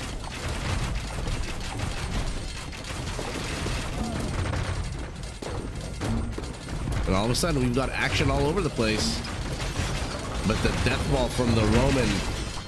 Viper's at 200 pop. Liereyy at 187. Loses a castle. And that's the second last castle that our Chinese has. This one has fallen as well. We just got the one here to the north that the Viper is going to discover when he moves his villagers to place this mining camp and gets pumped full of arrows. By the way, no, never mind. Now he sees it. Okay. Light cavalry. Hey, there's an onager here. Might want to turn around and kill that onager. Never mind. And look at the mini-map. It has lit up like a Christmas tree. 3 relic control for our Chinese has ended. The Viper is shoving in more and more halberdiers, getting guilds for his market trading. 40 more halbs on the way. The Viper is training 20 military units at a time. Liereyy only 3 or 4. Maybe 10 now that he's added 7 more light cav. The question is, what can he do with this light cav? Will he be able to shove in? Okay. They're going after the onager first. Okay, he's getting the expensive units. I mean, even 30 gold is not cheap here. How much gold is left on the map? Oh, pardon me, 17,000 gold still left on the map. Ouch. Chased, but didn't get.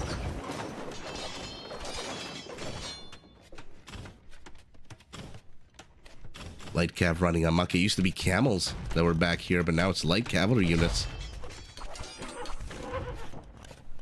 Viper is chasing, but look at the mini map. Oh my goodness. Light cavalry up here. Chukanu over here. Light cavalry running amok. Random halberdier as well. Blue's trying to catch up here. Does clean them up. Center push. A little less scary now that the siege numbers are down, but the Viper's replenishing more and more. 30 gold scorpions. I said earlier that they were expensive because I thought there wasn't that much gold left on the map since we're 50 minutes into this, but no, there's plenty of gold left. So 30 gold is nothing. Hey, Super Gen. How are you?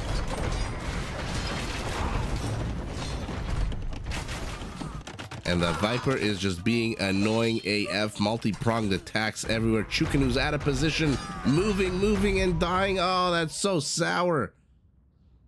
That is so sour. Scorpions with ballistics for the win there. Yeah, there you go. Wow. So the last few minutes, the Viper just, I don't know, put a pedal to the metal all over the place. And our Roman is now getting ballistas. I'm surprised he didn't get them earlier to increase the firing rate of these guys. Going heavy on the Scorpions. They must be one of the top 3 trained units, right? Yeah, 76 Scorpions and Halbs, 37 Chukanus, 77 Light Cav, 27 Camels. So not a lot of units being trained out of Liereyy relative to the Viper. Basically like half the army count. And look at the APMs, peak APM. Ooh, about a couple of minutes apart. Not bad at all, but yeah, the Viper just going way too crazy for Liereyy to handle all of this. He's just inserting units way too far. How's he even getting them into here, by the way? Ooh, is this open behind us? No, there's a tile here. This isn't open. So the Viper just shoving it in through the front. Meanwhile, his Trebs slowly have carved up an absolute empty little area here where he can stage his army, build more infrastructure. Still plenty of gold, as we saw. And now the Roman cavalry's out. No committed tensies, I believe. And yeah, no. Expensive upgrade.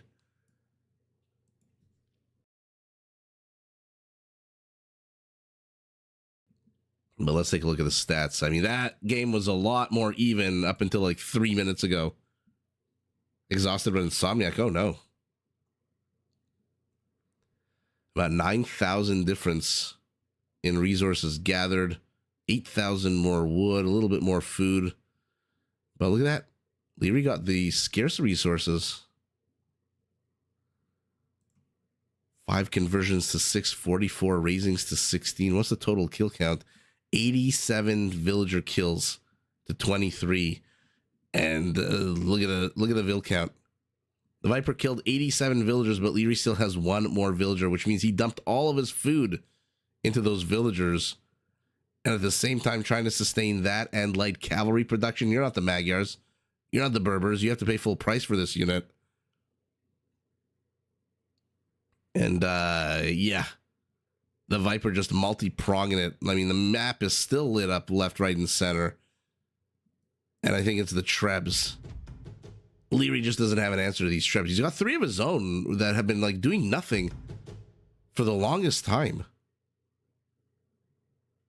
But there we go. An exciting game number 3. Let's load up the next one.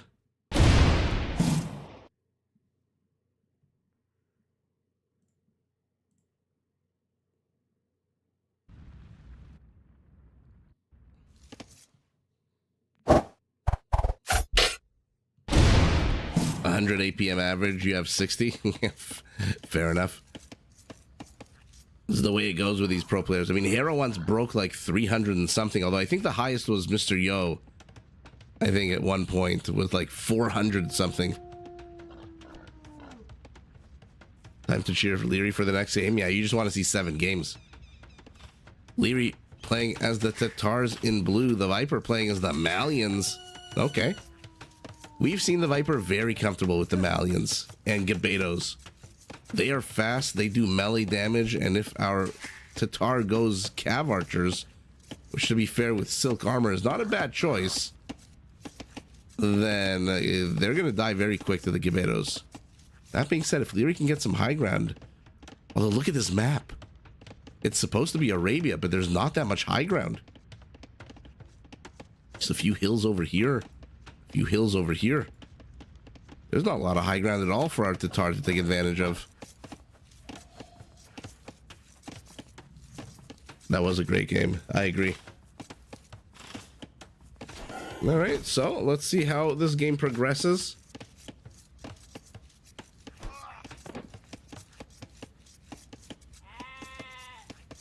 And I'm curious. The Tatar is always a 50-50 for me. Whether they go mounted ranged or mounted melee. Although the meta lately has been very much mounted ranged like cavalry archers, so.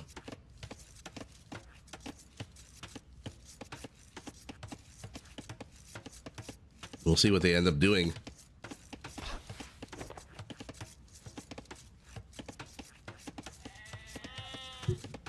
In tournament, players start with 15 pop and 10 vills. It depends on the tournament. They're all different, but in this one, you start with 9 villagers, a scout, and lately 2 yurts, which are like houses. So yeah, 15 pop space available. But that's just this tournament. Others are different.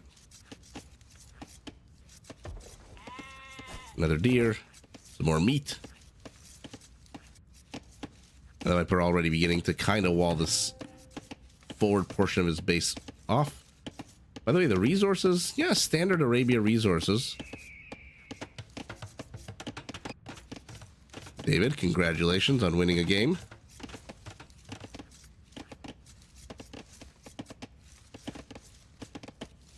Viper with some early scouting. Will he discover where his opponent is?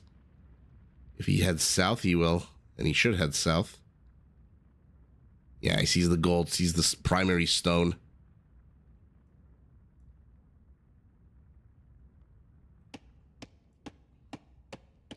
Did we get Chinese get nerfed? I don't know. Yeah, no, that their SIP bonuses still apply. The Chinese would start with 3 extra villagers. The Mayans would start with 1 extra villager.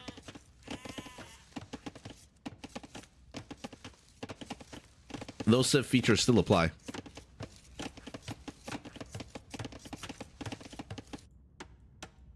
Liereyy going completely the wrong way. You know, when you spawn at 9 o'clock, you expect your opponent to spawn at 3 o'clock. But, okay, sees the stable. Very lucky. Like I said earlier, sometimes it seems like pure luck that the players scout exactly what's going to happen. Looping over arrays. I can't say I understand what that means. I'm assuming that's a programming lingo.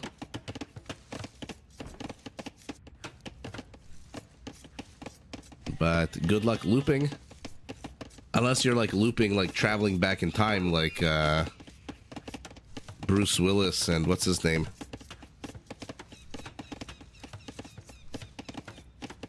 What's the name of that actor from Looper? Who was in Third Rock from the Sun. And like a million movies since then. Oh man, why can't I remember his name?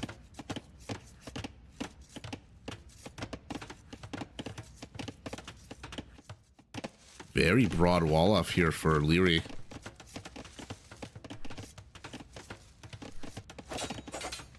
First kill of the game incoming? Maybe not.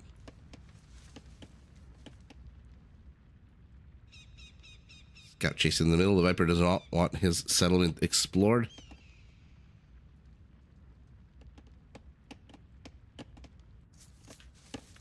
So not really a wall off, creating a bit of a nook. We'll see what he decides to do with the right side of his settlement. For now, both players, 24 vills, 4 to 6 army count. Lierey's back exploring the Viper, but that's okay. The Viper's back exploring Liereyy. Sees the Spearman, immediately runs the hell away. No, you can't engage, not with 3. Funny that they both have exactly 120 HP on 3 scouts.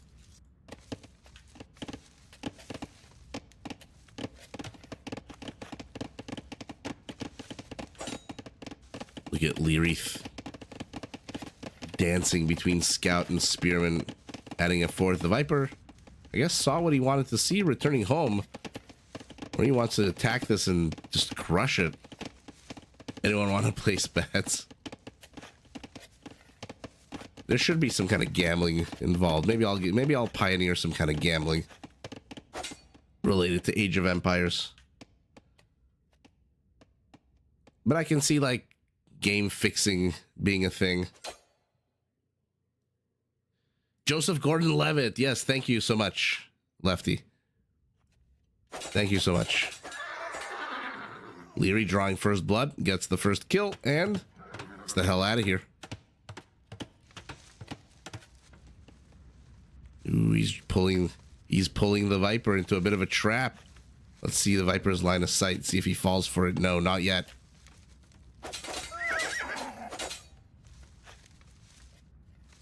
Now he sees it, but a little bit too late. Okay, does avoid some Spearman pokes. Thank Google. Sometimes I wish during a live stream I could pull up Google and look up information that I'm missing. It's annoying when I can't. But that's why I have the audience.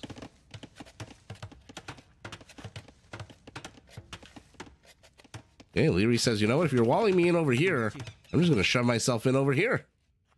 And there ain't a damn thing you can do about it.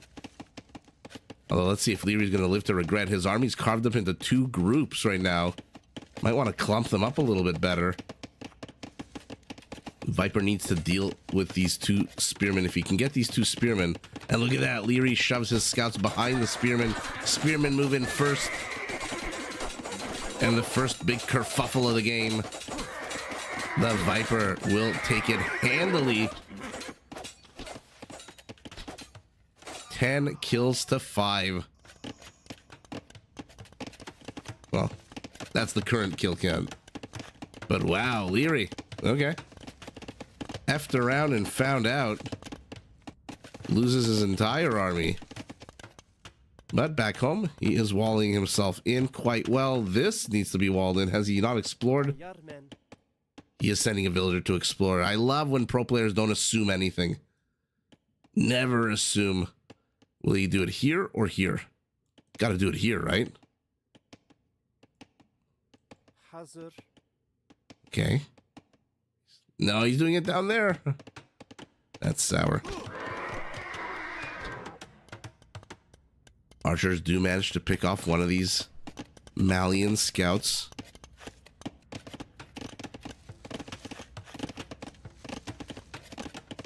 Back home, Viper's down 4 villagers. Idle time pretty similar for both at 38 seconds. Viper's still not fully walled in, although he's carving himself a big chunk of the map like he did last game on Bedouins. And poking, prodding, keeping Liereyy with his army moving around. Not really giving it any peace of mind. Discovering another palisade-only wall off. And he's just forcing a bunch of houses out of our Tatar, which, to be fair, is not a bad thing. Our Tatar with 50 out of 55 pop could use some more houses. So Liereyy is, you know, rolling with it, rolling with the punches. I wonder why it doesn't say the armor of a yurt. I guess it doesn't have any armor. Oh, well, it gets deleted. Viper will hit Castle Age 15 seconds behind his opponent. Liereyy posturing again out on the map, this time with a bipedal force. Forget the mounted units. It's not like I'm the Tatars or anything. But remember, once he hits Castle Age, they do get thumb ring for free, the Tatars, and then Parthian tactics and Imperial.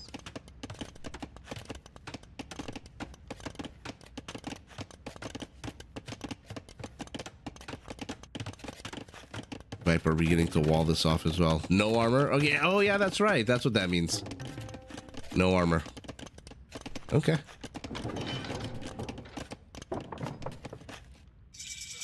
Well, I guess no armor is better than negative armor, right?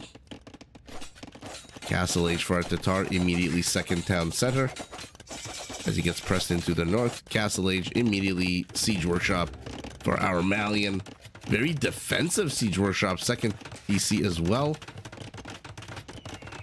This is interesting. Why such a defensive Siege Workshop? Does he expect this archer force? First of all, did he even see this archer force as it escaped from the TC area here? I don't think he saw it. Another TC for Liereyy. They each come with 2 sheep. And because of the way Tatar bonuses work, 2 sheep is 300 food. So it's a pretty damn strong bonus. That being said, Malian town centers can be upgraded to fire arrows when ungarrisoned with Tigui.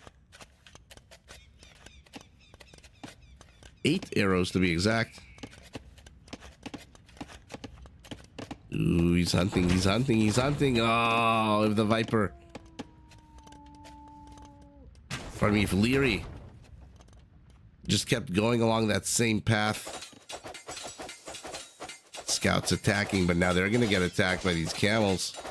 See how long they stick around for. Not very long.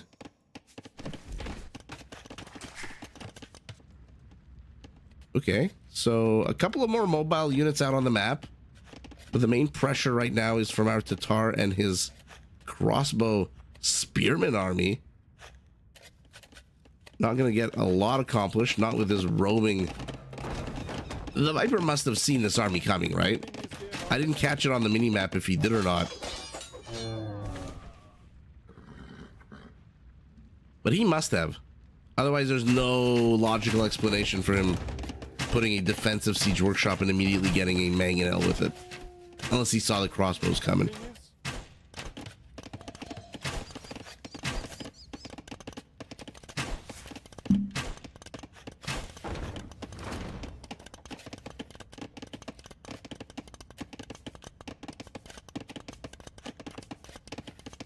Then he's got to be careful here.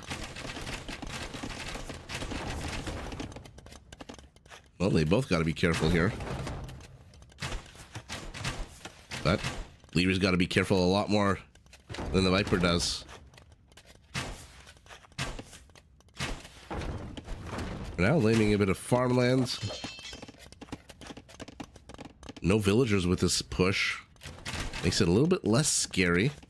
A little bit slower.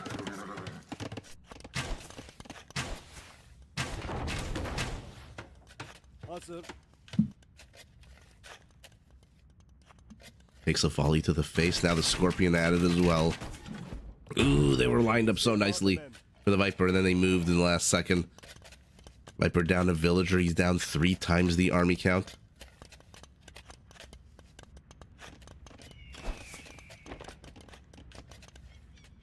Wolf gets got.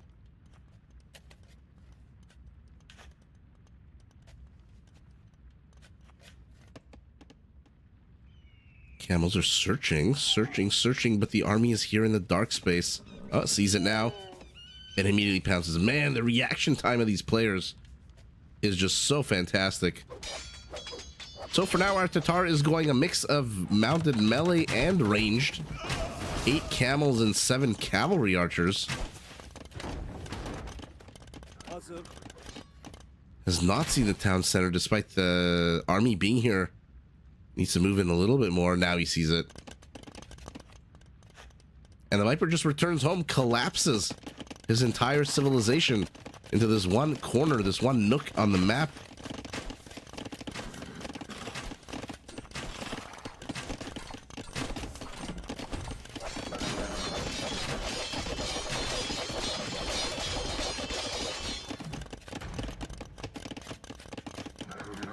And that's it for the Viper's aggression, I guess. Cav Archers exploring. Liereyy in firm control of this game. Now he's down 1 villager. The Viper's up to 4 town centers. But where's his army? He's training 1 Scorpion. He's got 10 villagers queued.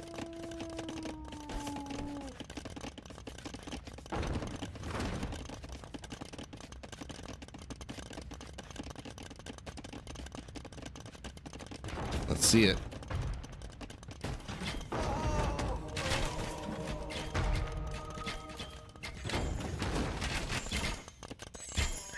Converted Cav Archer falls. Monk, fresh off the conversion, runs away. Okay, now the Viper might be pulled in a few too many directions. Oh no, Liereyy. Liereyy running straight in here. Using his speed and mobility to enter into the minimum range, but he's losing Cav Archers.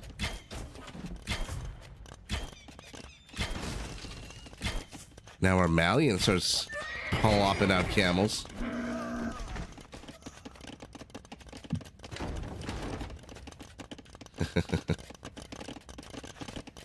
David, I thought I did make you a mod on, or was that on Twitch? More conversions attempted, more conversions got, and Lierey's northern attack breaks apart.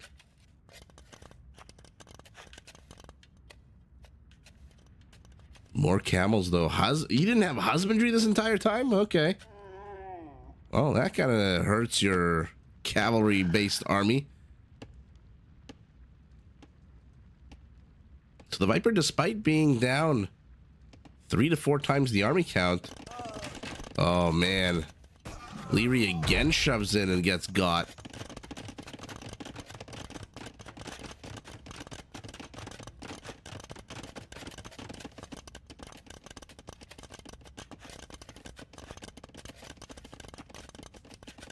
So as I was about to say, the Viper, despite having such a small army, he's holding on here.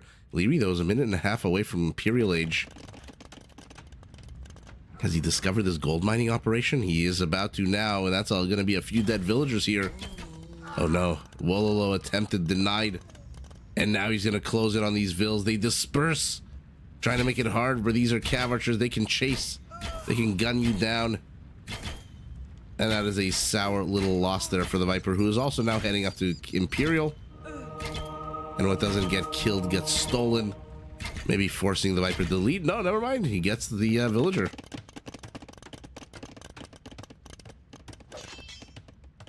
Okay.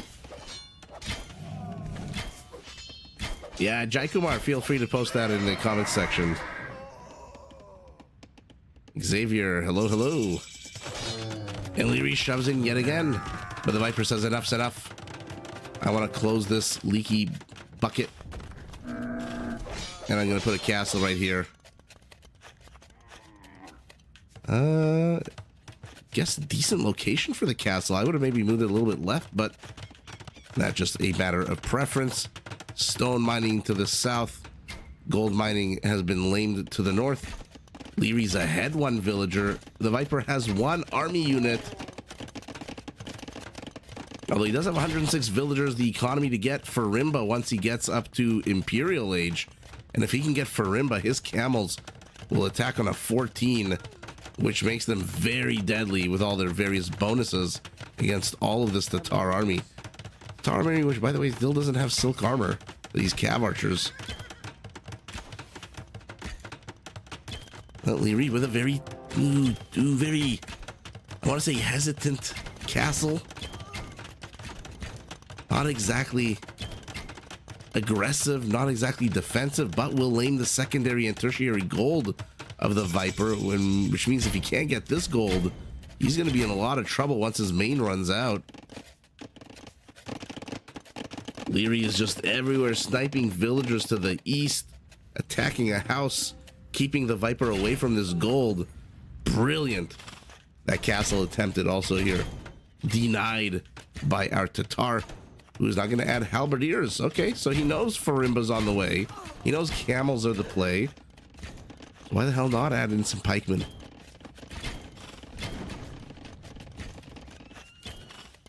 Nothing particularly special unless I'm mistaken about the Tatar camel rider, right?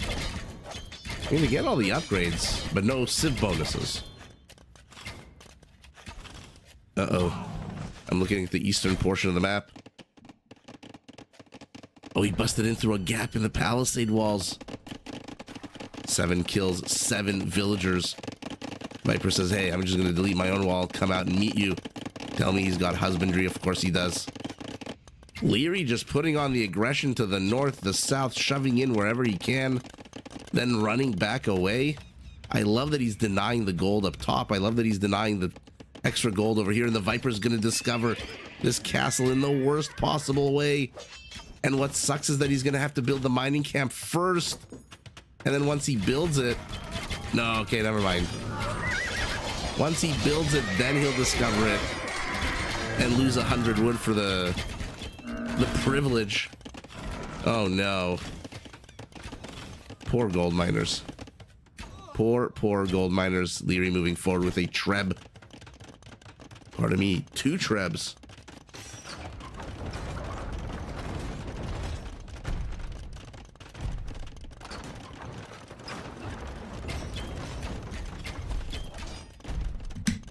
And let's see how this attack works out for him. For now, it doesn't seem like the Viper's got a lot to challenge this. Especially with his army all the way over here. Will he catch the monk? Will he see the monk? Oh, he's too firmly focused on the front. But look at this. The Viper trying to pull a Liereyy with a north attack, a south attack. The problem is, he's left no army back at home to defend. This castle is naked, afraid, and exposed, and will fall in the next volley, probably. And yeah, he realizes that and runs out of stone and backs away, and in move the cav archers. Meanwhile, the Viper, for his part, runs into 2 Tatar castles, loses a bunch of camels, and taps out. Liereyy equalizing, evening up the series. A little bit too late here out of the Viper, this kind of aggression, when your opponent is literally charging into you head on with a massive 64 army. And Liereyy just played this amazing. From minute number 1, he discovered where the resources were, where to apply the pressure, constant pressure out of our Tatar. And mining this gold is just a cherry on the sundae. The Viper not being able to mine here means that he doesn't have, once this runs out, and how much is even left here? 1292, 1300 gold. And he doesn't have, I don't think he's got Farimba yet. No. Wow, Liereyy just playing this game fantastically. Always moving, always attacking. Cav archers, halbs, and crossbowmen to camels, scouts and knights. PKPM for both players roughly in the beginning of the game. Okay, resources not too dissimilar. Looks like food for our Malian. Everything else, wow, you out gold mine the Malian, but that's not because you out mined him. That's just because you denied him the gold. No gold for you, no gold for you, no gold for you. 29 Vil kills to 3, 73 kills to 54. So not the longest of games, but Liereyy playing that game fantastically, just denying the Viper. He pushed the Viper back basically into his base, and since then just, I don't know, expanded onto the map, controlled all the avenues of attack, sent his cavalry archers this way to explore, found the gold. If he didn't find this gold, things would look very different, I suspect. The Viper's army would be much larger. But with that gold discovered, he lamed it with those cavalry archers. And ever since then, the Viper's just been pinned back and sending out basically your entire army. 12 out of 17 camels. I should say 14 out of 19 camels. And then you discover, oh shit, wait, there's 2, not 1, but 2 castles here. Then yeah, you're getting nothing done. And then there's really no point because your opponent is an Imperial as you are, but your castle's all the way up here. No Treb for you anytime soon. And wow, like I said, Liereyy, fantastic game for him.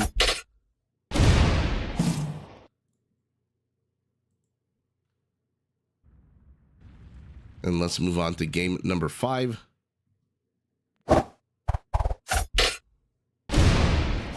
We find ourselves, like last set, on African reed beds. That was a pretty bad game by the Viper. I don't know why he sent his army like that. There's a time for trying to distract your opponent, and I don't think that was the right time for it, but especially now if you see your opponent's army all clumped in front of you, right? You can kind of see that with the Treb attacking you. Oh, Liereyy this time playing as the Burgundians.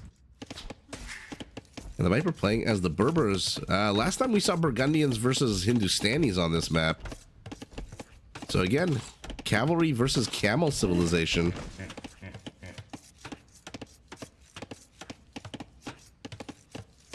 There are times like when you're getting pressed into that it makes sense. You know, you send your army across and then all of a sudden you start killing villagers and your opponent has to stop to deal with it. Otherwise, they're going to lose 30, 40, 50 vils. But especially when he ran into those 2 castles, I feel like that basically was the GG moment.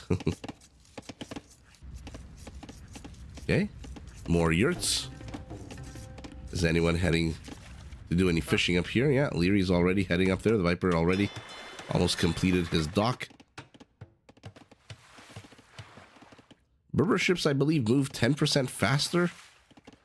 Does that apply only to military ships?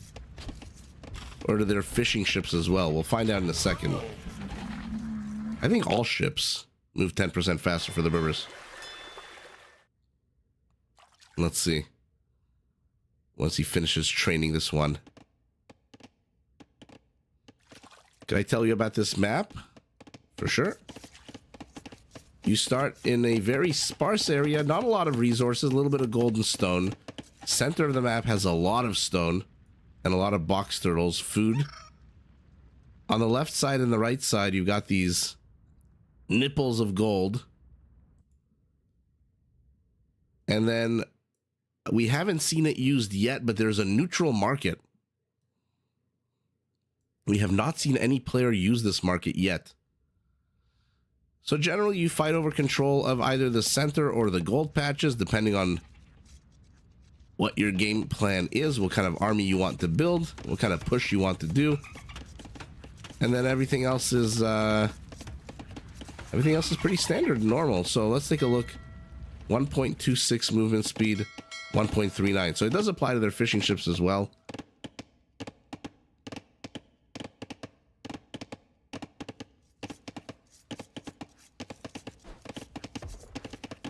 Yep.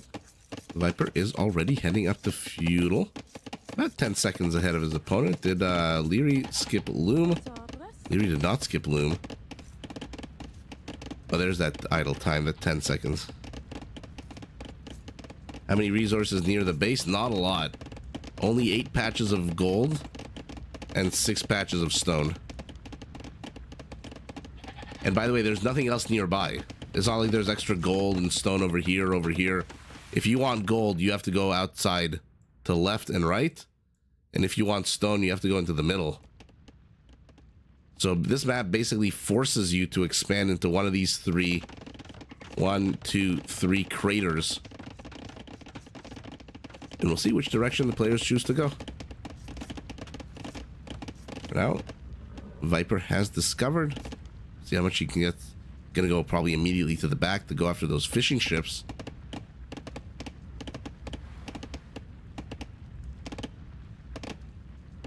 Liereyy, for his part, looks like he's returning to defend them.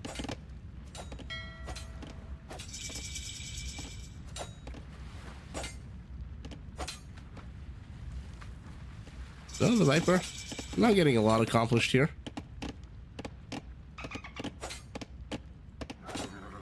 Ooh, both units attacking each other at the same time, but Liereyy got an extra strike there. So his unit is 5 HP stronger. Where's this villager going? Okay.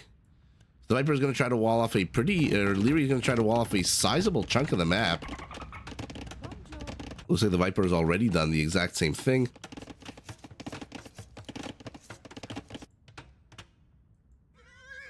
And now Liereyy breaks off the chase. Okay, so let's see if there's any feudal age aggression. Let's see if they rush up to castle age.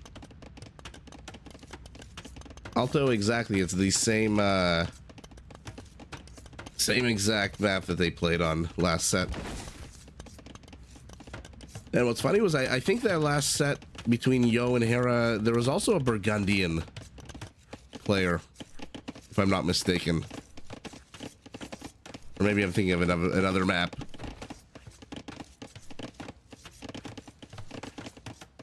Mr. Llama, we are doing quite well. Enjoying game number 5 between these two titans. Dante, you're addicted to watching AoE?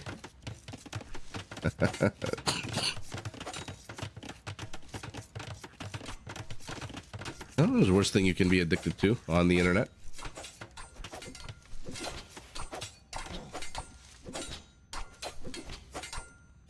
Lierey's brought one of everything, a spearman, a scout, and an archer.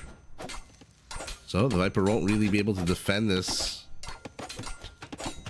Okay, never mind. I didn't realize the archer didn't even have fletching. So it defends it quite well, but hello. Oh, the house is being built.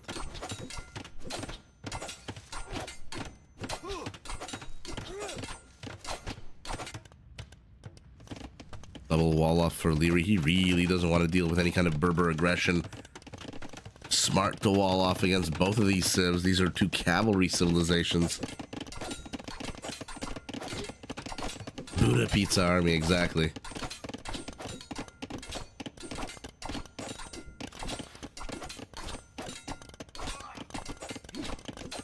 Okay, they've shifted their focus.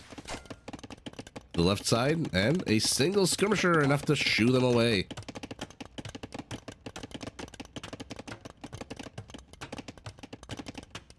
Ooh, Jai Kumar, I appreciate that. Glad people like it. Always makes me happy to hear. So yet again, it's Liereyy who has map, not control, but at least presence. Seeing everything that's happening out on the map. We'll see the scout as well. This is literally the Viper's only unit outside of his settlement, and it's not a it's not a winning strategy to never be out on the map. By the way, the Viper secures all 4 of his starting resources behind his wall off, whereas it looks like Liereyy left his gold and stone.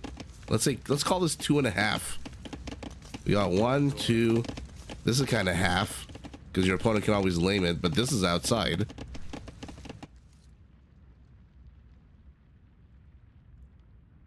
And let's see if that actually impacts anything. Just means the Viper will have a bit of an easier time defending if he has access to all of his resources, all of his starting resources. Because 8 patches of gold is still 8 patches of gold. That is still a decent amount of gold, enough to get you into late castle with a nice sizable army. Oh yeah, look at Liereyy, happy to keep the chase going here. And Viper hits Castle H first, immediately a castle. Gill nets for our Burgundian as well, who already has a good number of fishing ships, 10 of them out. And gill nets also for our Berber.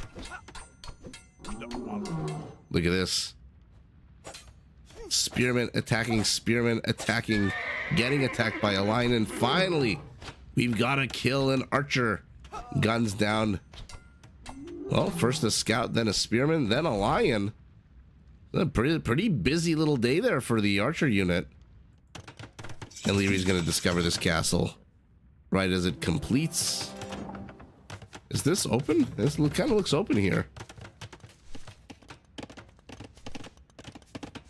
You can't lose resources if you never had them. It's a Homer Simpson logic. Yeah, Jai Kumar, you like that? Do I have an Instagram or Facebook page? Not yet. Not yet. Like I said, once I finish moving, I'm gonna start ramping things up. For now, it's too much for me to do everything. But there will be more and more. And yes, Facebook will be operational in the springtime. Instagram as well.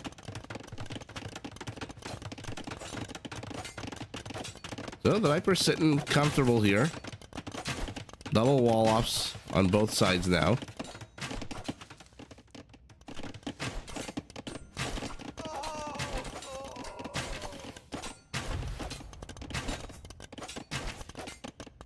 Skirmisher does die. Liereyy expands his kill lead 3-0. But the Viper finally has a bit of a strike force out on the other side of the map. I don't think much Liereyy can accomplish here, but let's see what the Viper can do with 4 camel archers. Pretty exposed woodline here. Camel archers that now have fletching.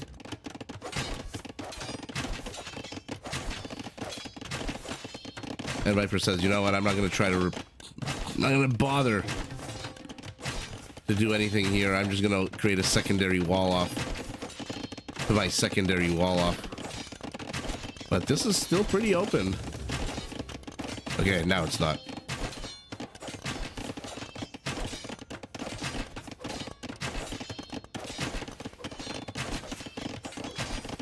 Oh yeah, Superjet, it's been it's been eventful. Look at this, a preemptive pull here. Actually, not preemptive at all. He lost the villager. The Viper gets the first kill for himself, and it's a good kill. But yeah, once the move is over, once I'll be able to focus more on the channel, I'm going to start ramping up the social media. Try to get my name out there. Maybe cast a tournament or two. Although I'm in no rush to fly anywhere at the moment. So the Viper getting a kill, a villager kill, is not bad at all. That being said, Liereyy is still ahead 10 vills. Hi Alpha, my name is Isaac. Leaving a spearman behind just to keep an eye on things. And look at Liereyy, just the map vision. Mobile, present. He knows where to look. Hey, are you on gold? Hey, what are you doing? Camel Archer's trying to bust into here, but a third wall off with a market and probably a house will keep them out. They see it, they back away. Okay. So he forced a market to be placed. I'm surprised Liereyy didn't have a market till now. A third town center for our Burgundian. Second already up for our Berber. Ooh, crossbowmen versus camel. Now, camel archers are fairly tanky. The base model coming with 75 HP. Decent amount of mobility. I should say 55 HP with Bloodline 75. I might want to heal some of these up. 2 of them are dangerously low on HP. Is he shoving them into the castle? Well, if you're gonna just hang out, go into the castle.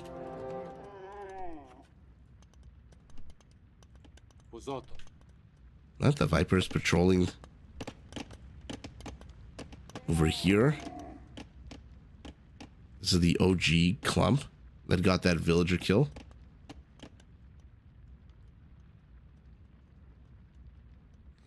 Lierey's map presence is kind of stalled out a little bit. He is focusing primarily on his economy, training 3 villagers at a time.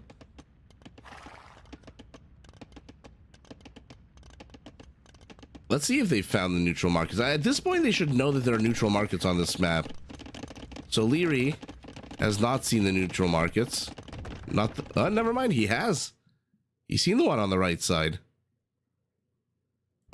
Where's the Viper? Viper has not. Not the left, not the right. The Viper's vision is firmly here in the center, where he's moving out with a good quantity of camel archers. 17. This is his entire army here. 17 and a scorpion. Literally his entire army is moving out. But there's so many crossbowmen. 865 stone for our Burgundian moving out with no fewer than 10 villagers. Blue stops to kill an ostrich, but that's what you get. Scorpion avenges the wildlife. Castle drop. Ooh, I don't know. You know your opponent's castle is here. Maybe explore first before you think you're going to kill some lumberjacks. Because there's not a lot of there's no lumberjacks left here. Another villager killed. By the way, the Viper's killed 7 villagers so far.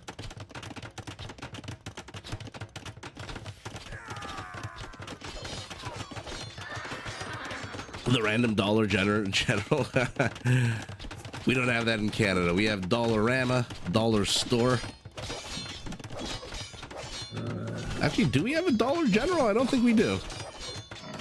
Oh my goodness, the Vipers managed to penetrate the rear of the base, taking out a few more villagers. Actually, a lot more villagers. 19 to 20. 22. Oh my goodness. And I love that Liereyy walled in his fishing industry. Brilliant. Otherwise, that would be a lot of dead fishing ships. But wow, the Viper, in the blink of an eye, 23 kills, 13 in the economy. In the meantime, Lierey's castle isn't really accomplishing very much.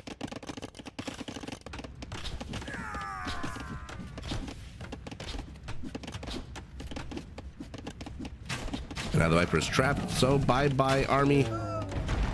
And our Berber has no army count whatsoever. Except for this guy. Where are you? Okay. He trained 1 camel archer. Lierey's an Imperial. Treb is coming out. Cavalier is coming out for a Burgundian. Remember, their stable techs are 50% cheaper, which means they're usually first to Paladin. Look at how cheap that is.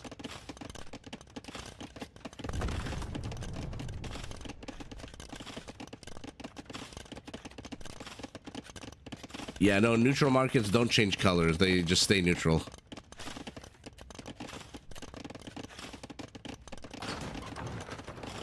Same store with a different color scheme. Yeah, they're all the same. Dollarama, Dollar Store.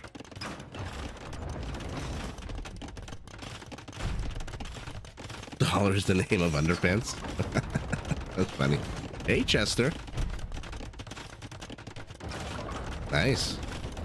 Join us. Viper is almost an Imperial himself. He's added in some light cavalry units. But our Burgundian has trained an anti-archer army. Skirmisher, Scorpion, 2 Trebs. And now the Viper is in the shitty position of having to repair this castle, spending the last of his stone.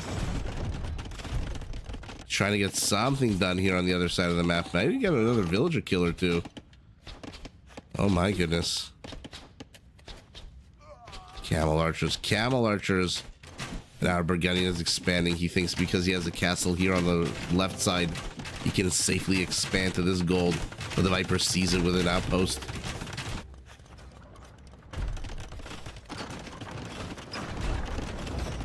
This is such a not scary army, except for the light cav, but they have no attack upgrades whatsoever. So this Treb, there is no chance in hell this Treb is falling. You don't even have forging. Viper's castle is down. Viper's Treb might be next here. No, it packs up and gets ready to leave. And here we go. The counter archer army is moving forward, but the Viper has added in a few light cav. He is the Berber. He is an Imperial. Maxed out discount on all stable units. He's going up to 8 stables. Does not have the gold for Hussars just yet. So he's got pure armor upgrades on his cavalry, which is interesting. Cavalry are going to be able to... Okay, be able to get that one Cavalier. Remember Burgundians? There's that Paladin upgrade. No bloodlines means they are a bit lackluster when it comes to their cavalry line. All right, no forging, but enough units to kill those 2 Trebs. The problem is you left one alive. What was the when Arya kills House Frey? What does she say? She said you killed, but you didn't kill all of you. Something about the you killed the Starks, but you didn't kill all of them. And if you leave one wolf alive, the sheep are never safe. I forget exactly what her speech was when she takes out House Frey. But that's exactly the same logic here. You left a Treb alive. Now there's 2 Trebs, soon to be Paladins on the field.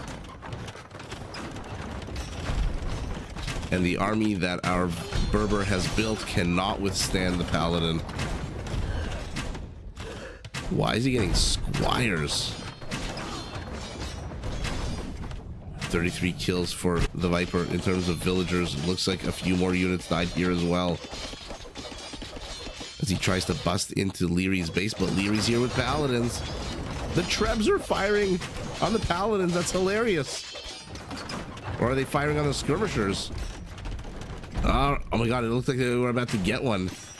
And in they move, but again, only 160 HP. Not the scariest of Paladins. Not as shitty as a Celtic Paladin, but shitty nonetheless. But a shitty Paladin still gets 2 Trebs.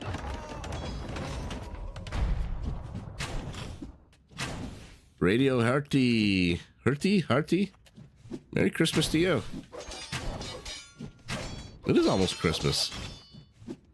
Man, this year flew by. Stable here for the Viper, so he's going to try to come at Liereyy from multiple angles. He's busted his way in. And now he's up to 38 villager kills while securing himself the gold here on the right side. But Paladins are en route. Viper's added more camels. Now his army is very much a Paladin killing army. Oh yeah, Paladin versus heavy camel rider. Let's see it.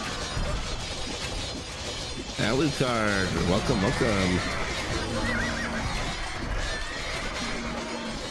I mean, the skirmishers are adding a tiny little bit of damage, are they not? A few HP points here and there.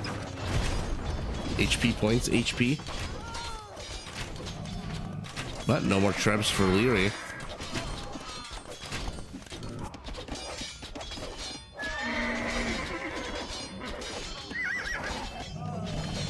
Viper gets cleaned up in the rear of the Burgundian base.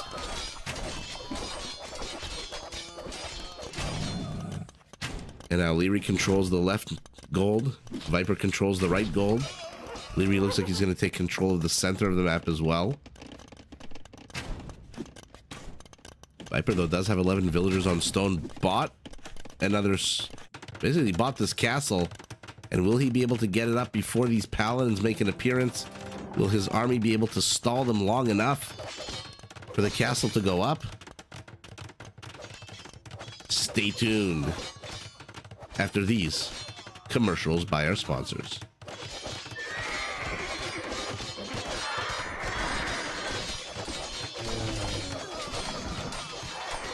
Burgundians do get better hand cannoneers. They come with 25% more punch. And Liereyy. I didn't expect the game to be over that soon. Really?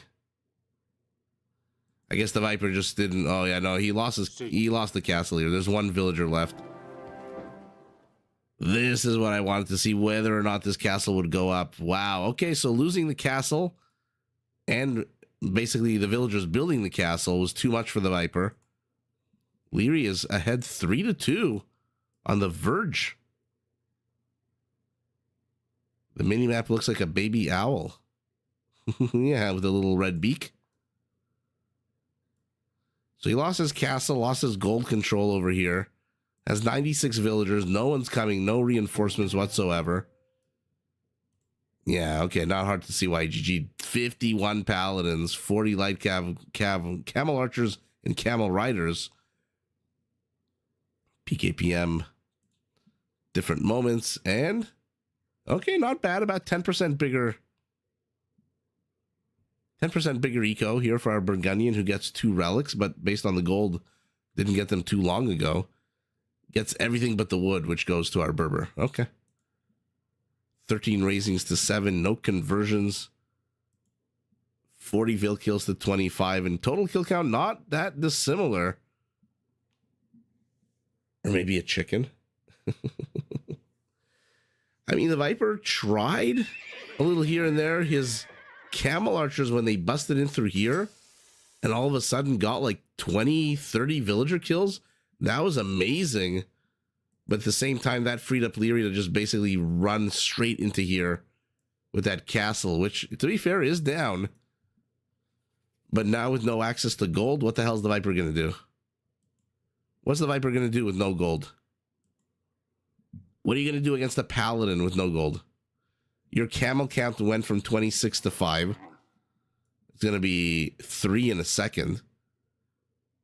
And there's not really much that you can do. So a decent tap out for the Viper there. Despite a bit of a back and forth game, I would say. Even though Liereyy took early map presence, the Viper took it back real quick with those more mobile camel archers.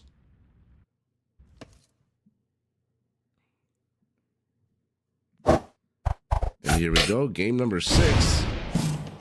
Ooh, Gunpowder Wars. We've got the OG Gunpowder Civ in the game. The Turks taking on the newer model Gunpowder Civ, the Portuguese. On the first map that we saw of the evening, Triple Bypass. And let's see. Where are the berries here for our Portuguese? They're here to the back. So a little bit extra wood there for them. Turks, the gold, which they mine faster in the rear. Not bad at all. So what will the Viper do? Will he push in like Hera pushed in? Will he take a more steady economic approach and go for the sides? For now, both players exploring outside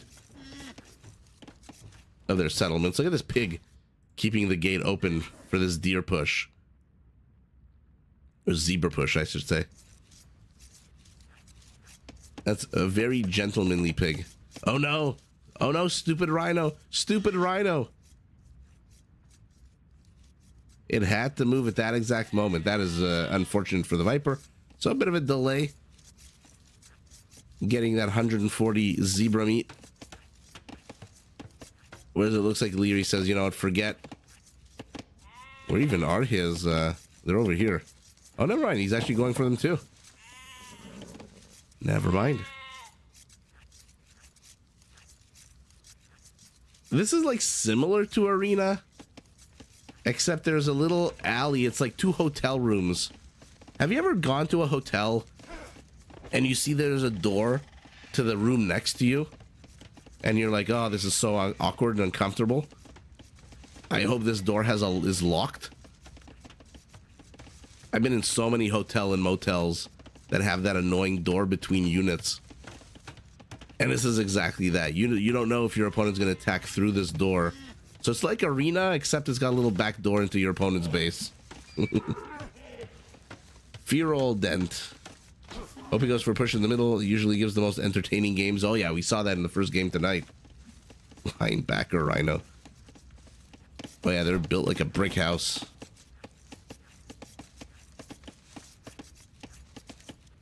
For now, nobody seems to be too interested in pushing anything.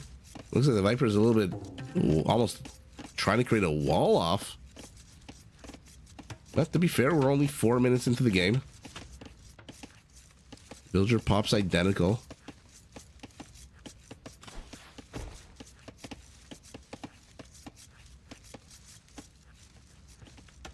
Yeah, I'm curious to see if this goes long game. I mean, the fact that the Portuguese have Feitorias, the fact that all of their units cost less gold is pretty darn. I mean, they have access to every single non-unique gunpowder unit in the game.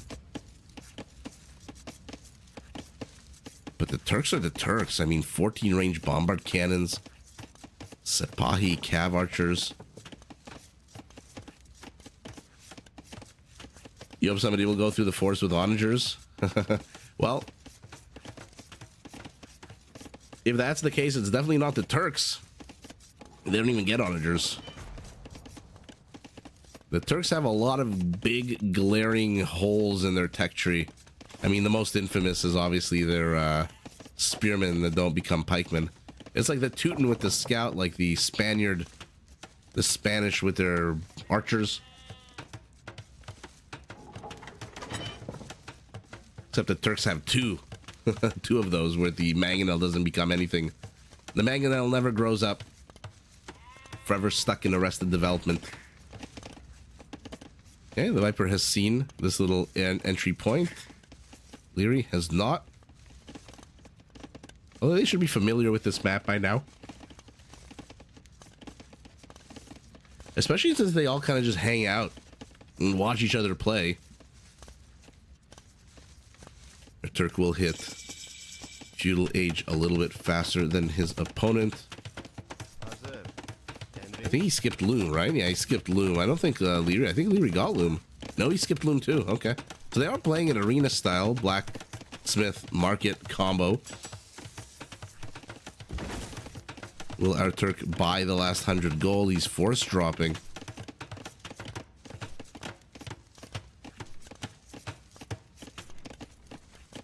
These civs are red phosphorus favorites? I think Portuguese are. I'm not too sure about Turks. I think Portuguese were like the OG civ of his when he first started making the build order with the organ gun. All right, Liereyy clicks into Castle Age as the Viper clicks up into Feudal Age.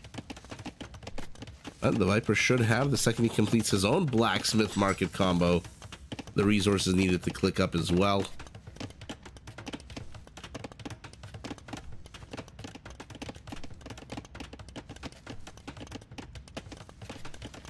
Oh yeah, Turks are, once you hit Imperial, you just, it's literally like an injection of steroids. And now he's behind about 1 minute and 15 seconds into Castle Age, but doesn't matter. Oh, maybe it does. I was gonna say, Liereyy doesn't look like he's moving out anytime soon anywhere. And the Viper's exploring. Okay, the Viper's done some good exploration here of the map. Liereyy has not. He went around the north. He saw the Viper's base. He's going into the center with these villagers. Remember, you can't construct anything on this dead sand. Just in case you don't remember, the developers adding a bunch of skeletons. And Liereyy stonewalls this in. This is exactly what Mr. Yo should have done instead of that house that he put here. Should have stonewalled as fast as possible.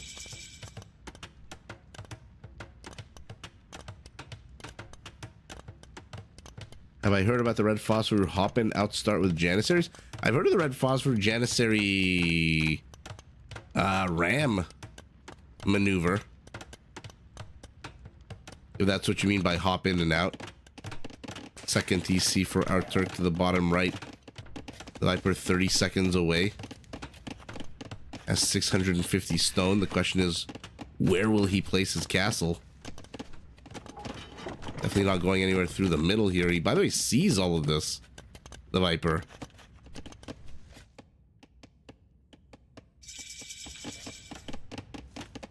Okay. Right in the front of there.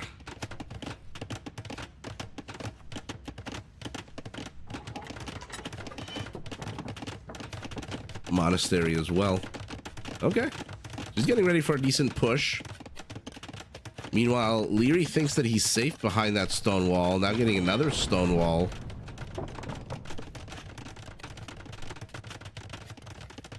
So safe that he can go and focus on 3 town centers. Viper going in, 1 TC all in. Oh, why'd you delete that? What's the point of deleting that?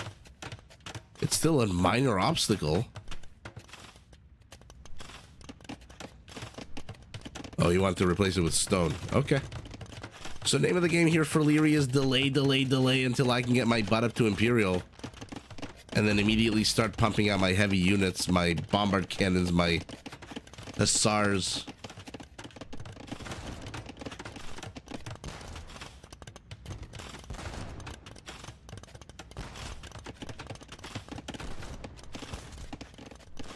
That 3 wall-offs. Oh my goodness, 4 wall-offs.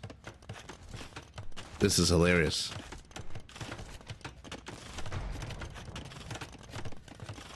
This is absolutely hilarious. At the same time, Viper is being chased. Will Liereyy go into the base? Will he fall for it? No, he doesn't. Still no kills 15 minutes into the game. Viper takes the center relic, and now he's going to go out to the villagers constructing the wall off. And there we go. First kill, first kills going to the Viper.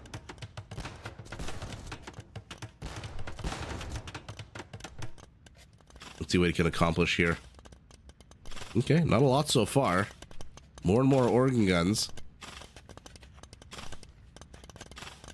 I mean, this map kind of forces you to go into the center if you want the not forever attack, right? I mean, otherwise you have to send your villagers all the way here, west, south, and then place your castle somewhere here. Where is Liereyy going, by the way?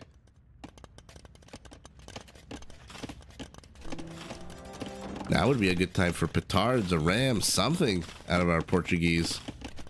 Who's sitting pretty on 1 relic. Down 5 villagers. We'll have wheelbarrow though, so that does help even up productivity of those 35 villagers that he's got.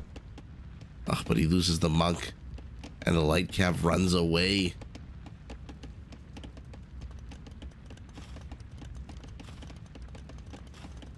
Huh, 80% of the map is one big blind spot, exactly.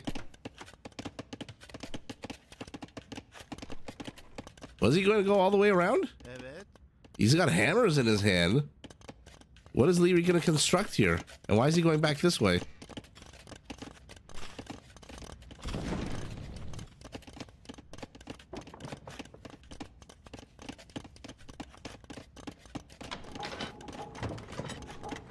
Viper organ guns are heading all the way around here. Never mind, Liereyy is going back into this settlement. You know what? Not bad. He sees nothing coming out of the Viper. He must suspect and wonder where the hell are these organ guns. Let's take a look at his line of sight as he discovers he's about to get fired into. I want to build a TC on the berries. Got it.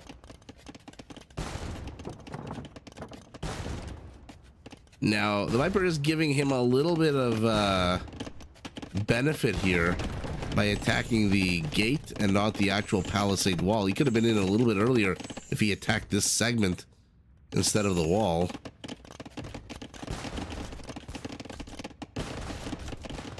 But point is that he's in.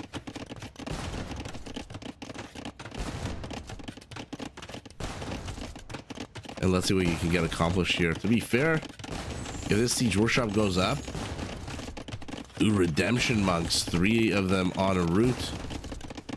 Or rather, 3 of them here. Where are these 3 monks? Here they are. Let's see him. Let's see if Liereyy can convert this army. For now, laming a few farms. That's all fine and dandy. But you need a lot more damage than that. There you go, the Viper moving this way with Rams.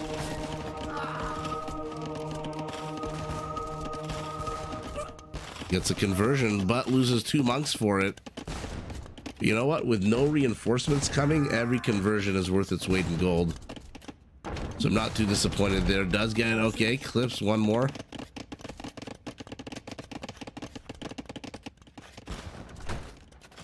Viper going after the corner piece here. And then I'm hoping he'll go after this piece here with the opening.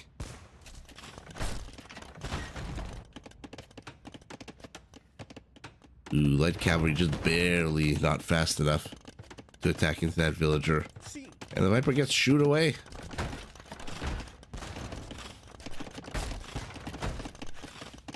Ooh, why aren't you going to here? They're surrounded by a bunch of weak spots. And to be fair with mangonels, I don't know that the Liereyy has anything really to worry about unless he gets converted. He needs some kind of ranged unit here to keep the monk away from him. Seems super over? Really? Calling it already? I mean, the Viper's villager count is low. Not really accomplishing very much. He keeps losing organ guns on the left to these mangonels. Another organ gun gets converted. Will he get reconverted? Nope, deleted instead. And here we go. 2 of the 3 walls segments have been destroyed. Hideout with a lane connecting the bases. Yeah, exactly. And oh yeah, Portuguese. A lot of talk about Turkish fast imperial, Portuguese fast imperial here from the Viper. And Liereyy is just now clicking up to imperial. But the Viper has a castle. Castle brings out a Treb. Treb has big old rocks that are thrown towards town centers.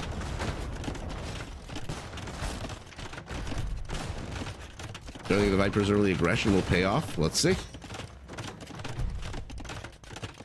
Those organ guns trying to bust into here certainly didn't accomplish very much.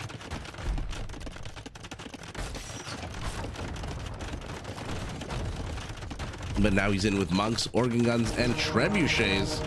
Uh-oh. Emergency castle going up.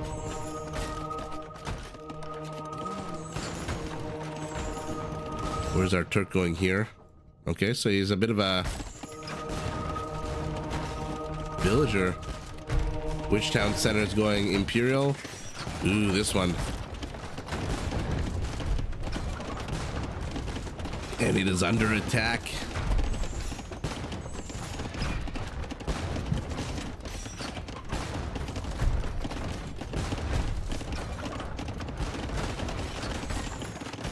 Alto Rendimento Academy, thank you so much. I appreciate that. I'm glad you enjoy the content and hopefully see you soon. Have a fantastic night. Is he gonna stop the Imperial? No, he's repairing the town center now. But he's gonna hit Imperial with no town centers. With literally 1 town center and a half-dead castle. And the Viper's early stage aggression, even though I don't think it accomplished very much, the follow-up really did. There's Imperial, but what the hell do you do in Imperial now as Liereyy? You have 35 wood in the bank, and whatever you have in the bank is being spent. Now you don't have any town centers. And the Viper looks like he's about to even up the series.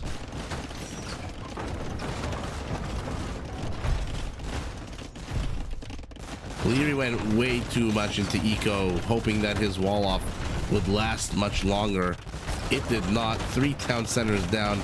Castle has no chance against 3 Trebs. And Liereyy has no army. He's going Hussars just because the Turks get them. 1 armor upgrade on the Hussars. His monk is dead. He's got a bit of a side profile here, just like Mr. Yo had.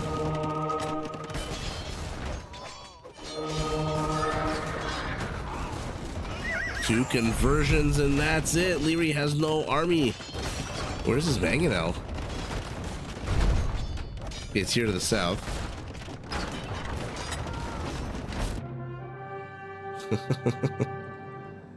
And the Viper evens up. We are going to get to see a game number 7. Oh, man. These two have the energy of much younger men. It is, oh my goodness, like casting and watching these games takes a toll, but I can imagine playing them. 7 freaking games. The Viper steamrolling with the fast Imperial Age Portuguese. Looks like he's also building a Feitoria here in the back, right next to the other Feitoria. You can tell because the square on the map is so much bigger than anything else. And so why the hell not? You're getting up to 3 Feitorias. They're not cheap with the 300 stone, 350 gold. But wow. The Viper just methodically, I mean, he started with a TC to the north, the center, the south. If he started to the south, the center, the north, I think Liereyy would have tapped out once that TC fell. But holy moly, a 28-minute game. Organ guns, monks to light cav monks. BKPM a minute, 15 minutes in, so different times. Can't imagine the economies are that dissimilar. Yeah, about 5% difference in economy. 4 conversions to 2. I'm surprised Liereyy even got 2 conversions, but 17 raisings to 0. Of that, 3 town centers and a castle. The Viper just methodically, building by building, gutting the infrastructure here. And Lierey's got nothing. He's got another town center off here as Mr. Yo did. But unlike Mr. Yo, he is not continuing the game. And Viper evens up the series. And let's take a look at the last game of the evening. The last game of the set.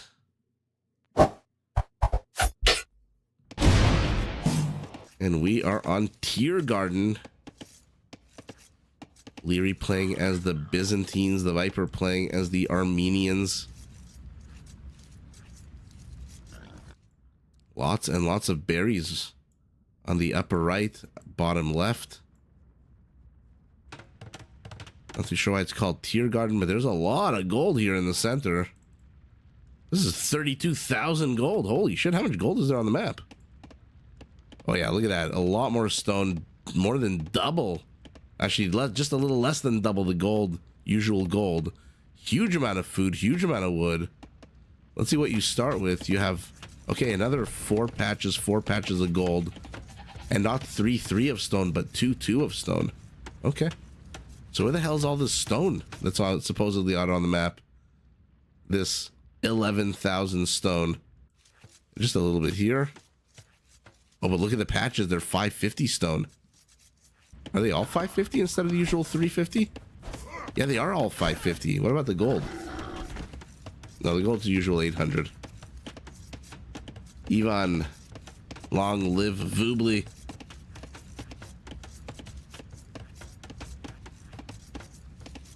It's got to be named after the garden in Berlin, right? Well, I don't remember seeing any obelisks in Berlin. This has more of like a Paris or Washington, D.C. vibe. Very interesting. Not too sure what the hell to make of this map. Our Armenian, naturally advantaged here. All their donkey cart technologies, meaning their lumberjacks, their gold miners, their stone miners, in this case lumberjacks, all get bigger benefits from their upgrades.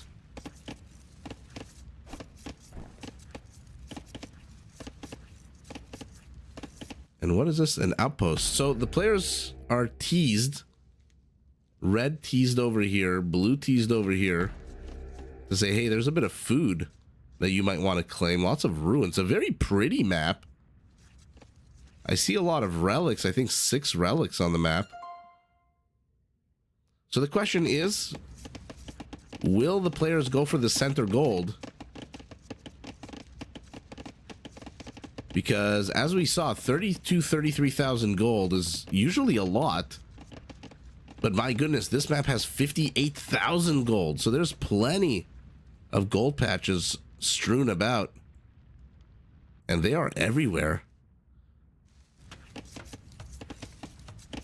24-hour stream? I don't think so. That is beyond my abilities at the moment. I need to get like a bunch of energy drinks and stuff like that before I could do a 24-hour stream.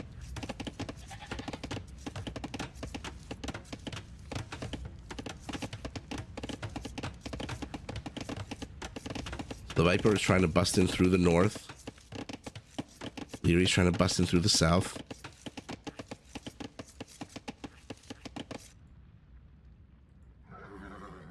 Where's Lierey's scout? He's back home. Okay, gets a few more goats. What a back and forth series between these two players. But Liereyy hits Feudal Age first. A few seconds behind him is the Viper. Not too big of a deal. The map is fairly large, which means being behind your opponent a few seconds here and there, going up to the next stage, not the end of the world. And the Viper loses his scout. Liereyy draws first blood, kills. Now his scout moves faster in Feudal. Both getting double bit axe. Of course, they want to bust their way into that center gold. Have they explored? Do they know that there's other gold patches around the map? Yeah. I mean, this naturally benefits. Oh, Spearman does a run-by, a drive-by, poking, and down goes that scout before really discovering anything, right? Yeah, he didn't see a thing, did Liereyy? But Armenians naturally advantaged, right? They can just keep moving their donkey cart from one patch of resources to another, to another, to another, without having to spend 100 wood.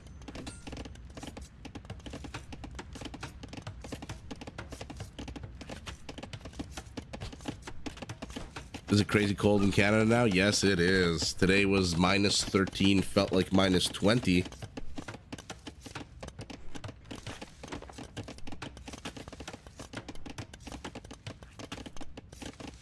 Yeah, unfortunately because of the bots, we don't allow links, but I will Google it.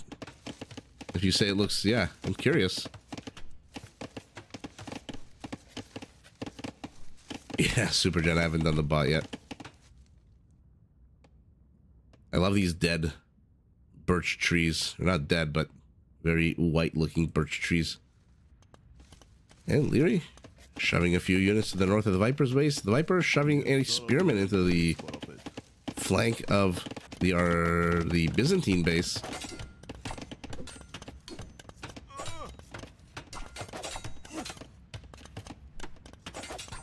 Now the Armenians, ooh. On a map with this much gold, cataphracts really should not be an issue. And the Armenians are, on the whole, primarily an infantry civilization. I mean, 100 HP champions are nice, but when you've got cataphracts with logistica, I don't know. What does the Armenian rely on here? Arbalesters? I don't know. I'm trying to look at their tech tree.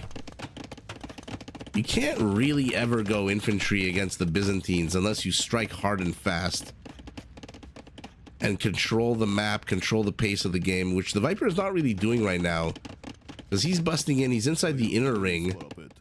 So is our Armenian, our Byzantine. But I think the Viper needs to control the pace of the game. Otherwise, I fear for our Armenian. The Byzantines are such a tough civ to go up against when you're just a one-trick pony. Oh, he's not paying attention, the Viper.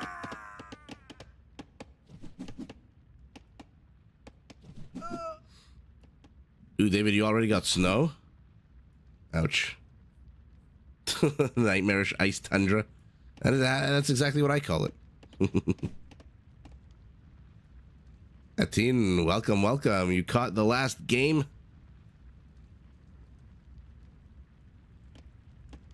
Devil inside, and yeah, where I am in Toronto, it was minus 13, feels like minus 20 today. It was freaking disgusting and freezing and cold. Cast of innuendos.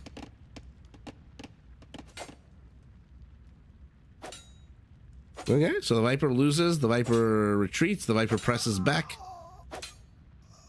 And what's coming to reinforce this even more? Really? Even more skirmishers? Surprised?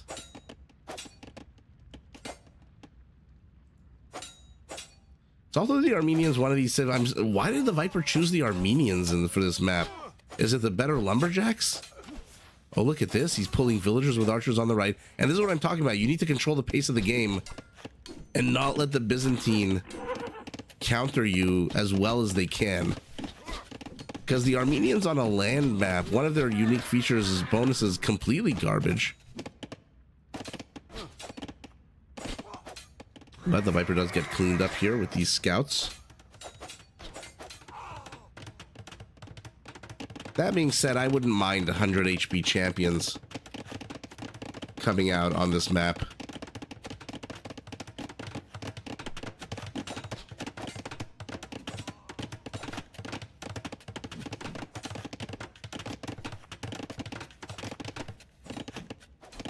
Oh, so far the games were an absolute crazy set of games. Oh, Devil Inside Vancouver, that's why. You guys just get a lot more rain than we do, though. And I don't mind the rain. Shwitang. Hello, we are still here. Men with guns. Chase continues. Both players have 12 kills. Neither player has expanded yet to these very lush berries. 6,400 food here. Although, if I'm not mistaken, the Armenians cannot gather these with their donkey carts. They need mills for this.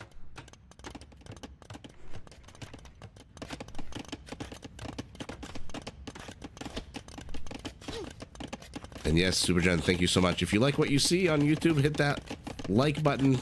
Consider subscribing. On Twitch, hit that follow button. And more to come. Like I said, I felt really sick yesterday, so I couldn't live stream, but assuming I feel better and better, and I have been muting my microphone nonstop tonight to cough, but assuming I feel better, will be more live streams. I'm planning a pretty lengthy live stream schedule this week. Again, assuming I don't get sick and assuming the internet doesn't crap the bed. Okay. Couple of scouts just hanging out at the same time.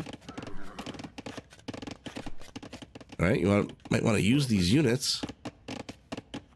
That being said, the Byzantine counterforce, 8 skirmishers is already here. One of these scouts already died. Yeah, he wasn't paying attention, Liereyy, and so the spearman closed.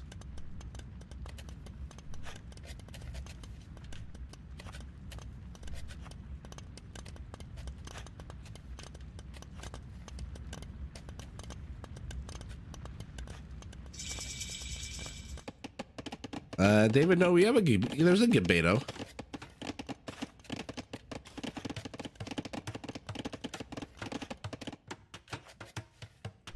Okay, Viper, will he discover the wall off? Yeah, he is discovering this wall off. I'm surprised Lierey's carving out such a small nook for himself, leaving all of this forest outside of it. Oh yeah, the Viper's being real aggressive with that scout. What did you think would happen? And Liereyy is not being aggressive at all with these skirmishers, keeping them close to home. And these crosswomen are in a world of trouble right now. But the Viper is in Castle Age, which means if he wanted, technically he could get champions right now. And he gets shooed away. And this is what I'm talking about. The Viper needs to set the pace of this game. Keep his opponent pinned back. He's got 8 villagers on stone. He's got enough stone for a castle.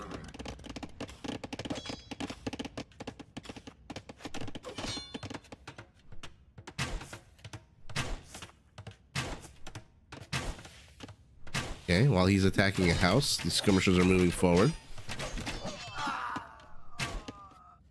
It's hard to fight against that Byzantine discount head on.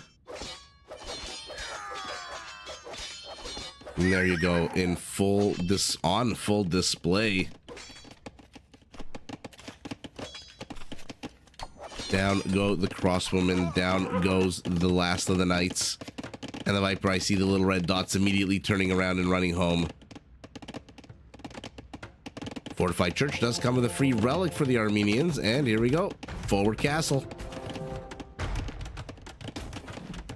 So it is going to be a fight over the gold. But the camels close in on the Scorpion. Then they back away inexplicably. The Viper backs away inexplicably. Why are you not constructing your castle still? Ooh, he deletes it.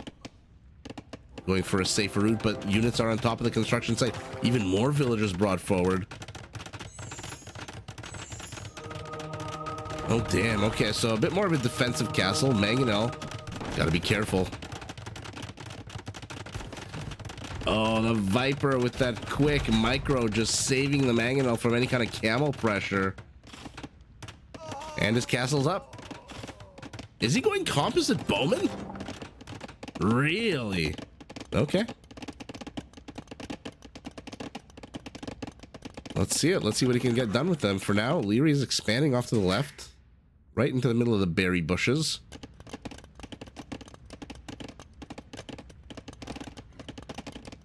Viper firmly in control of the gold patch to the center of the map. You want to keep the wall open. Ah, got it.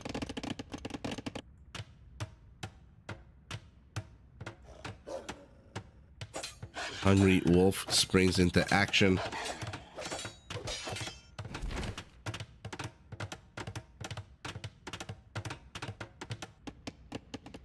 But what will happen here?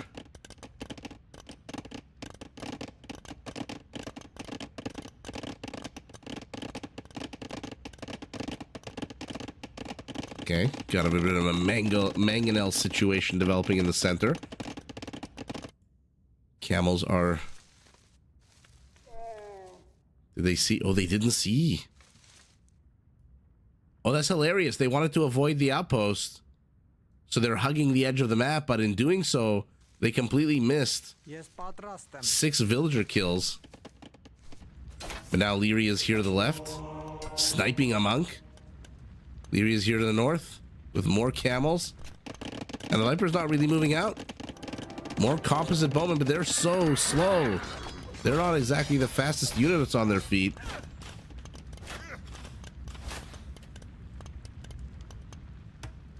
Ooh, saving the gold miner. Stone miner, rather. My apologies. Camel versus wolf.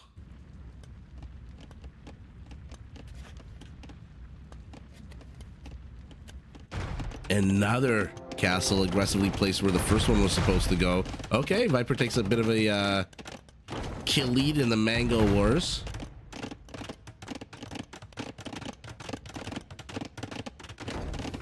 Well, Lierey's moving forward with another group of skirmishers this time. And again, manages to knock down the castle that the Viper was trying to build. I mean, the Viper castle canceled it, but you know what I mean? He managed to threaten it sufficiently that it got canceled. At the same time, he's running straight for these composite bowmen. 1, 2, 3 go down in the blink of an eye. Meanwhile, skirmishers are chasing these villagers. Has he seen this yet? He still hasn't seen this. And another castle for the Viper. Another safe location. I mean, they're good castles in order to train your composite bowmen out of. But they're not exactly protecting this gold. Oh, this one might not even go up. 50%. The villagers are under attack. Scorpion is enough to kill a few units, shoos away the rest of the army. Meanwhile, a third PC going up for our Byzantine, who has not suffered that many villager losses just yet.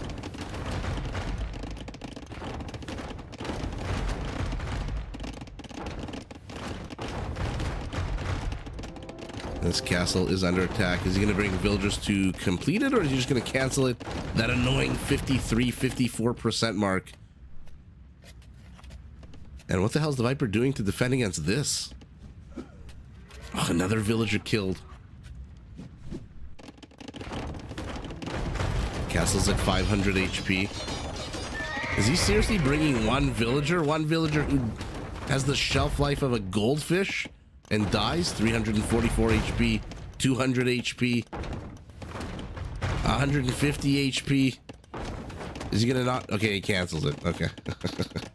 He's gonna have to buy 100 stone if he wants to plop down another castle. But look at that. The Viper strikes back, killing a skirmisher and now attacking an outpost. Over here, his villagers have had enough. They're attacking camels, but now even more military from our Byzantine. All 25% off. Our Byzantine is literally training his discounted units only. Skirmishers, camels, and spearmen. A few mangonels. And he replaces the castle exactly where it was before. What is going on with the Viper in this game? Ooh, he walks straight into a mangonel shot as well. Ah, no. Do you get a partial refund if you cancel a construction? You do, absolutely do. If you cancel, let's say it's 75%, then you get 25% of the resources back. Ooh, kills the 2 repairing villagers. And the mangonel. Camels are closing, but the composite bowmen are enough to shoo them away. Meanwhile, the Viper has no real answer for this here. He's an Imperial first, which means he can get a Treb out. And I say a Treb because he doesn't have the gold for 2.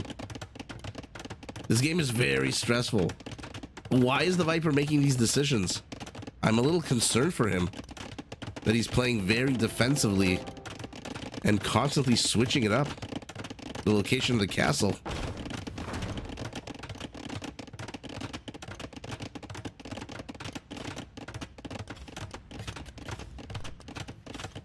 Skirmishers. We've seen in the past that they do okay against composite bowmen. Obviously, they come with that nice attack bonus against archers, +4. But the fact that the composite bowman ignores armor, right now taking 7 HP off of a 35 HP unit, and it attacks almost twice as fast, actually. No, not yet.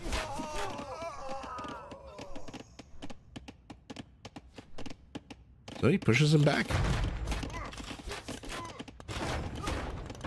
Despite some defensive playing out of the Viper, he is slowly securing his side of the map. Composite bowman clear up the last of the skirmishers, but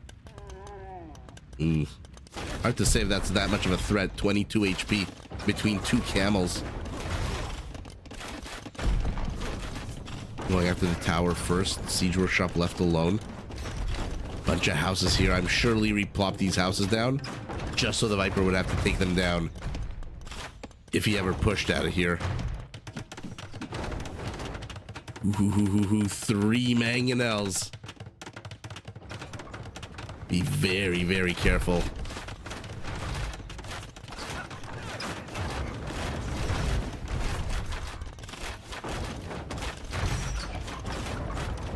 So Viper is clearing up the infrastructure.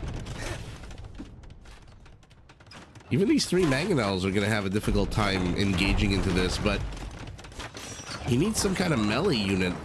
Our Armenian. Oh, and now the camel raiding has stopped. The light cavalry raiding begins. Viper's raiding as well. I have a feeling there's going to be like 10 different fields of battle here.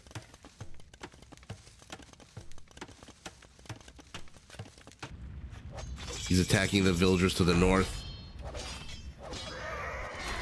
But the houses are falling, and once the houses fall, nothing's stopping the Viper from pushing in even more. Skirmishers are chasing composite bowmen. Villagers aren't too safe here, but they're not in that much danger either.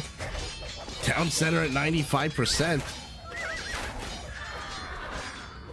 And this is so annoying. Every time the Viper wants to get anything accomplished, he has to return here with his composite bowman to deal with this threat. And finally, Blue will see this mill, but it's already too late. There's a town center up and running.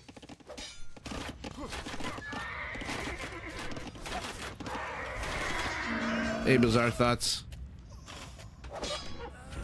Liereyy is not a full-time player, right? Ooh. I think he is.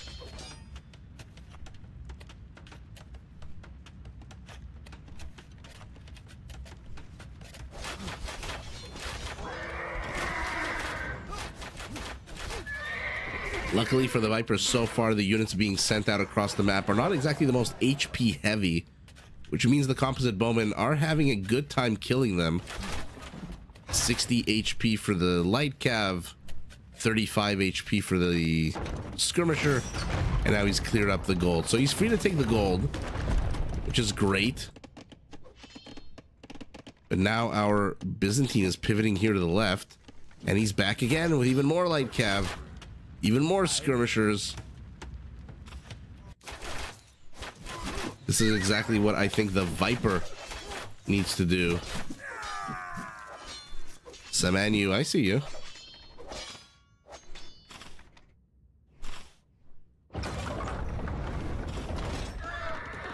And now this town center is under attack. 24 villager kills to 11. Okay, but there's a scorpion here. Should help out against these units with ballistics. Town center was ultimately completed. Now the skirmishers are stuck between a rock and a hard place. Not too sure why the composite bowmen are still here. Leave the TC and the scorpion to get the job done. Don't risk your own life. Town center is down. Villagers on the run, but look at this clump of composite bowmen as it turns around and runs away. Okay. All right. Thought they would press in a little bit more. Again, they're not that bad against skirmishers.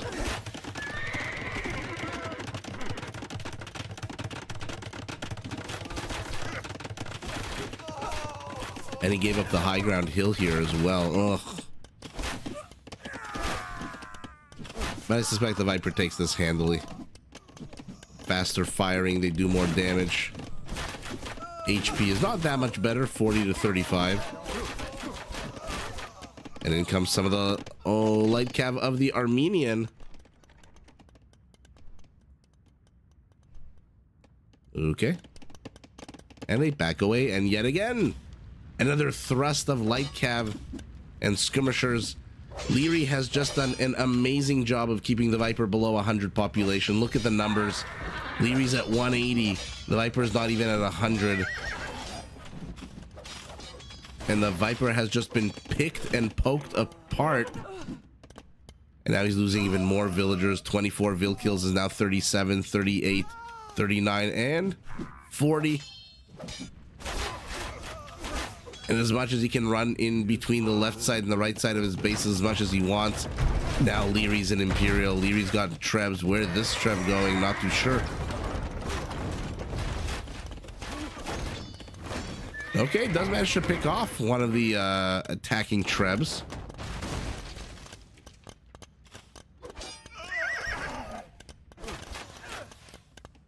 Thumb ring for our Byzantine, who is just, oh goodness gracious. This is unfortunate for the Viper. This is literally what I think he needed to be doing. Again, I question why he chose Armenians for this map.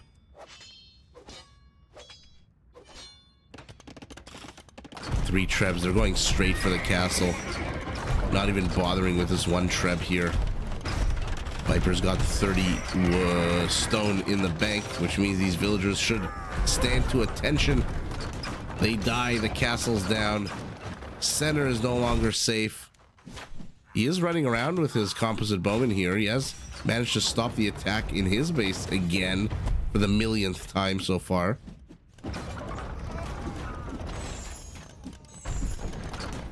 Ooh, he's got to make sure his Trebs run away. Yeah.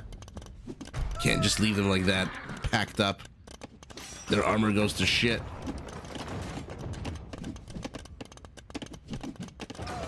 Why doesn't he just wall in his base? Yeah, that is a very good question.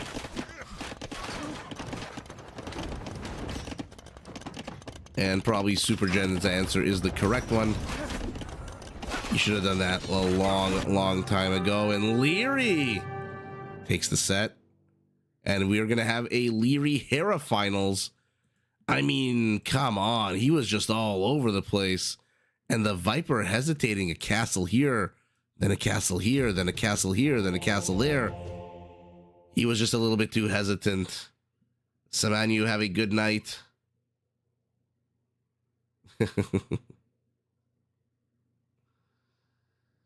He fell victim to the gold rush. He did indeed. And which is the sad part about this, again, you don't need that gold. There's like 20-something thousand gold all over the map anyway. And you're the Armenians. You have a donkey cart that can follow you from gold patch to gold patch. And unfortunately, yeah, Liereyy just picked him apart. Villager kills almost doubled, 210 kills more for the Viper. Not surprising there when you're fighting skirmishers. But look at these numbers. I mean, this is just all trash units. 331, 38. So PKPM different times of the game. And another game where we have basically a 40, 50% bigger economy. And even though the Viper did get one relic. Okay. Scarce resources going to him. Surprised it's only 4,000 more gold. But the trash, this is where the Byzantine won. The trash plus the 25% discount. Wow. 2 conversions, 16 raisings to 8. That was just a fantastic game to end it on. And to be fair, if Liereyy wants to beat Hera, this is how he has to play. He has to control the game. He has to send army groups everywhere. He has to keep himself safe. 29 villager kills. If this was Hera, it would have been 59 villager kills. So Lierey's going to have to tighten up his defense a little bit. But his offense was fantastic here. The Viper just didn't get a moment's rest. Absolutely not. You hate playing against the Armenians? Well, everyone, thank you so much. My voice is starting to crack, which means it is time for me to go to bed. It's 1 a.m. Wow, almost a 5.5 hour stream. Not bad at all.